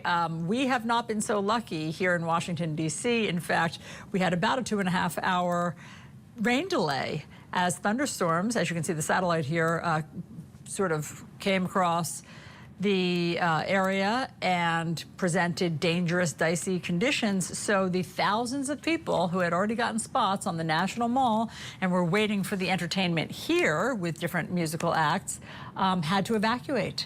And they've been sheltering in nearby buildings, some federal buildings, museums, and now they have just gotten the clear to go back to the National Mall. Now it's soggier than it was when they left, but the president just posted on Truth Social that he will be giving a speech tonight. So here, this is live in Washington, D.C. I think you can see, if you look up at the lights, that it is raining here. And this was the big stage where CeeLo Green was going to be performing, Lee Greenwood, but people are starting to filter back in and take their seats. It looks soggy, but people are doing it. And I'm not sure of the status of the entertainers, if they're going to be performing. Basically, people are still just taking their seats, unclear on how many people will go back and sit in the rain, though it looked like there were hordes of people who were streaming back. Here you can see the checkpoints. This is security, this are the metal detectors. So people are coming back to the National Mall, and we're waiting to hear the status of the musical acts. But we have heard from President Trump. He basically said that regardless of the time tonight, he will be there and he will be giving the speech. And he said even if it's at 2 a.m., He'll be doing that. So Holly Furfer's been doing a tag team reporting here with me this evening when I had to take cover and evacuate. And so, Holly, don't know about the musical acts. We haven't gotten any word on that yet. But it looks like something in terms of the show is beginning to start up again. Yeah, it'll be interesting to see. I mean, usually when there's concerts and there's lightning, that's what they're really concerned about, is all the electronics on the stage. But it looks like everything is lit back up and they're letting people back in, and of course the safety of lightning out there. So hopefully we will get some performers. You know, I was kind of wondering, Alisyn, whether they would maybe postpone it and do it the next day. Maybe the performances, the fireworks, if it can't go off tonight, maybe they would do it on Sunday night instead and just air it. I don't know how many people would stay in D.C., but, you know, I guess we were talking with Stephanie Liebergen early, who was talking to some of those evacuees. And, you know, it's a once in a lifetime. So, you know, maybe you stick it out, you sleep in a little bit late tomorrow. Hopefully nobody misses their flight home if they're heading home. But we're glad you're indoors in air conditioning and where it's not raining, Alisyn.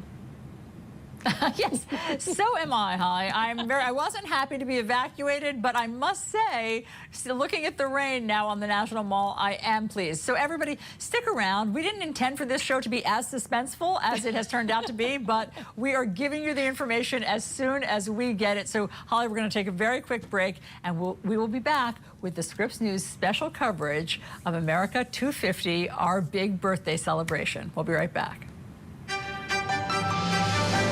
A republic born in revolution, forged in the crucible of wars, home and abroad.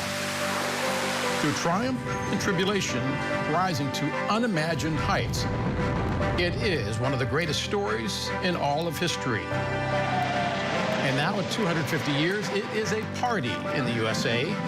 The girls are cooking, afterburners burning, ships are sailing, and flags are waving. And now the excitement is building for fireworks to light up the night skies in red, white, and blue from sea to shining sea. Happy birthday, America.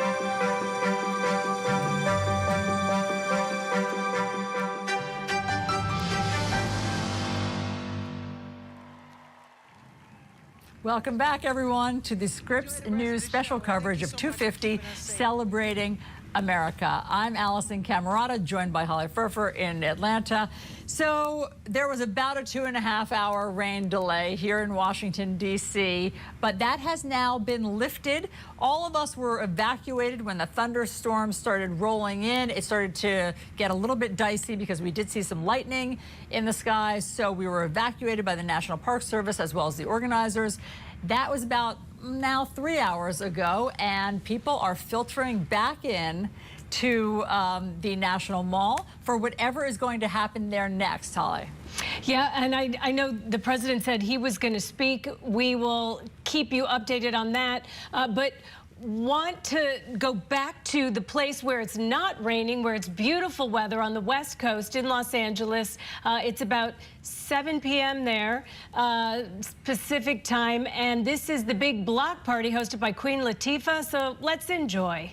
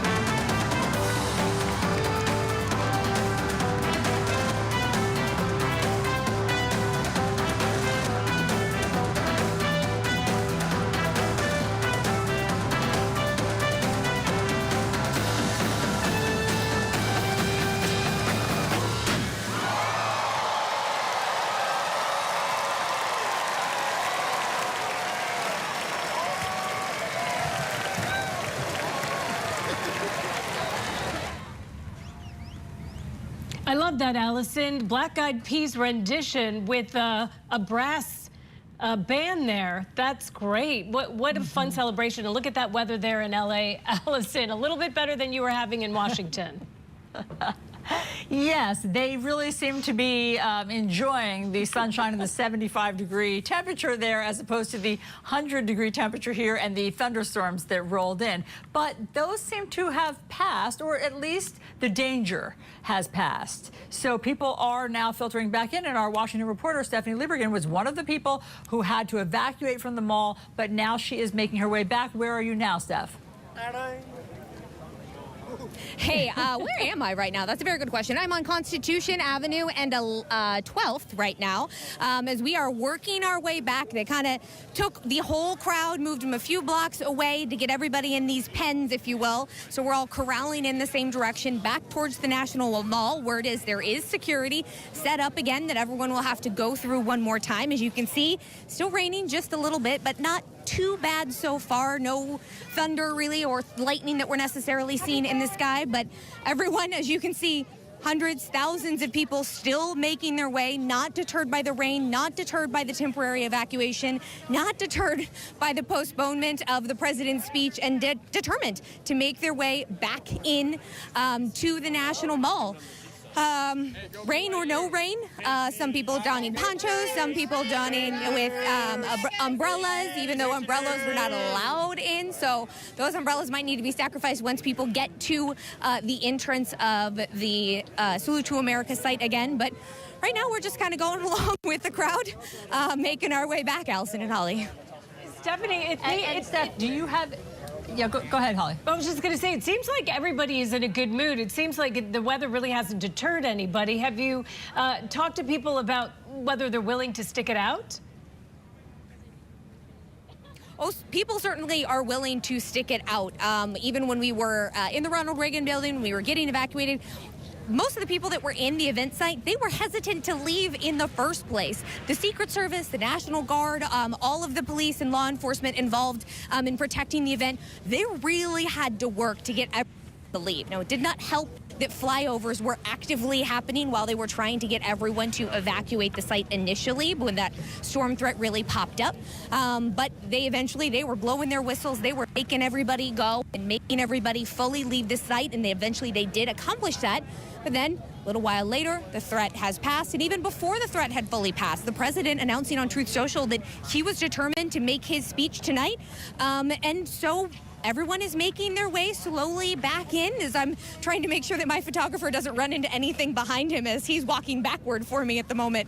It's a crew to get this on the air at the moment. It's a lot of teamwork from me and my 3 colleagues that are still with me as we're making our way back. But we're determined to capture what we can, talk to folks, make our way back in, see what the president has to say, that the president is very determined to say this evening on the 250th birthday. Okay, fantastic. We'll be watching, Stephanie. Be careful out there, walking backwards and forwards, and we will check back with you. But let's go to now Jay Gray. He was in, Holly, a food tent with no food, which I thought was very unfortunate. Where are you now? Where are you now, Jay? So cool.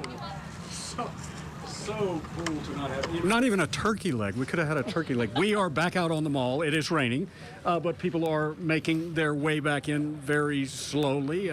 And some of the booths have opened back up, so they've got some people in some of the booths. But take a step around and let's just show you what's happening on the mall right now. People coming through, getting back into position. And as you guys were just talking about, I haven't heard any ill will. I haven't heard anybody upset about the delay. I've heard a lot of people with some USA chants. I've heard a lot of people talking about it's good to be back in, and they're excited to see what happens next. And so I think they weathered this weather, if you will, pretty well. I think everybody is excited to get it going. I have seen a few yawns and a few rubbing of the eyes, but other than that, it's just going to, and we talked about this earlier, it's going to take some time to get everybody back in. We were up at the gate. We talked earlier about being up at the entryway. Come here. Come talk to me for a second. What do you think about it? I mean, it was a little bit of a delay, but nobody seems upset about that. It's worth it. This is history. It's never going to happen again in our lifetime. It's worth it. Where are you from? Florida, the best state, the free state of Florida. It was certainly the busiest booth during the day. Yeah. And you came here just for this? We did. Took a trip all the way from Florida just for this. And so what did you think when the rain started? Were you concerned about what was going to happen, if it was going to come back? We were going to make it in. Yeah. It's all good. It's going to work out. They were going to do the fireworks even if we did them at midnight. Yeah, so you're here no matter what. Absolutely. We will stay here as late as it takes. And what are you most looking forward to now that you're back in? This phenomenal fireworks show that he's been talking about for the last, 3 months? Yeah. Yeah. All right. Thanks for stopping. Thanks for waiting it out, and it's good to see you guys back. Yep. USA.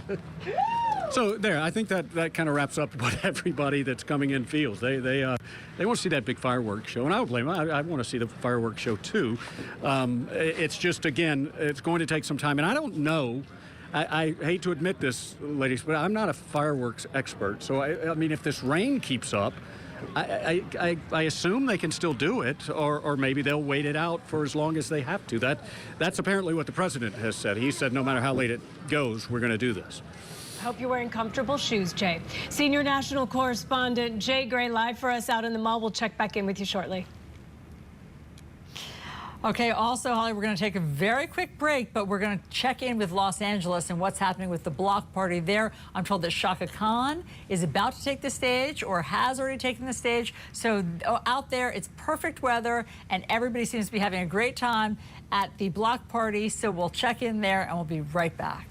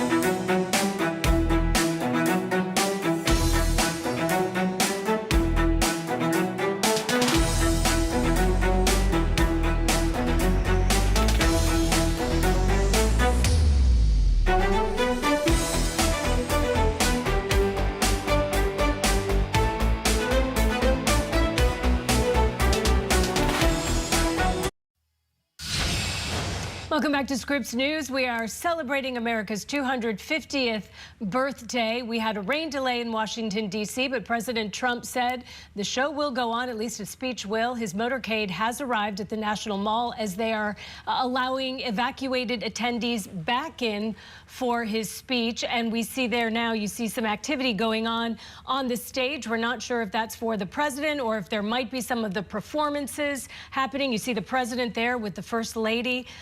Looks like they are somewhere behind the stage. He's getting ready for his speech as soon as the attendees come back in. It is a little raining there, so we're not sure if they're going to have the fireworks display, but President Trump said he is going to speak no matter what, and he is there on the mall.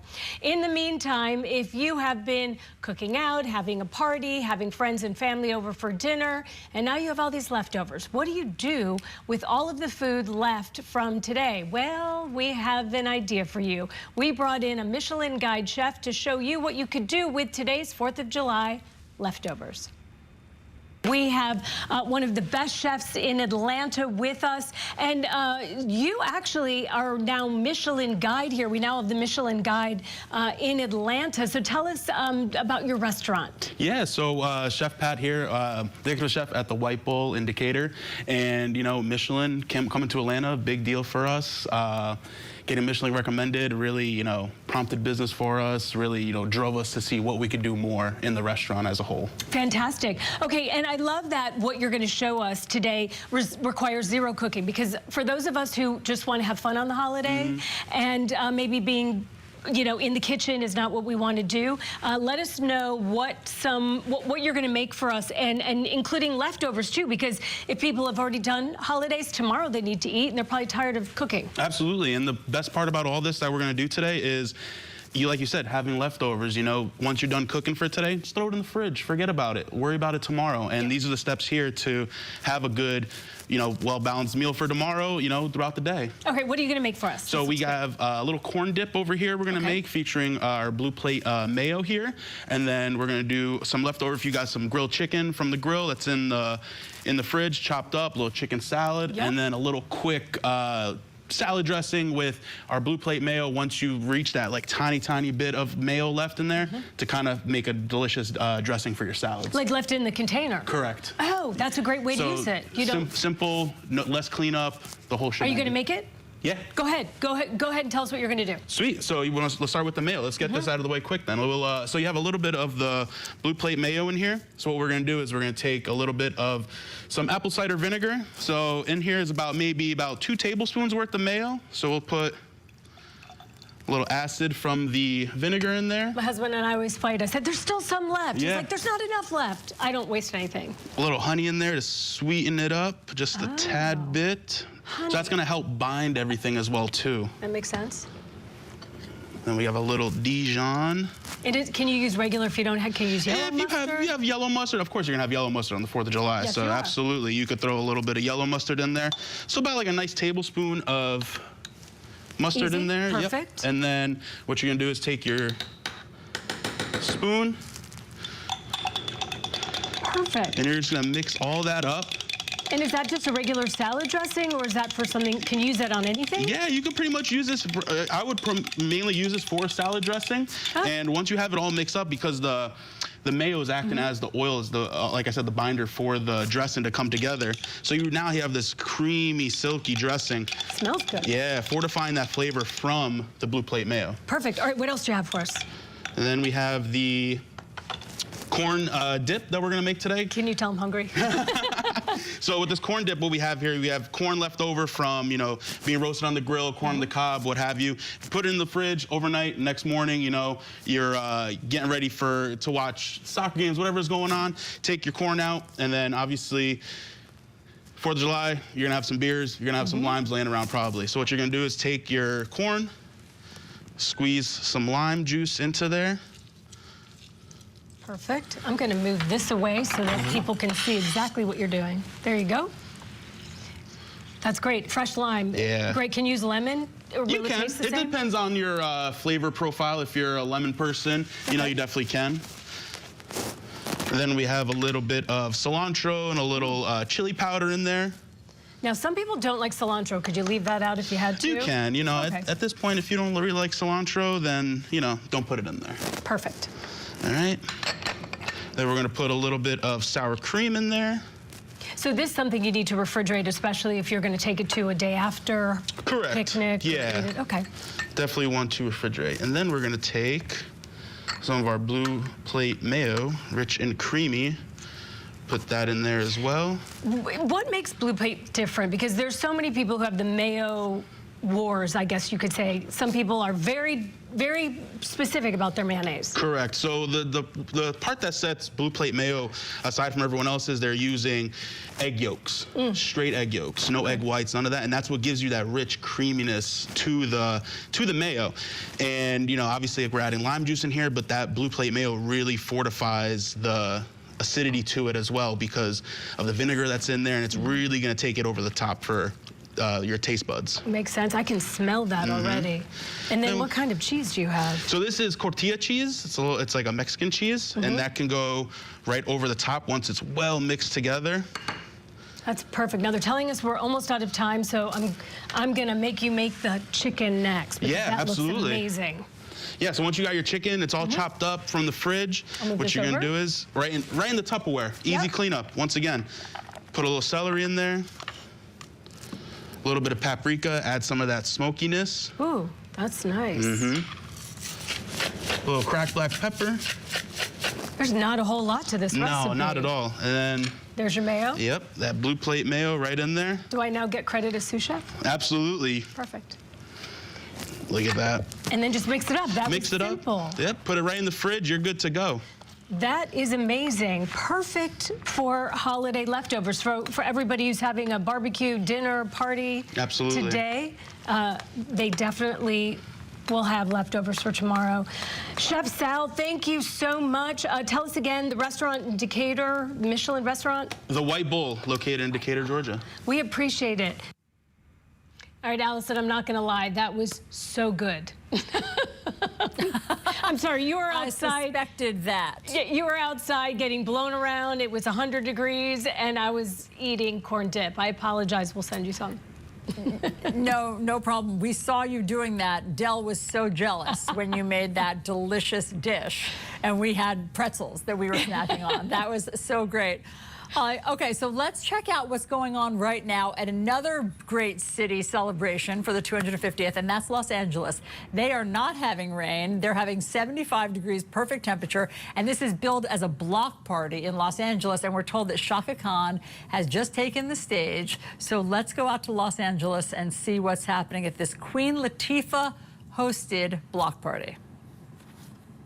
Please give it up for the music icon. I love her, Chaka Khan.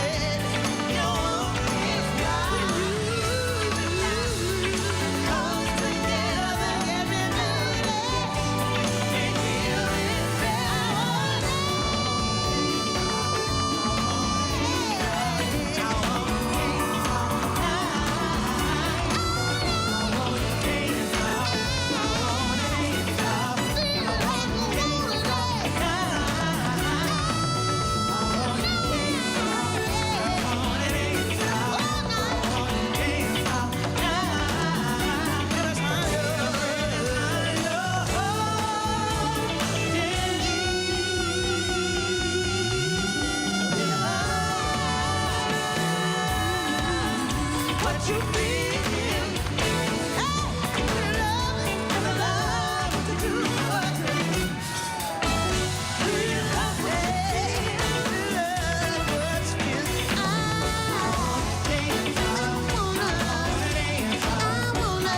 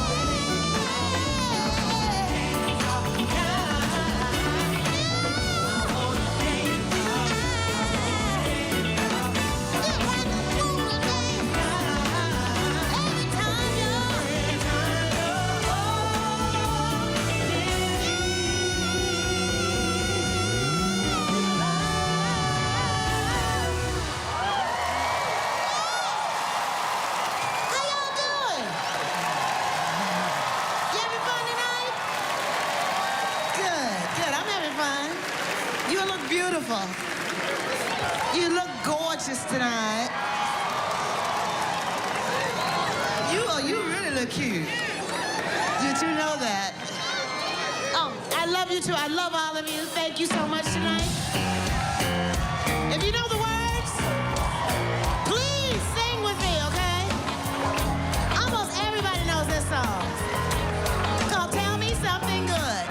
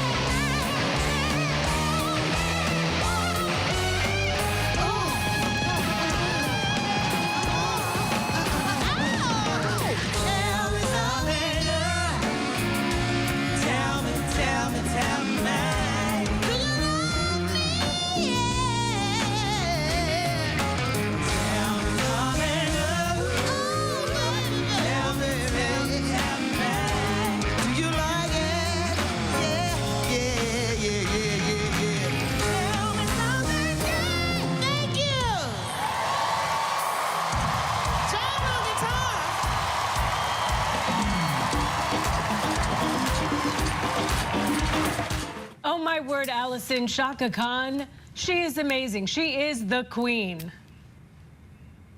Honestly, I mean, somehow she looks younger than I remember her looking in the 80s. And she has the same level of energy, and she's beautiful, and she brought it, and she sounds just as good. I'm not sure what magical elixir she's drinking, but let's order some of it. I need it. Yeah, please send it here. That was incredible. They're really enjoying themselves at the America's 250 birthday party in Los Angeles. They haven't been plagued by some of the weather delays that we have had here. However, Holly, we are finding out from the White House that President Trump is going to speak soon. He has arrived at the venue there on the National Mall. That's him with his family, as we understand.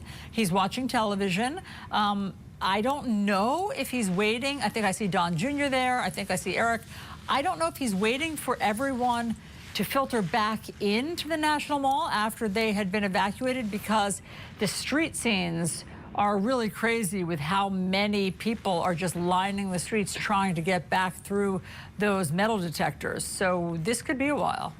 Yeah, hopefully, we saw some activity on the stage earlier, and there it is. I'm wondering if maybe they're going to have some performances, perhaps, as people are coming back to the mall. That'd be great if they could get some of those performers out on stage, but we will wait and see, because watching what's happening in Los Angeles, it's so much fun there. I hope the folks in D.C. can have just as much fun. That would be great. All right, we're going to take a very, very quick break because we do think the president is coming up soon. We'll take a quick break, and Scripps news coverage, special coverage, will be back momentarily.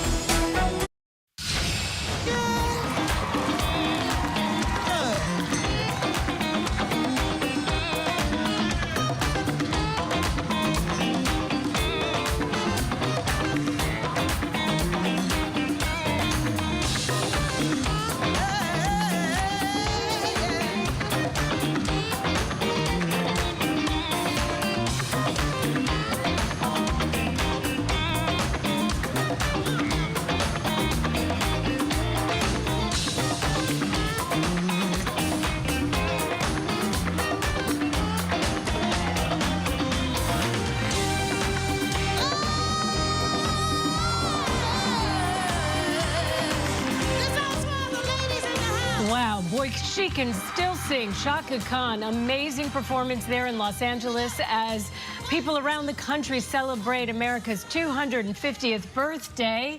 That's the block party in Los Angeles hosted by Queen Latifah. We heard already Maren Morris perform. They're expecting Chris Stapleton, the Smashing Pumpkins. A big celebration happening there in Los Angeles while there's a rain delay in D.C.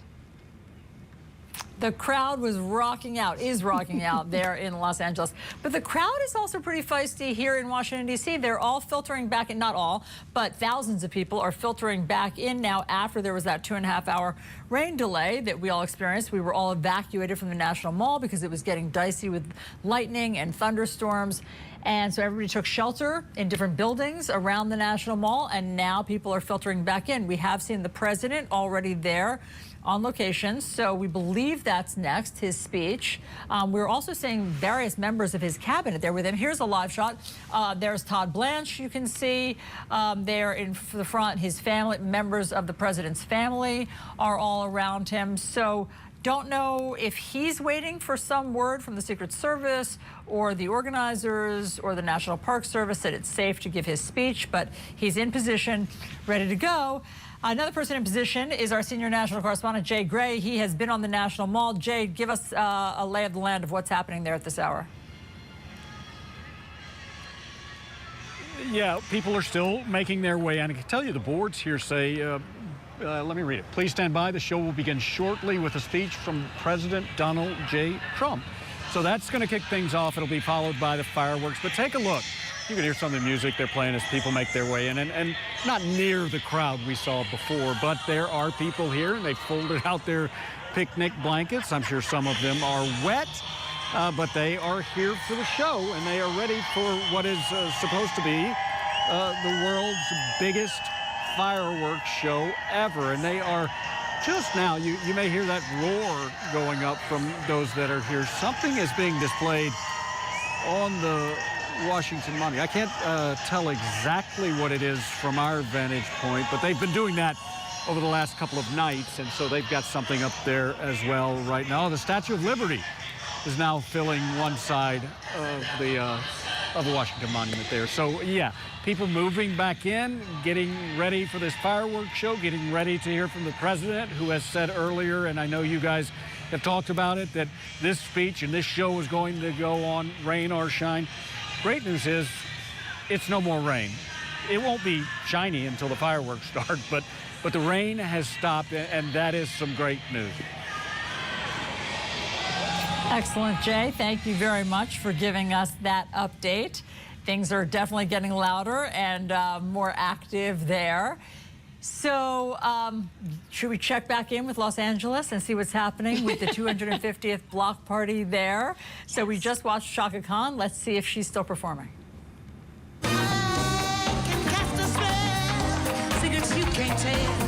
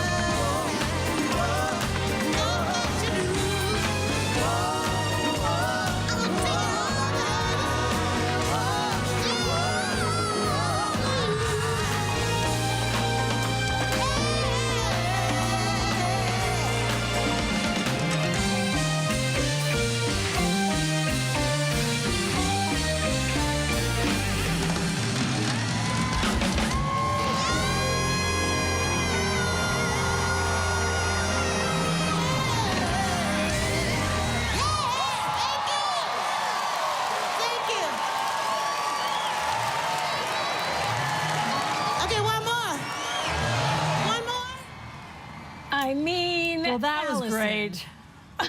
I know, Holly. That is just incredible. Her energy level, her talent, her voice sounds phenomenal. The crowd was rocking out. I mean, look at all of those people there. They know how to do it right now in Los Angeles. We were rocking out. Bringing the spirit. Yeah, we were rocking out here. I've been rocking out in the studio by myself in the control room. We're all dancing. This is what the celebration's about. So great. And she's not stopping. She just is phenomenal. And it's a perfect, frankly, respite for us because over here on the East Coast, we've been having so many weather events and so many rain delays and lightning storms that we've had to stand down. You can see here the satellite, the current radar of storms still moving through the area. So that, I mean, I don't want to say that it's put a damper, but it definitely put a delay on what was happening here with the 250th celebration. So it's been wonderful to be able to dip in and out of LA where they're not having any delays and the show is going on. Yeah, and I'll be honest with you, I have no idea what the weather's like in here in Atlanta where I am. I know it's been hot, but that's just a typical summer day. We've had some pretty good weather ourselves here, so I'm hoping that it clears up soon for you guys. Well, thank you very much. And speaking of the country and of all of the different towns and cities across our country, let's not forget about the small towns that play such an important part of tying this nation together. And Scripps News Group Arizona embarked on a 4-day journey through some of those small towns via America's iconic highway. Of course, we all know it, Route 66. This is Ruben. And I would come on out. Say, how you doing, ma'am? He's one of the many characters you'll stumble across on the Route 66 adventure across Arizona. A road mostly bypassed by I-40, leaving small towns like Valentine and Williams behind. When they bypassed Williams, everything went down. It stopped. Not only did the government bypass us, they didn't put mileage signs out on I-40 saying Seligman 20 miles, So nobody Seligman knew 30 miles. where you were. Yeah, Seligman was forgotten. Myrna Delgadillo tells me her father, Angel, started the very movement to keep Route 66 and the small towns along it alive. And he says, you know what? I think we need to make Route 66 a historic highway. If we make it a historic highway, the government will have to put it back on the map. The historic Route 66 designation put signs back out on the road. While these small towns didn't come back to what they once were, they learned to adapt and to lean into the history of the American road trip. Road was a lot different then than it is now. Michelle Roos from California last visited Route 66 in Arizona when she was 4 with her family. Her story, one of many intertwined with Route 66 itself. This is the road that my mother, when she left Oklahoma and moved to spend her whole life in California, this is the way she came. Others like Rich and Lisa Allison are experiencing the route for the very first time. What are you experiencing along this trek? Oh, wow. Just a landscape we've never seen before. The beauty and fantastic people. Yeah. From a petrified forest and meteor crater to the old ghost towns like Two Guns, where the dusty wind blows across history and legends. Arizona's stretch of 66, like so many other states, showcases neon signs and old diners. Small towns where standing on the corner in Winslow, Arizona is iconic, and travelers throughout the Mother Road's history have gazed at the universe at the Lowell Observatory. Yeah, one of the last major research projects done with this particular telescope in the 1960s was mapping the moon. But it's not all glitz, glamour, and milkshakes. This isn't the triumphant story of Route 66. This is the hard, real story of Route 66. There's a reminder in Kingman of the route once traveled and the harsh reality of the road to the American dream. For some, Arizona was a stopping point. That's all Oatman gold right there. For others, it meant striking it rich in Oatman, Arizona. Oh, save my finger! With the original prospectors long gone, the burros remind visitors here of the storied past of Arizona and how chasing the American dream was far from the easiest road to travel. Craig McKee, Scripps News Group, Phoenix. Very cool to see that. All right, we want to check back in now in Los Angeles. That's where they are having these huge block party. It's known as America's Block Party Benefit Show, live from Los Angeles Memorial Coliseum. It's also, they say it's a benefit show because it is benefiting and raising money for Feeding America. That's the big cause. And there are all sorts of great acts. We've already heard from Maren Morris. We've heard from Chaka Khan. I believe she might still be on the stage. We are also going to hear from the Smashing Pumpkins as well as Chris Stapleton. So let's check in and see if we can hear Chaka Khan right now. Coke, please welcome the Real Thing Choir.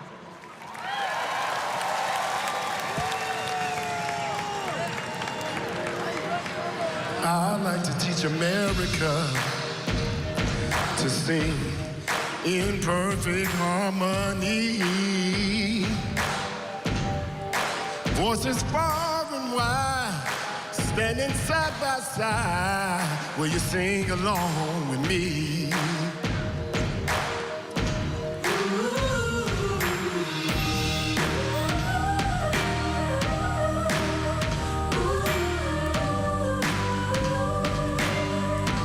I like to build a happy home.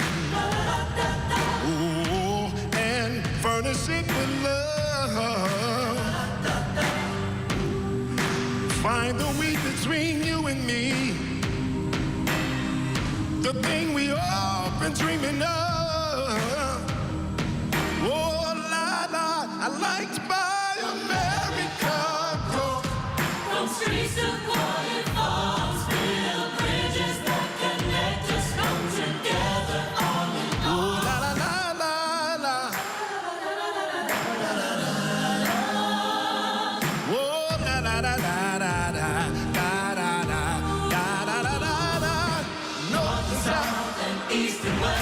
Here's top for this song, the joyful sound of common ground, a place where we belong. Friends and faces, family, from old times near and far. All pursuing happiness, doesn't matter who you are. America, singing perfect harmony, side by side.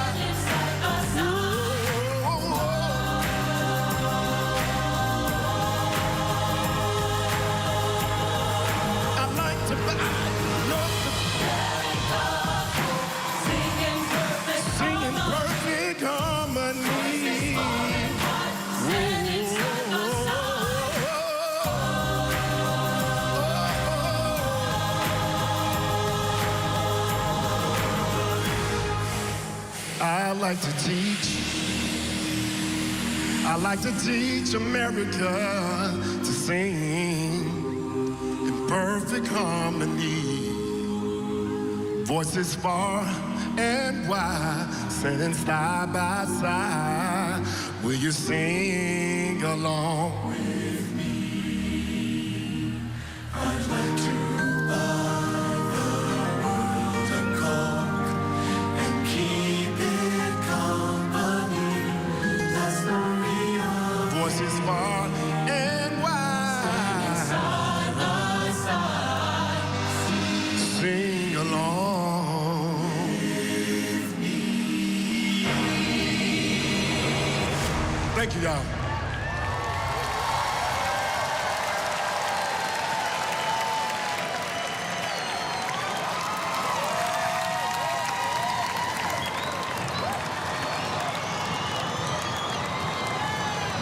We have always been a nation of givers, giving a hand. Another great performance, Alisyn. Amazing, that choir. I mean, I wish I had that kind of talent. Me as well. And I'm not exactly sure of the name of that choir, but I want to find out so that we can all follow it and publicize them. They were excellent. So that's what's happening in Los Angeles. It's this big block party hosted by Queen Latifah. We've already seen Chaka Khan. We've already seen Maren Morris. Chris Stapleton is coming up. And that is going off without a hitch, as far as we can tell. There has, however, been a rain delay here in D.C. It's lasted, at this point, about 4 hours, but President Trump is now on location at the National Mall, and this is the stage there, Holly. So it looks as though something is about to happen on the stage, and they're getting back into position after everyone was evacuated from this location. So not quite sure. We haven't heard exactly what's happening on stage, but it seems like something's about to happen. It looks like there are military members there. If I can see, it looks like there's some kind of instruments as well. So maybe things will start to get underway. As you said, President Trump is there with his whole family. He said the speech was going to happen. He said the fireworks were going to happen. Mother Nature looks like she's eased off a little bit, and there's no rain. So let's hope that the show will go on at 11 p.m. Eastern time. I do believe, do you want us, should we listen in? Alisyn, let's listen in and see what's happening there in Washington. Okay.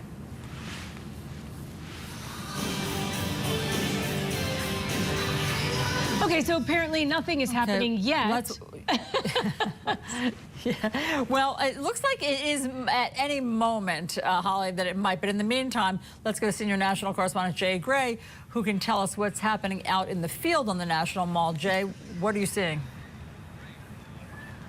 Yeah, I don't know if I should take that personally. Nothing's happening out here, and what something's happening. We're here. We're happening. It's slowly filling in again. I just had somebody ask me, "Hey, where are the fireworks going to be and when?" And I said that way, and your guess is as good as mine. Take a look out onto the mall, and you can see people are here. They are back, and they are ready for that show.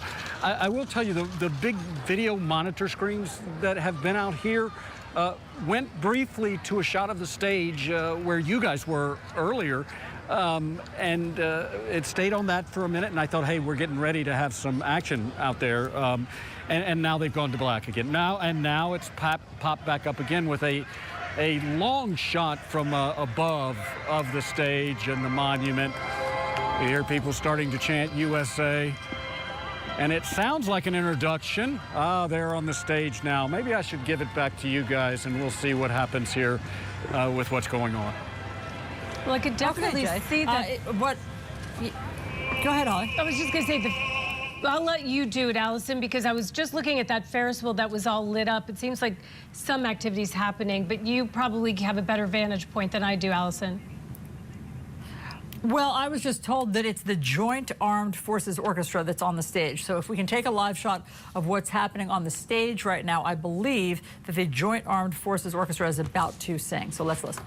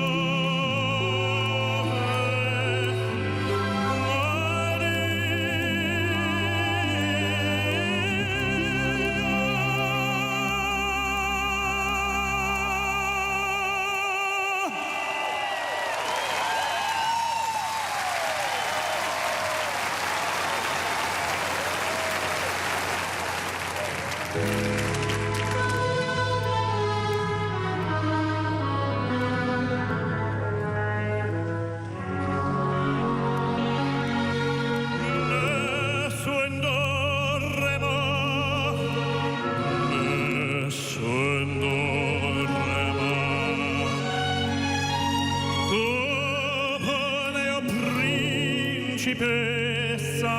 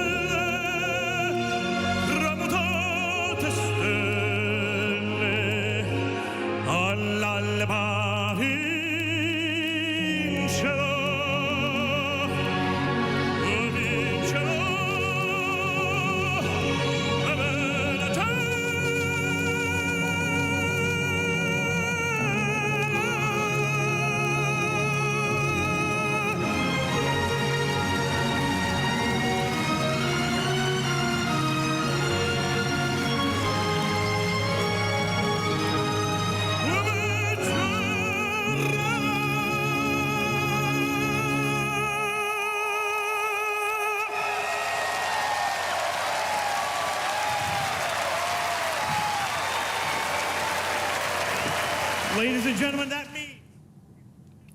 Okay, we've been listening to a beautiful, beautiful operatic performance there. This is in Washington, D.C. This show has just begun again after about a 4-hour rain delay. I believe that the singing was in front of the Joint Armed Forces Orchestra, and that was a rousing, beautiful song that we just heard. So things are getting started again after thunderstorms caused a rain delay and a mass evacuation from the National Mall. We're going to take a very quick break because we believe that President Trump will be speaking very soon on the other side, and there will be more performances. So we'll be right back with our special coverage.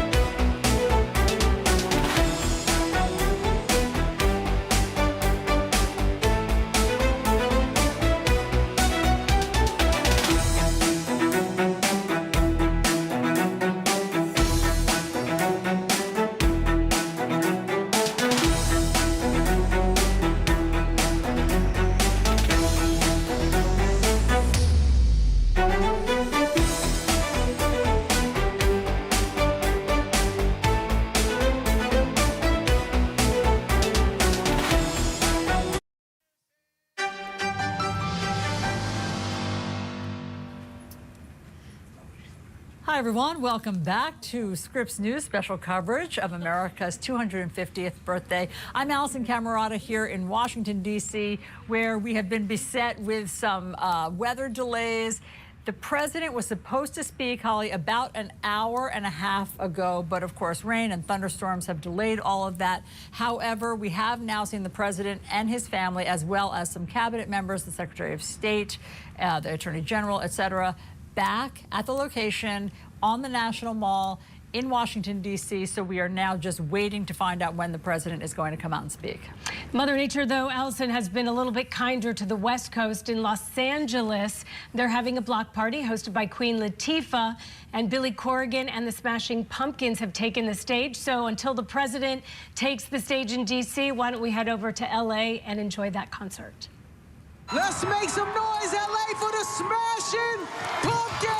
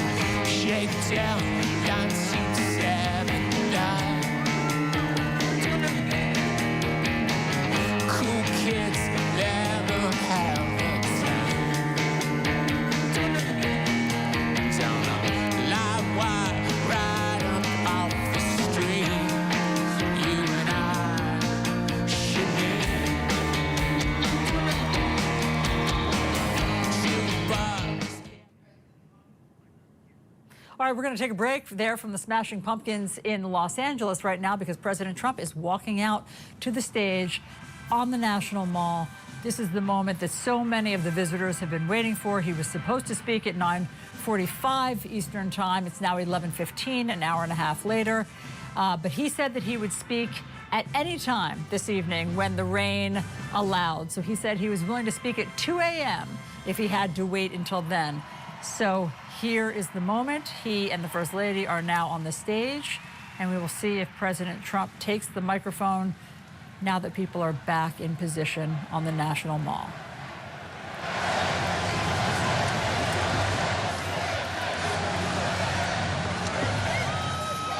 Good evening, America. If you think that was easy, it wasn't. And I want to thank everybody because they did the right thing. They saw lightning, and I said, there's no way if we have to speak in front of one person at 4 o'clock in the morning, I'm going to be here. There's no way we can be deterred. And they estimated they had 375,000 people before everybody had to leave. And they now have 150,000 people. It's the craziest thing anyone's ever seen. At least. And I want to just thank you, and I feel so badly about some people. They left and they couldn't get back.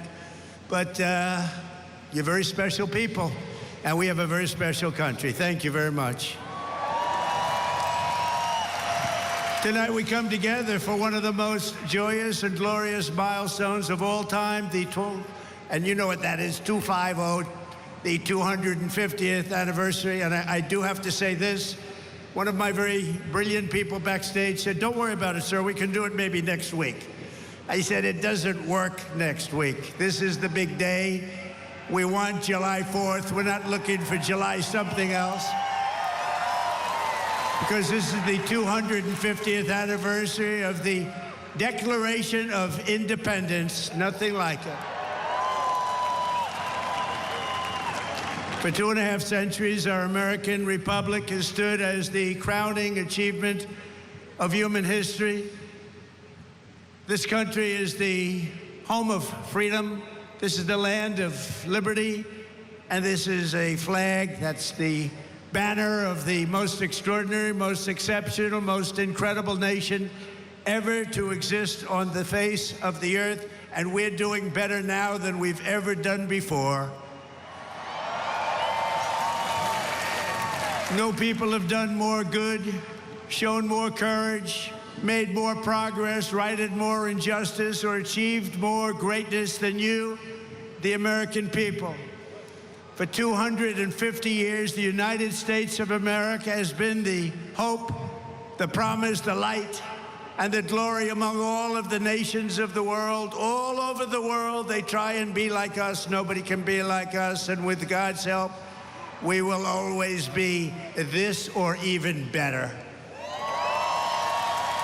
We're gonna be better.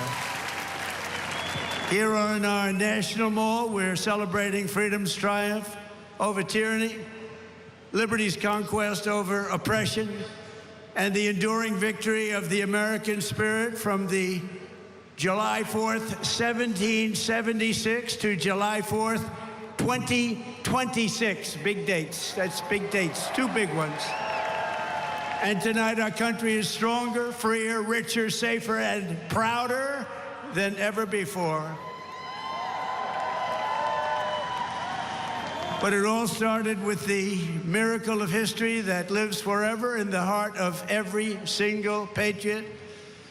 In Philadelphia, our founding fathers summoned the courage of giants and the wisdom of centuries to boldly proclaim these timeless truths. They declared that all men are created equal, that they are endowed with sacred, unalienable rights by the hand of our Creator,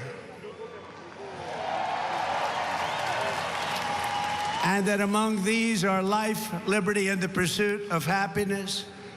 In signing their names to the roster of freedom, those 56 patriots put everything at risk, stepped onto the stage of destiny, and seized a victory for the ages, and that's what it was. And this is an evening for the ages, I believe. This is something very special. This is bigger than if we didn't have the lightning blaring. We had lightning blaring, but this is bigger. Little more inconvenient, but it's bigger. I think in its own way, it's more beautiful. From the beginning, we were a nation that lived by the motto, victory or death, and live free or die.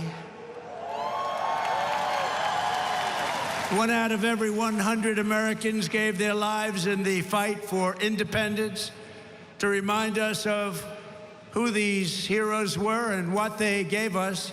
We are honored to have here tonight in the heart of our nation's capital one of the very first American flags ever to exist. Dating back to 1777, it bears the 13 stars and 13 stripes of the 13 states that declared independence on the 4th of July.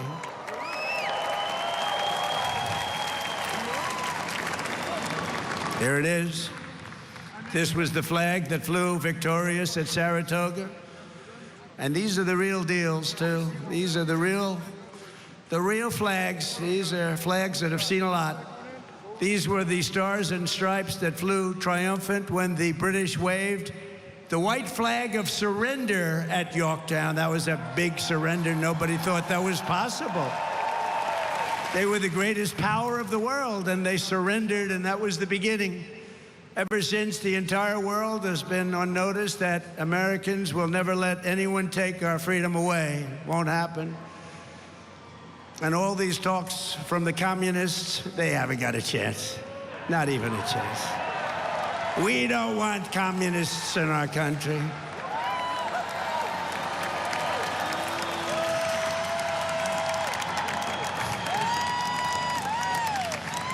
Never worked, and it never will work.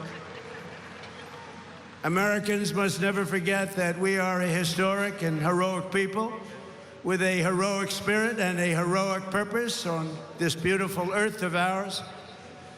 We are made the courage and the fire and the flesh and the blood of the best and the bravest people this world has ever produced. We are the bravest and the best. Tonight we pledge allegiance to the flag they gave us, and we say, God bless the immortal patriots of 1776, and long live the cause of independence. May it reign forever and ever and ever. We will always be on top. We will never let our country fall. We will always be the best. Our founders not only won our liberty, they secured it with the most righteous political document ever conceived. It's called the Constitution of the United States. Very special. And it's because of their genius that we remain the finest people on the planet after 250 years. Unlike so many others in the world, in this country, we have freedom of speech, freedom of religion, equal justice under the law, although I wasn't treated that well, but we won't get into that. And the right to keep and bear arms.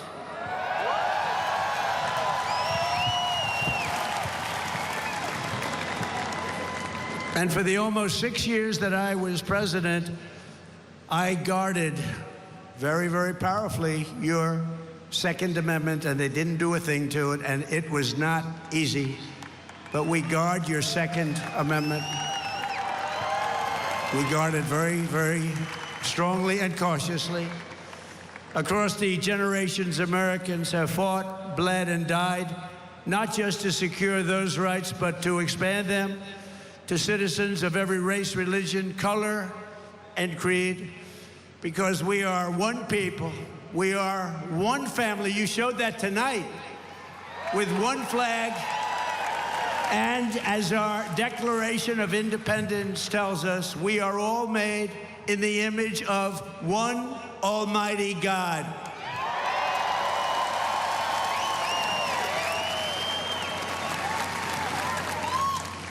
And a communist will never say that.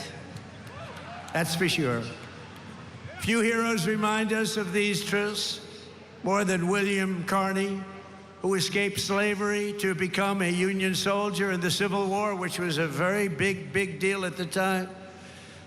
On the front lines of battle, he saw a comrade struck down by enemy fire while carrying the Stars and Stripes, and Sergeant Carney dove to the ground to keep the flag from touching the mud. He didn't want to have it touch the ground. He didn't want to have it touch the mud.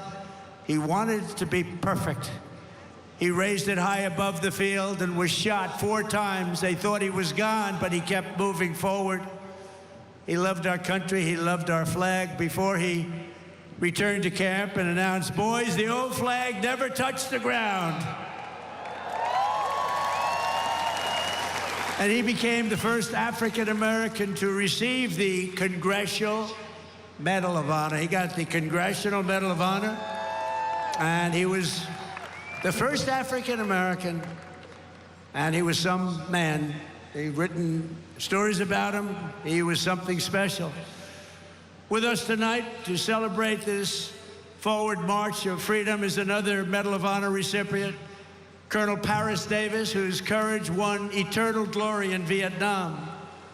He helped lead a surprise attack on 100 enemy combatants. They said he was finished. His whole group was finished. And despite multiple life-threatening wounds, saved the lives of his fellow soldiers. And this evening he stands to salute the only flag of its kind, the one that was draped over the casket of President Abraham Lincoln in Independence Hall. Thank you very much. Great.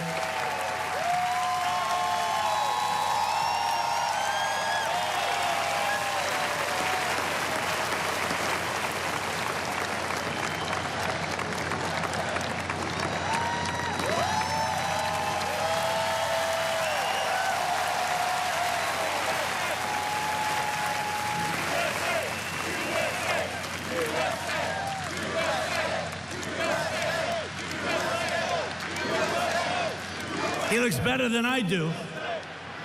He looks great, and he's brave. Because of heroes like these, our flag will always be a symbol of liberty and justice for all. Colonel Davis, thank you very much. Great man. Great man, thank you.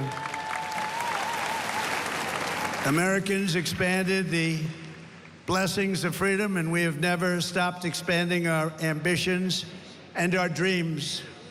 We had the American dream. We never had the American dream, however, like we have it right now. The American dream is back, very strong, beautiful. You know, to get into our military now is tough. 2 years ago, we couldn't fill a job, and now it's overflowing. We have so many, setting records. We're setting records. It's actually hard to get in. That includes our great police forces and our firemen. They couldn't hire anybody. Nobody wanted to do it. Now it's hard to get those positions, but it's really hard to get into our military because people respect and love our country again.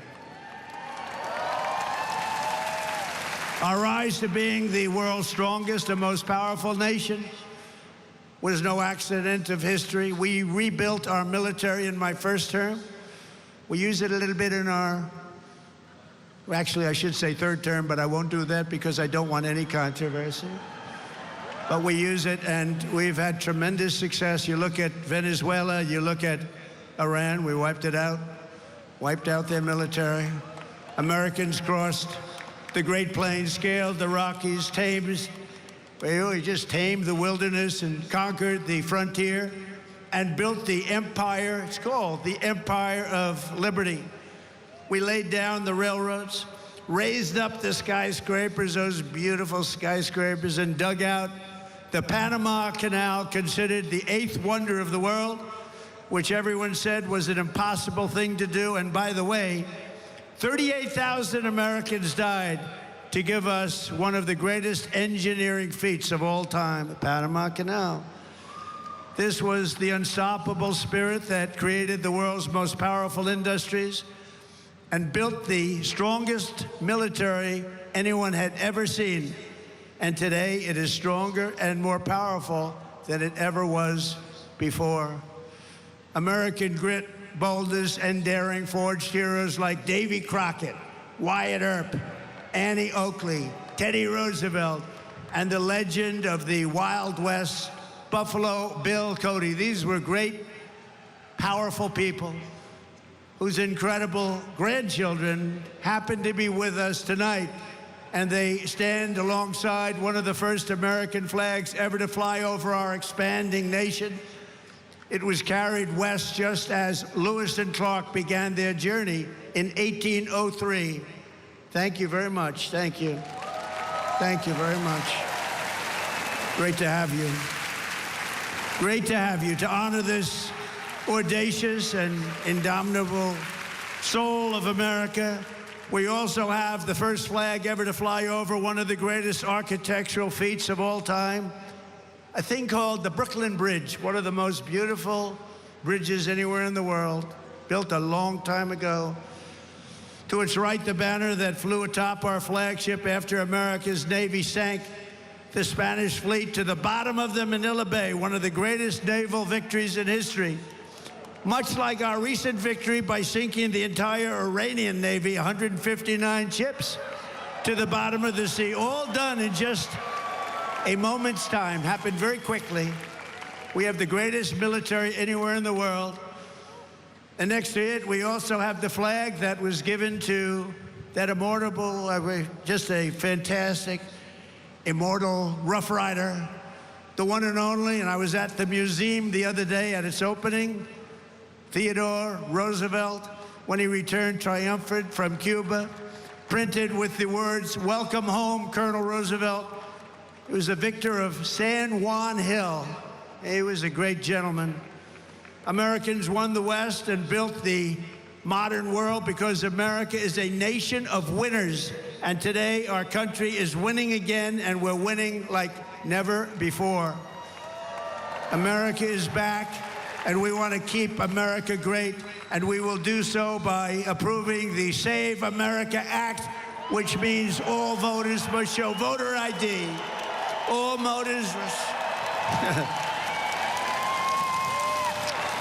voters must provide a little thing called proof of citizenship. And there will be no mail-in ballots except for illness, disability, military deployment, or travel. And you won't have cheating on the elections anymore. It's very simple. Together, we are also reasserting the truth that American strength and power is not something to be ashamed of. It is something that we are very, very proud of. This country has been the greatest force for peace and justice on earth. In the last century, we defeated tyrants, demolished evil, and saved freedom again and again and again. Ken Schubring was 19 years old when he survived the Japanese attack on Pearl Harbor. After enemy planes sank ships like the USS Arizona, he resolved that he would help America strike back and win. He wanted them to strike back and win. Flying B-29s in the Pacific, Ken fought from the first day to the very last. He was in the war right from the first day, and he went to the last day and all the way to the enemy's unconditional surrender. We got an unconditional surrender. He was there. At 104 years old and looking really good, Captain Schubring is here tonight, and he is saluting the flag that went down with the Arizona at Pearl Harbor, but was raised back up with the help of some unbelievable American patriots. It's a symbol of American defiance. Please.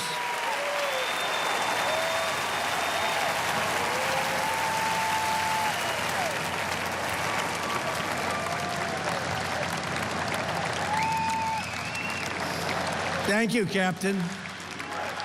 Thank you, Captain.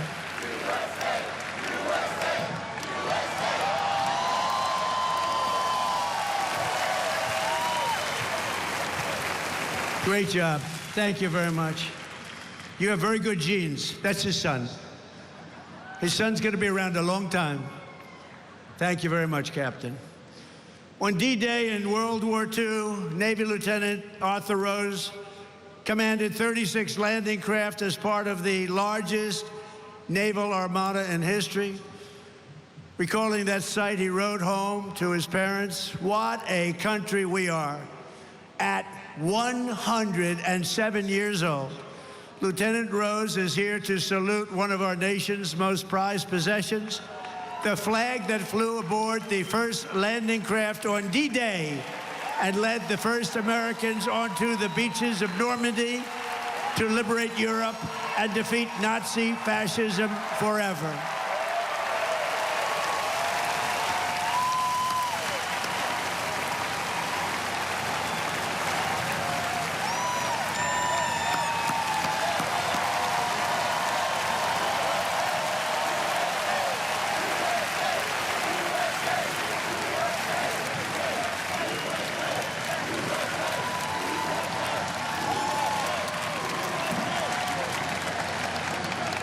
Lieutenant Rose, you are an inspiration to this beautiful crowd, and we thank you very much. Amazing man. 107. It's 107.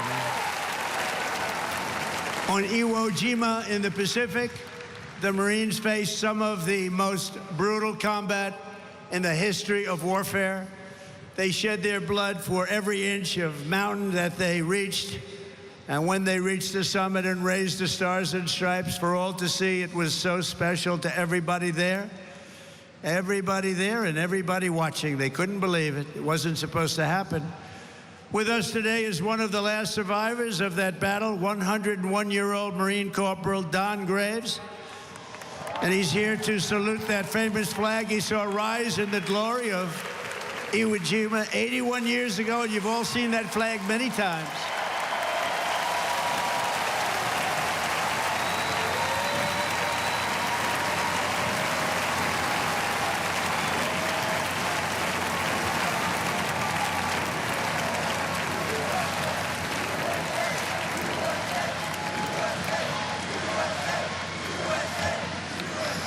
So, ladies and gentlemen, these are the fighters and the banners of the greatest generation. They are the greatest generation. I hate to admit that, but they are. They saved the world, and they made America very, very proud. We're very proud of you, heroes all. And after we vanquished fascism, Americans stood against the evil of communism in the Cold War. And as I said last night at the beautiful Mount Rushmore, what a beautiful place, where Washington, Jefferson, Lincoln, and Theodore Roosevelt loomed over my shoulder as I spoke. America will never be a communist country. Won't happen. Communism is a loser, and it always will be. The communist system is the opposite of the American system, and the communist system has never worked. Our warriors did not fight communism on battlefields across the world, only to have that menace rear its ugly head right back here in America. We're not going to let it happen.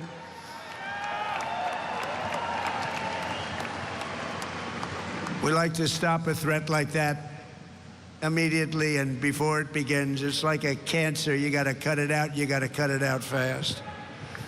Tonight, we proudly thank veterans of the war on communism, including Marine Corporal Pat Finn and Private First Class Rudy Meekins, who fought at the famed Battle of Chosin Reservoir in Korea. That was a rough one.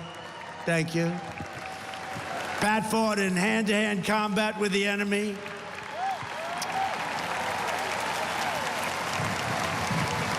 He had 5 against him, and he was 1. And as you can see, he's around to talk about it. And Rudy was wounded 4 times, but never stopped shooting, and he never stopped moving forward.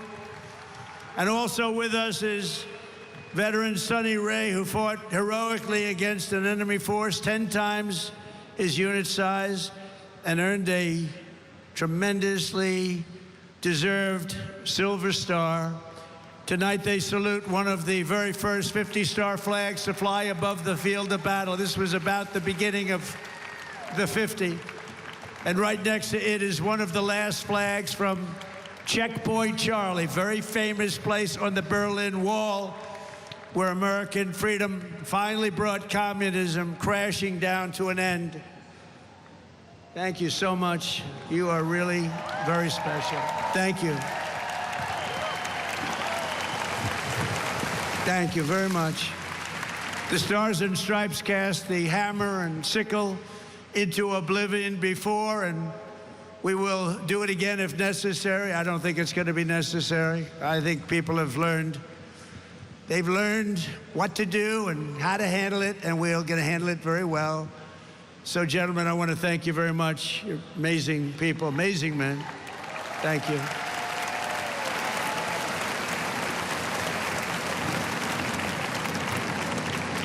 How about that, huh? Isn't that great?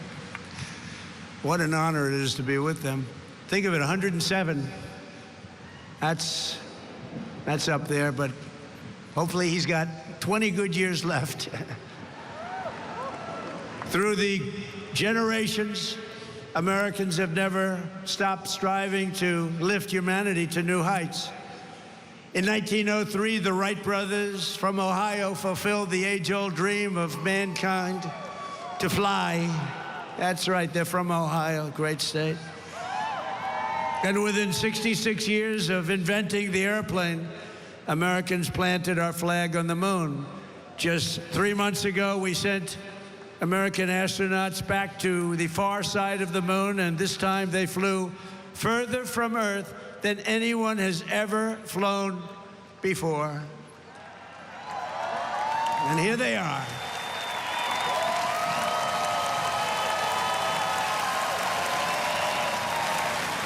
So tonight we're joined by that crew of NASA Artemis, you know the crew, everybody. Artemis 2, and everybody watched. Isn't that amazing? And they became very famous.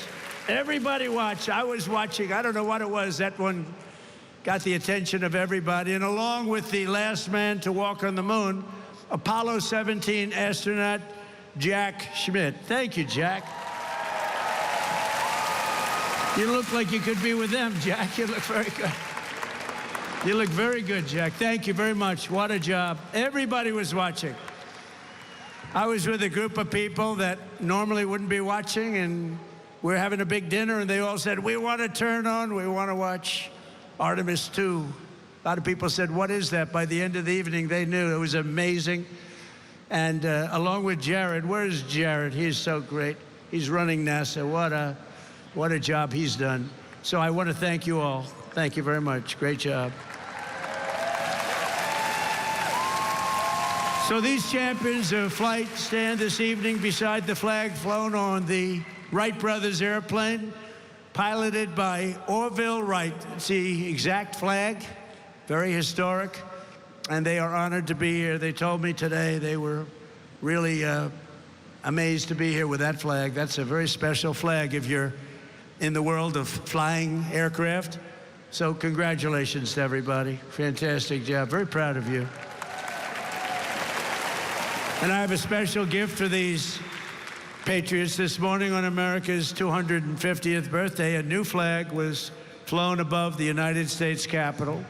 And tonight I present it to you to soon be planted by American astronauts on their upcoming return to the moon. And in addition to that, I gave them and all of the great heroes that you saw up on stage tonight and a few others that couldn't quite make the stage, I gave them a very special medal from the White House. So it's an honor. Thank you very much, everybody. Appreciate it. So then I assume you're going to be heading to Mars, right? We're going to be going to Mars very soon. And I think that's something that we do have in mind. And we're going to do the moon, and we're going to go from there. We're going to go to Mars, and we're going to continue to be way ahead. You know, we did Space Force. That was something I was very proud of. And some people smiled. They thought it was foolish, and now they're finding it's one of the most important things that we've done. We were losing to China and to Russia in space, and now we're leading them by giant steps, and it's a great thing, and it's people like that really, like you, that made it happen. Thank you very much, everybody. Thank you very much, Jack. So as we celebrate America's unmatched achievements and unlimited potential, we never forget that none of this would have been possible without those who gave everything so that we could reach this 250th year of freedom. We are honored to be joined by 11 Gold Star family members. The Gold Star family, that is one of the great tributes. It's one of the great honors, a tough honor. There's nothing tougher than that. But these are amazing people. Thank you very much. Thank you very much. Come on up. They went through a lot. Thank you very much.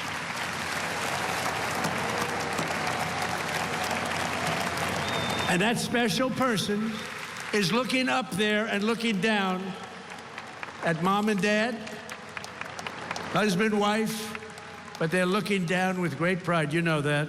You know that. And we want to thank you for being here. Thank you very much. And we have medals for you backstage. I brought them. I thought I'd be handing them out about 2 hours ago, 3 hours ago. But we're going to be backstage, and we have beautiful medals for you, for your family, from the White House. Thank you very much, everybody. We love you. On this special 4th of July, we give you our undying gratitude and promise to redeem the sacrifice of your heroes by preserving the America that they love. They loved our country. They sacrificed it all. And these people have sacrificed it all. They've been through hell. We love you. Thank you very much. Thank you.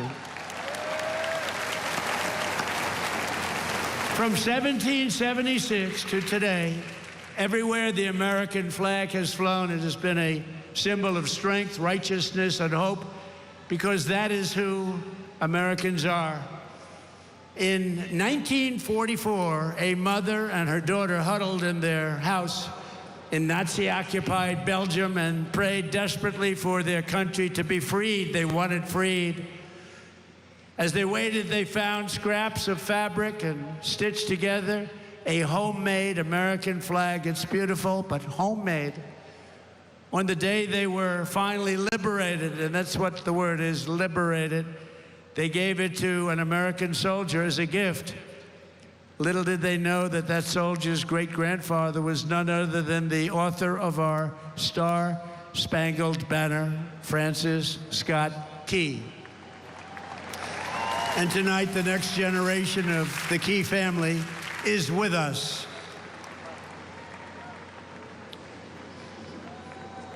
Thank you very much. Please. Thank you. Major Kyle Key has spent 23 years in the U.S. Army, highly respected, and this evening he proudly salutes the old flag that was made by the Belgian woman so beautifully, and who knew that America means hope and freedom. Congratulations, and thank you for being here very much.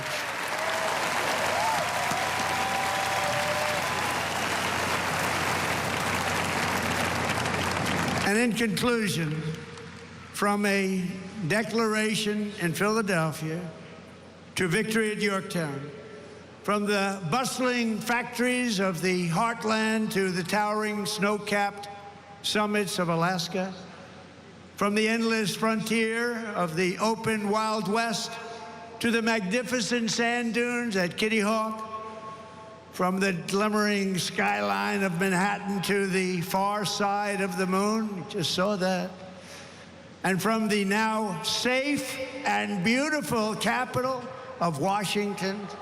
Think of it, Washington, D.C., our capital.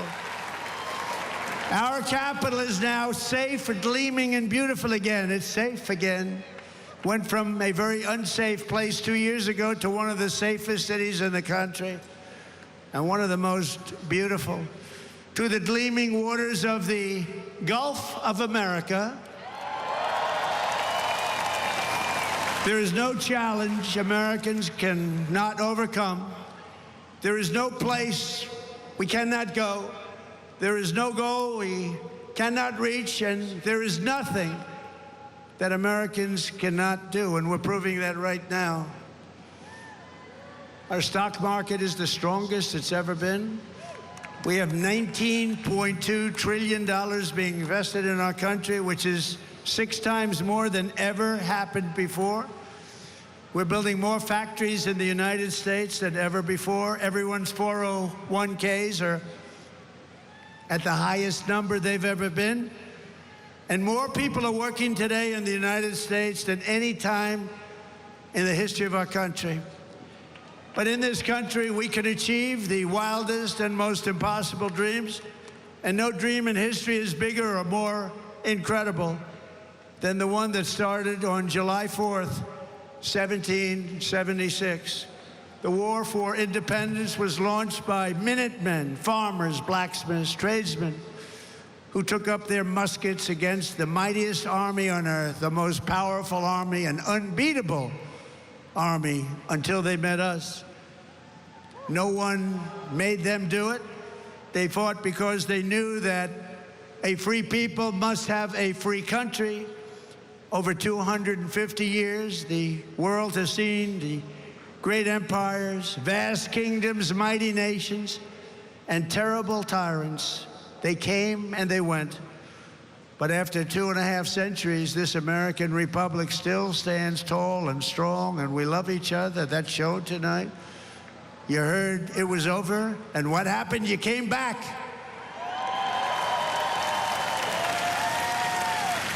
And this American flag still waves proud and free and beautiful. We have thrived and flourished because our founders were great. Our cause was just, our people are brave, our culture is exceptional, and our destiny is written by God.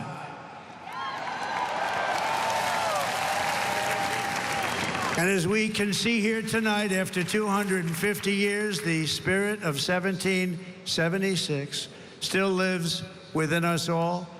It still roars in the hearts of our nation's capital. It still burns in the heart of every patriot, thunders through every city and town, and it still lights the entire world with the glow of American liberty, and there is nothing like that.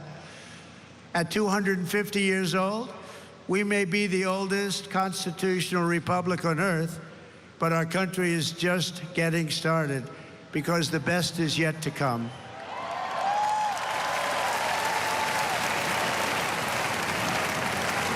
This is only the dawn of the golden age of America, and on this 250th 4th of July, we declare, just as they did 2.5 centuries ago, that for our country and for our children and for the cause of liberty, we are going to take our country to new levels, to levels not reached. We're going to make it bigger, better, stronger, and we're going to love it even more. And I just want to thank you, and the inconvenience of lightning can do that, but lightning will never stop you. And I want to thank everybody, and we love you all, and it's an honor to be your president. Thank you. God bless you all. God bless you all. Thank you.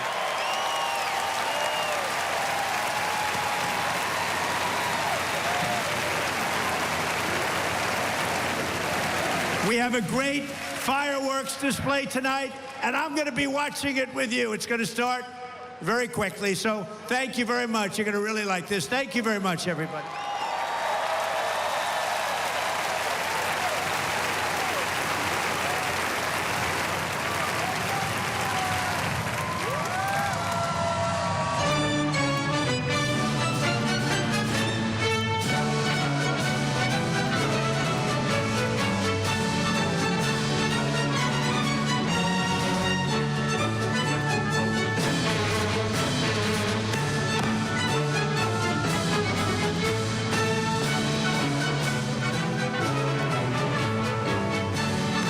Listening there to President Trump give his speech. It was supposed to happen about an hour and a half earlier than it actually happened, but he promised that he was going to give this speech even if it were at 2 a.m., he said, despite a rain delay, and he delivered on that.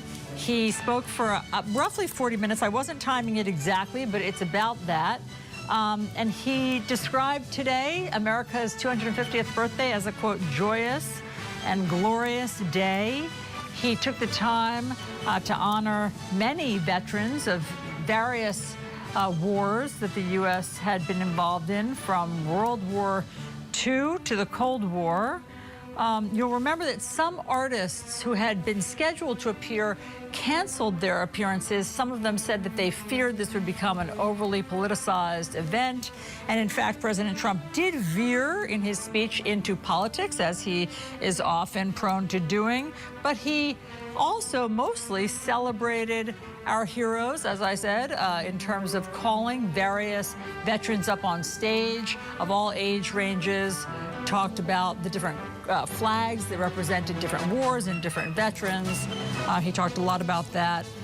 And he also, interestingly, brought up the astronauts from the Artemis, celebrated them, and Gold Star families. And I thought that that was very interesting because in the past, he has had tension, let's be honest, in his first term with Gold Star families. There were some controversies around some of the comments he made about Gold Star families, but tonight he said he celebrated them and said that they were so vital and so brave to this country. He also praised the crowd, Holly, for coming back. So, as you know, thousands of people had to evacuate because of the storm, and they had to wait in nearby buildings. But he said that tens of thousands of them came back to hear his speech, and he was really proud of that and proud of them for having the tenacity to come back. And last, he said the best is yet to come in terms of America's greatness. So he ended on a positive note. Absolutely. And I know it took a lot of those folks a little bit of time to get back in. They had to be rescreened. And our Stephanie Liebergen was with the crowd. And Steph, so what was the reaction there? I mean, you were among people listening to the speech. What was it like down there? Hey, Holly. Hey, Alisyn. And thank you, Alisyn, for letting me steal your spot for the remainder of the evening. I will say the folks who made it through the effort to go through security, to wait through a mile-long line where we were packed in like sardines. These were largely, I think, diehard Trump fans that made the effort to get their way back in here tonight. There were a lot of folks who kind of gave up trying to get back in through security, and so they just piled in along 14th Street, along Constitution Avenue, trying to position themselves in a place where they could watch the fireworks, knowing that there were speakers that you could hear the president's remarks out that far, but you just, they gave up on the effort trying to get back through security again. It's definitely a much more sparse crowd now than it was earlier today. And Stephanie, any word on, let's listen to the national anthem.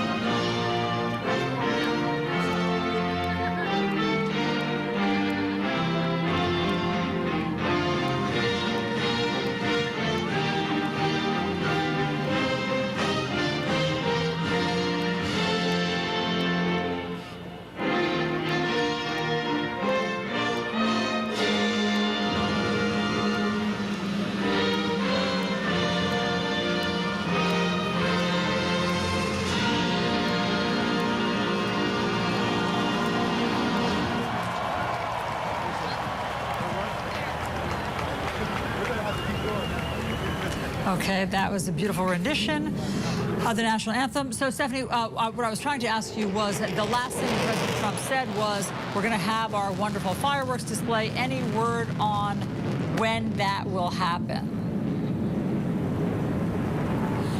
The expectation from the original schedule that we have for the evening did have a few musical interludes between the president's remarks and the fireworks, but I would expect those to really start kicking off anytime now. The live orchestra that you just heard do the Star Spangled Banner, they are going to be part of, here we go. Oh my gosh, they're already starting, and they are coming out. You were right. 50 years America!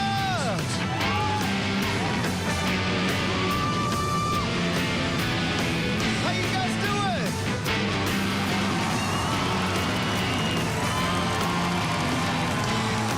Waiting for the break of day, searching for something to say.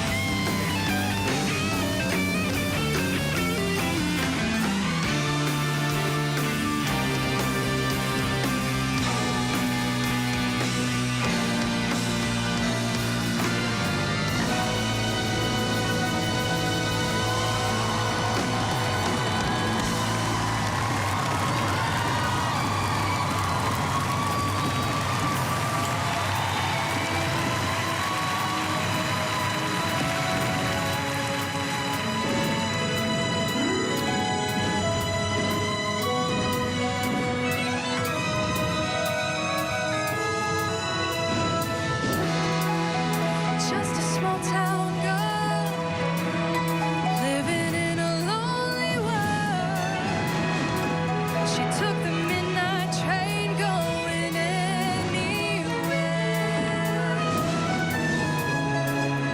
Just a city boy, born and raised in South Detroit. He took the midnight train going anywhere.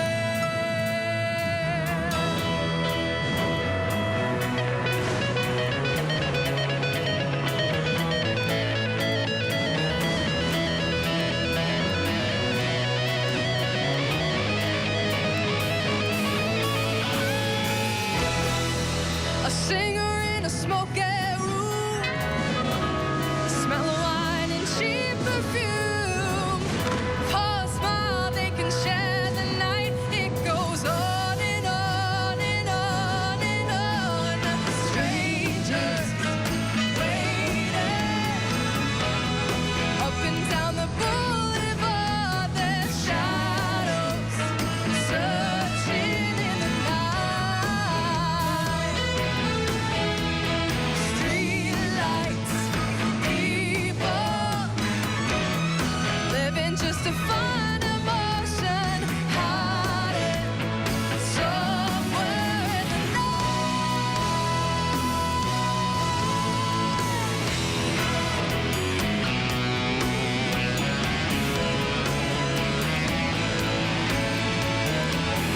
working hard to get my fill.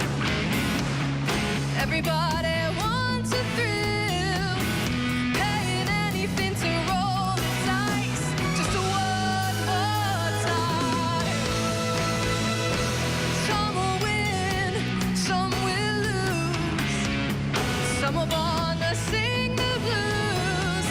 Oh, the movie never ends. It goes on and on and on and on. Strangers waiting up and down the boulevard. Their shadows searching in the night. Streetlights, people living just to find emotion, hiding somewhere in the night.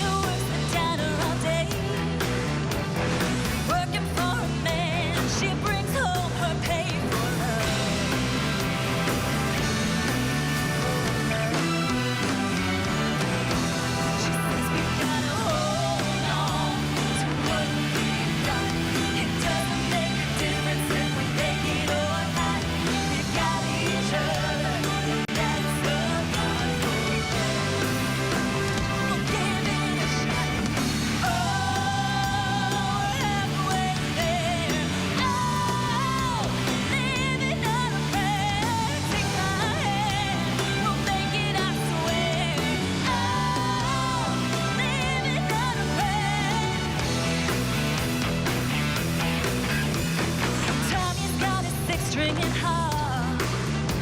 Now he's holding in when he used to make it talk so tough.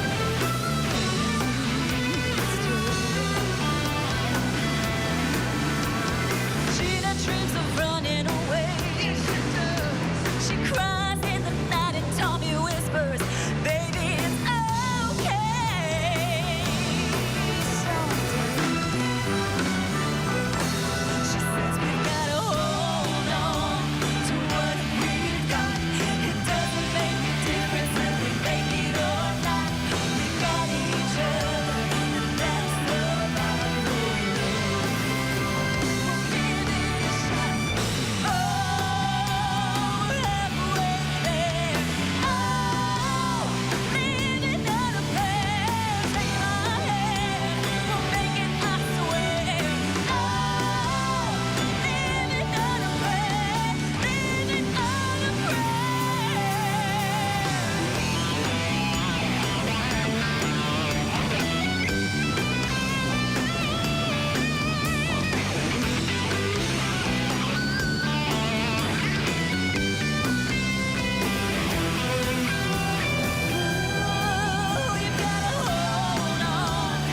ready or not, you live for the fight when that's all that you got. Oh, halfway there. Oh, living on a prayer. Take my hand, we'll make it, I swear. Oh, living on a prayer. Oh, halfway there. Oh, living on a prayer. Take my hand, we'll make it, I swear. Oh, living on a prayer. Living on a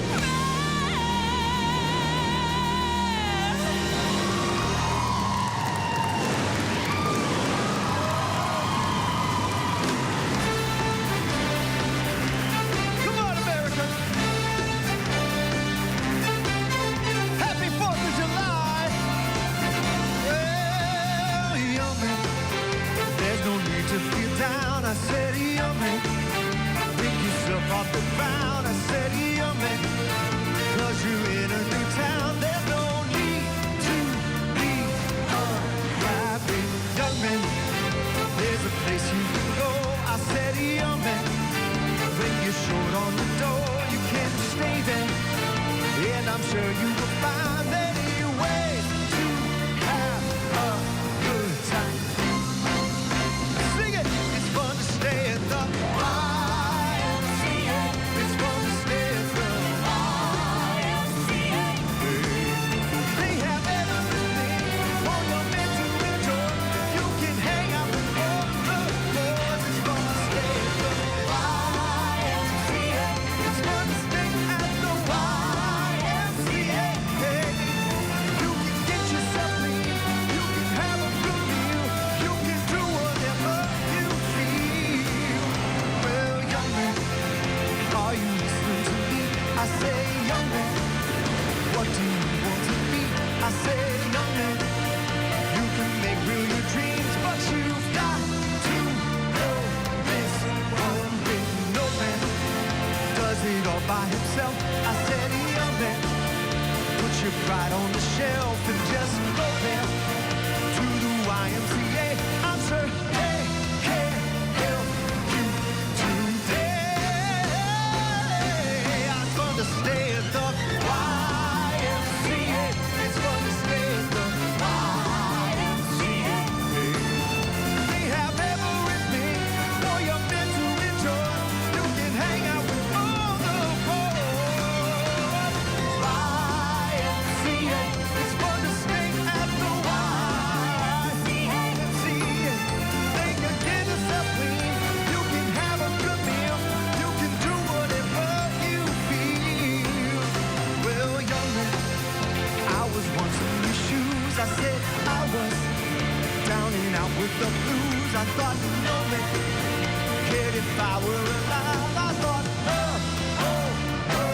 was so jive. That's when someone came up to me and said, young man, take a walk up the street. There's a place there called the YMCA.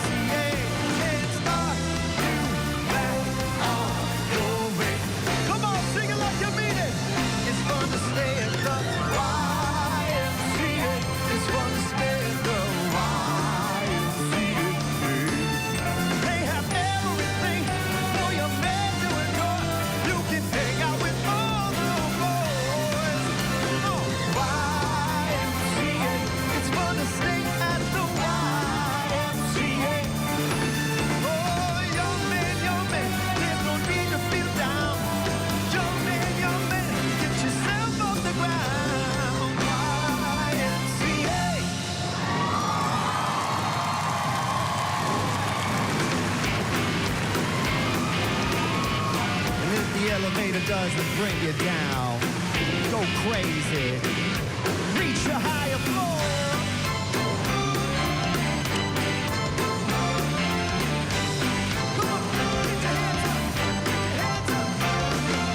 If you don't like the world you're living in, take a look around you. At least you got friends. You see a calm old lady, a friendly word. She picked up the phone, dropped it on the floor. I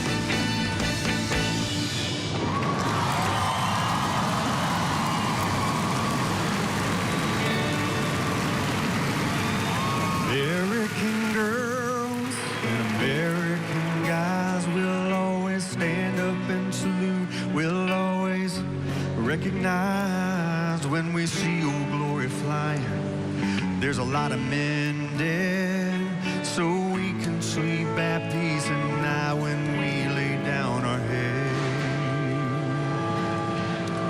My daddy served in the army where he lost his right eye, but he flew a flag out in our yard till the day that he died. He wanted my brother, my sister and me to grow up and live happy in the land of the free. Now this nation that I love is falling under attack. A mighty sucker punch came flying in from somewhere in the back. So as we could see clearly through our big black eye, man, we lit up your world like the 4th of July. Hey, Uncle Sam, put your name at the top of his list, and the Statue of Liberty started shaking her fist, and the eagle will fly, and there's gonna be hell when you hear Mother Freedom start ringing her bell, and it'll feel like the whole wide world is raining down on you. All brought to your courtesy of the red, white, and blue.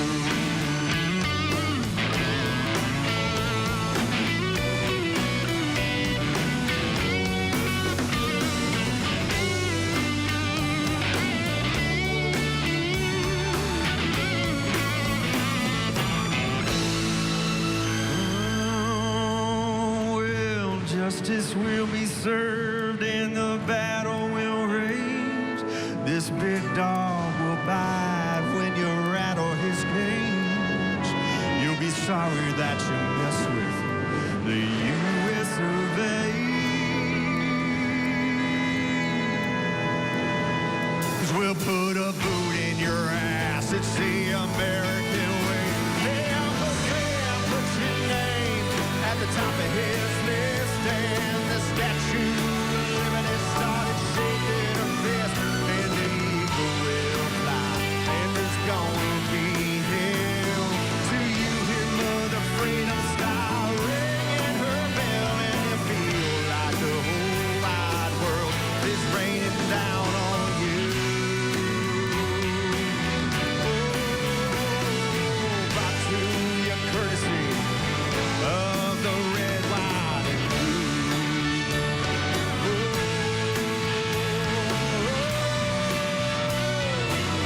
Of the red, white, and blue.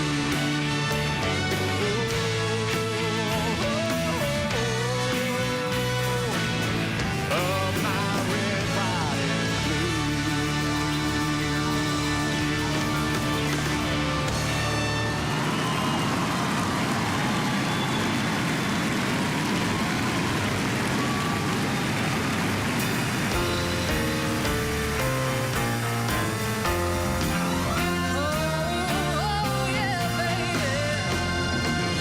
Like a fool, I went and stayed too long. Now I'm wondering if your love's still strong. Ooh, baby, here I am, signed, sealed, delivered. I'm yours. Now the time I went and said goodbye. Now I'm back and not ashamed to cry. Ooh, baby, here I am, signed, sealed, delivered. I'm yours. Hey, yeah, here I am, baby, signed, sealed, delivered. I'm yours.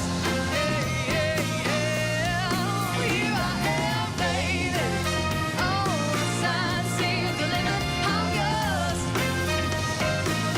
Well, I did a lot of foolish things that I really didn't mean, yeah.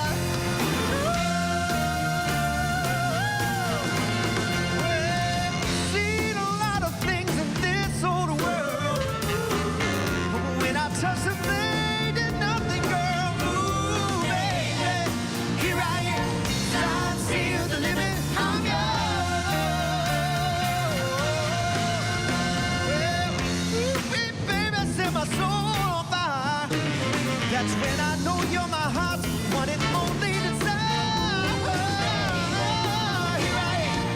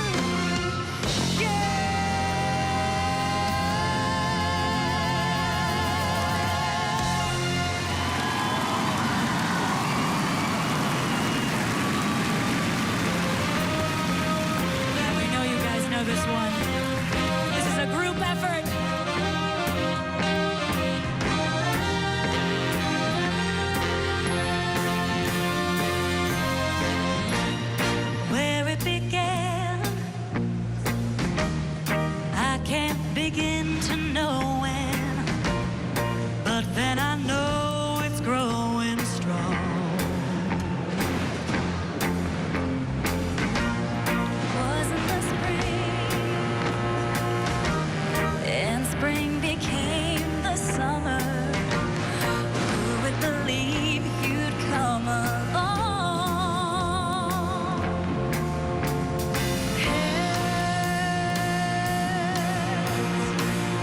Touching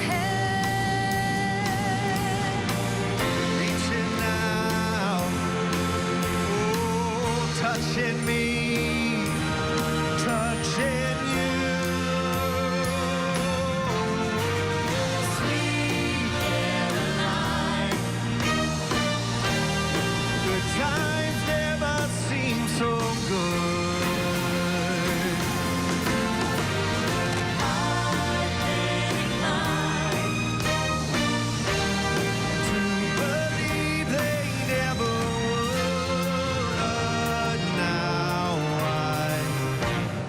Look at the night,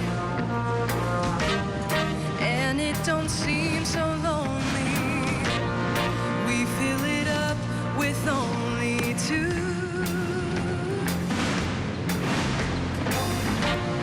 And when I hurting runs off my shoulders.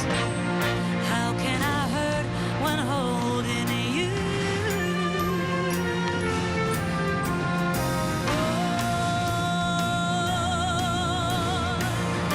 Touching Well, reaching out, touching me, touching you.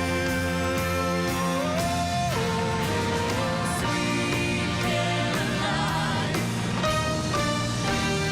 good times never seem so good.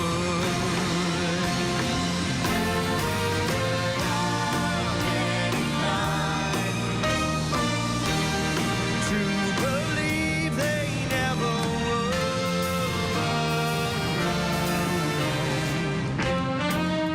America, how are we feeling? So happy to have you all here to celebrate this great 250th birthday. Sing it with us. Sweet Caroline, good times never seem so good.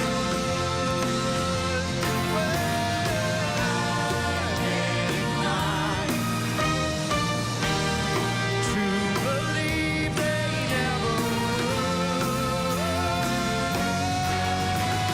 Sweet Caroline, sing. Good times never seem so good. I've been inclined to believe they never would. Sweet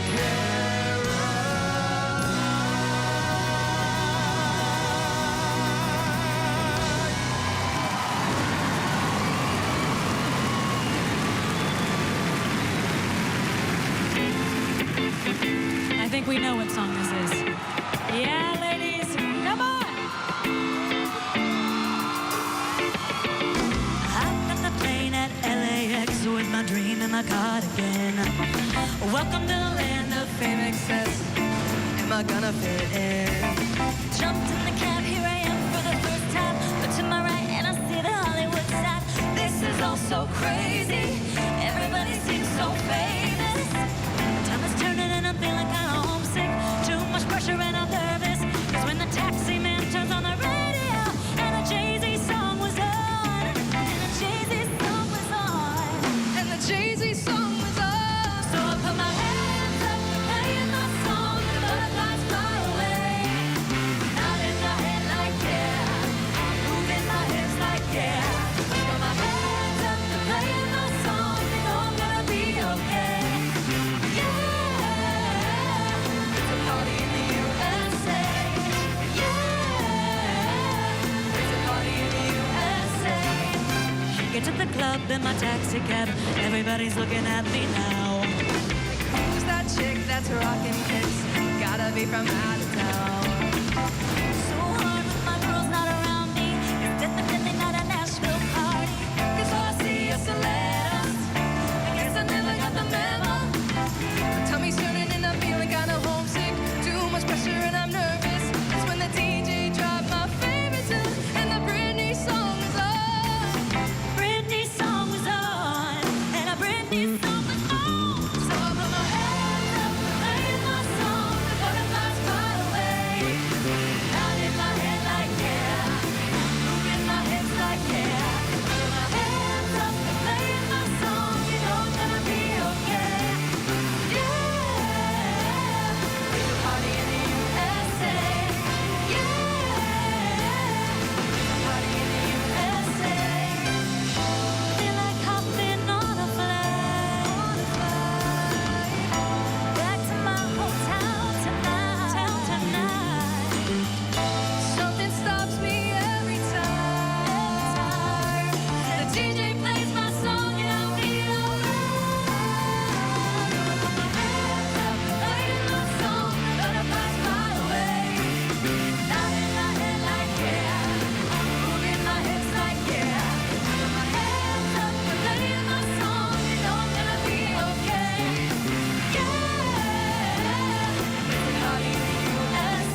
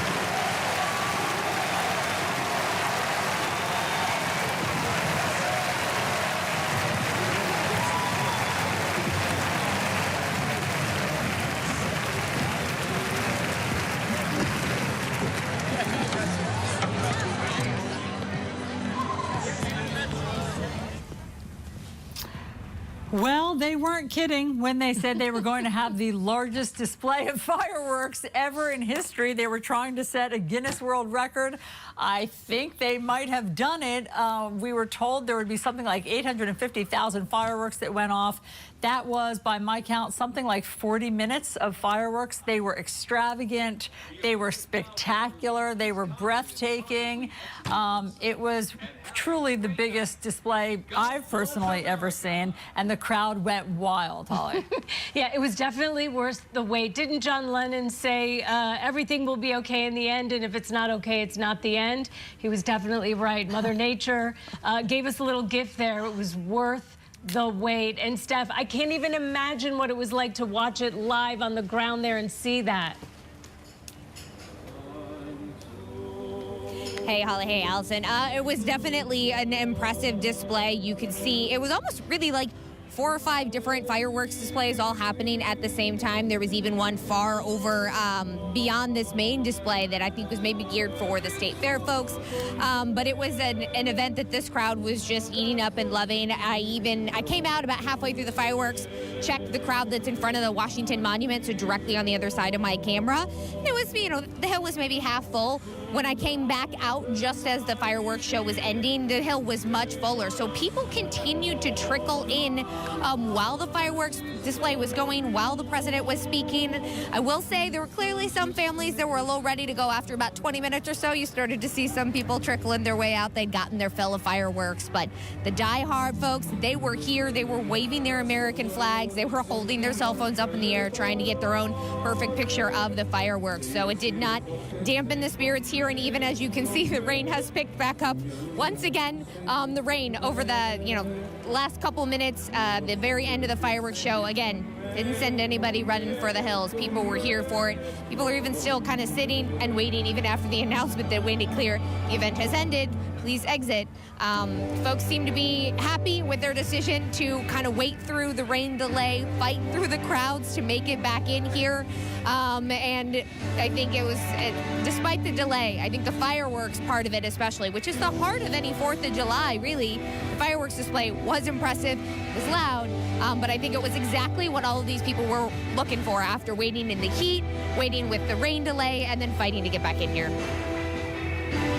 Totally agree. And Holly, I don't know if you could see from your vantage point, but there were little kids there, still awake, there were toddlers, there were little kids who just were wide awake because the fireworks were so spectacular. I mean, that was exponentially more fireworks than I think we've ever seen in any big city. So, yeah, worth the wait. It was a crazy night here, lots of delays, but they pulled it off. Listen, I'm still awake, and I'm usually in bed way before this time. It was definitely worth it. I think I'm like them. I think we'll all be sleeping in tomorrow. And Alisyn, I'm so sorry that you weren't out there live seeing it like you were earlier, but I am so grateful and thankful for you to let me hang out with you tonight on such a special occasion. Both of you ladies, I appreciate it very much. It was definitely worth one for the memory books. Absolutely. Me too. It was really a pleasure working with you guys. Be safe, everybody. It's been wonderful to spend this holiday with you. I'm Alisyn Camerota in Washington, D.C., and we will see you next time. Happy 4th, everyone.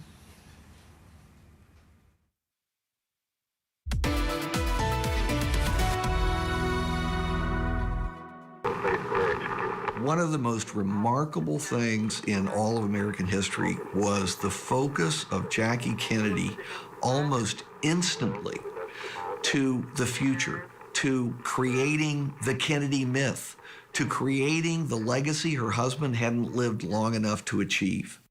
It took about an hour and a half for her to transition to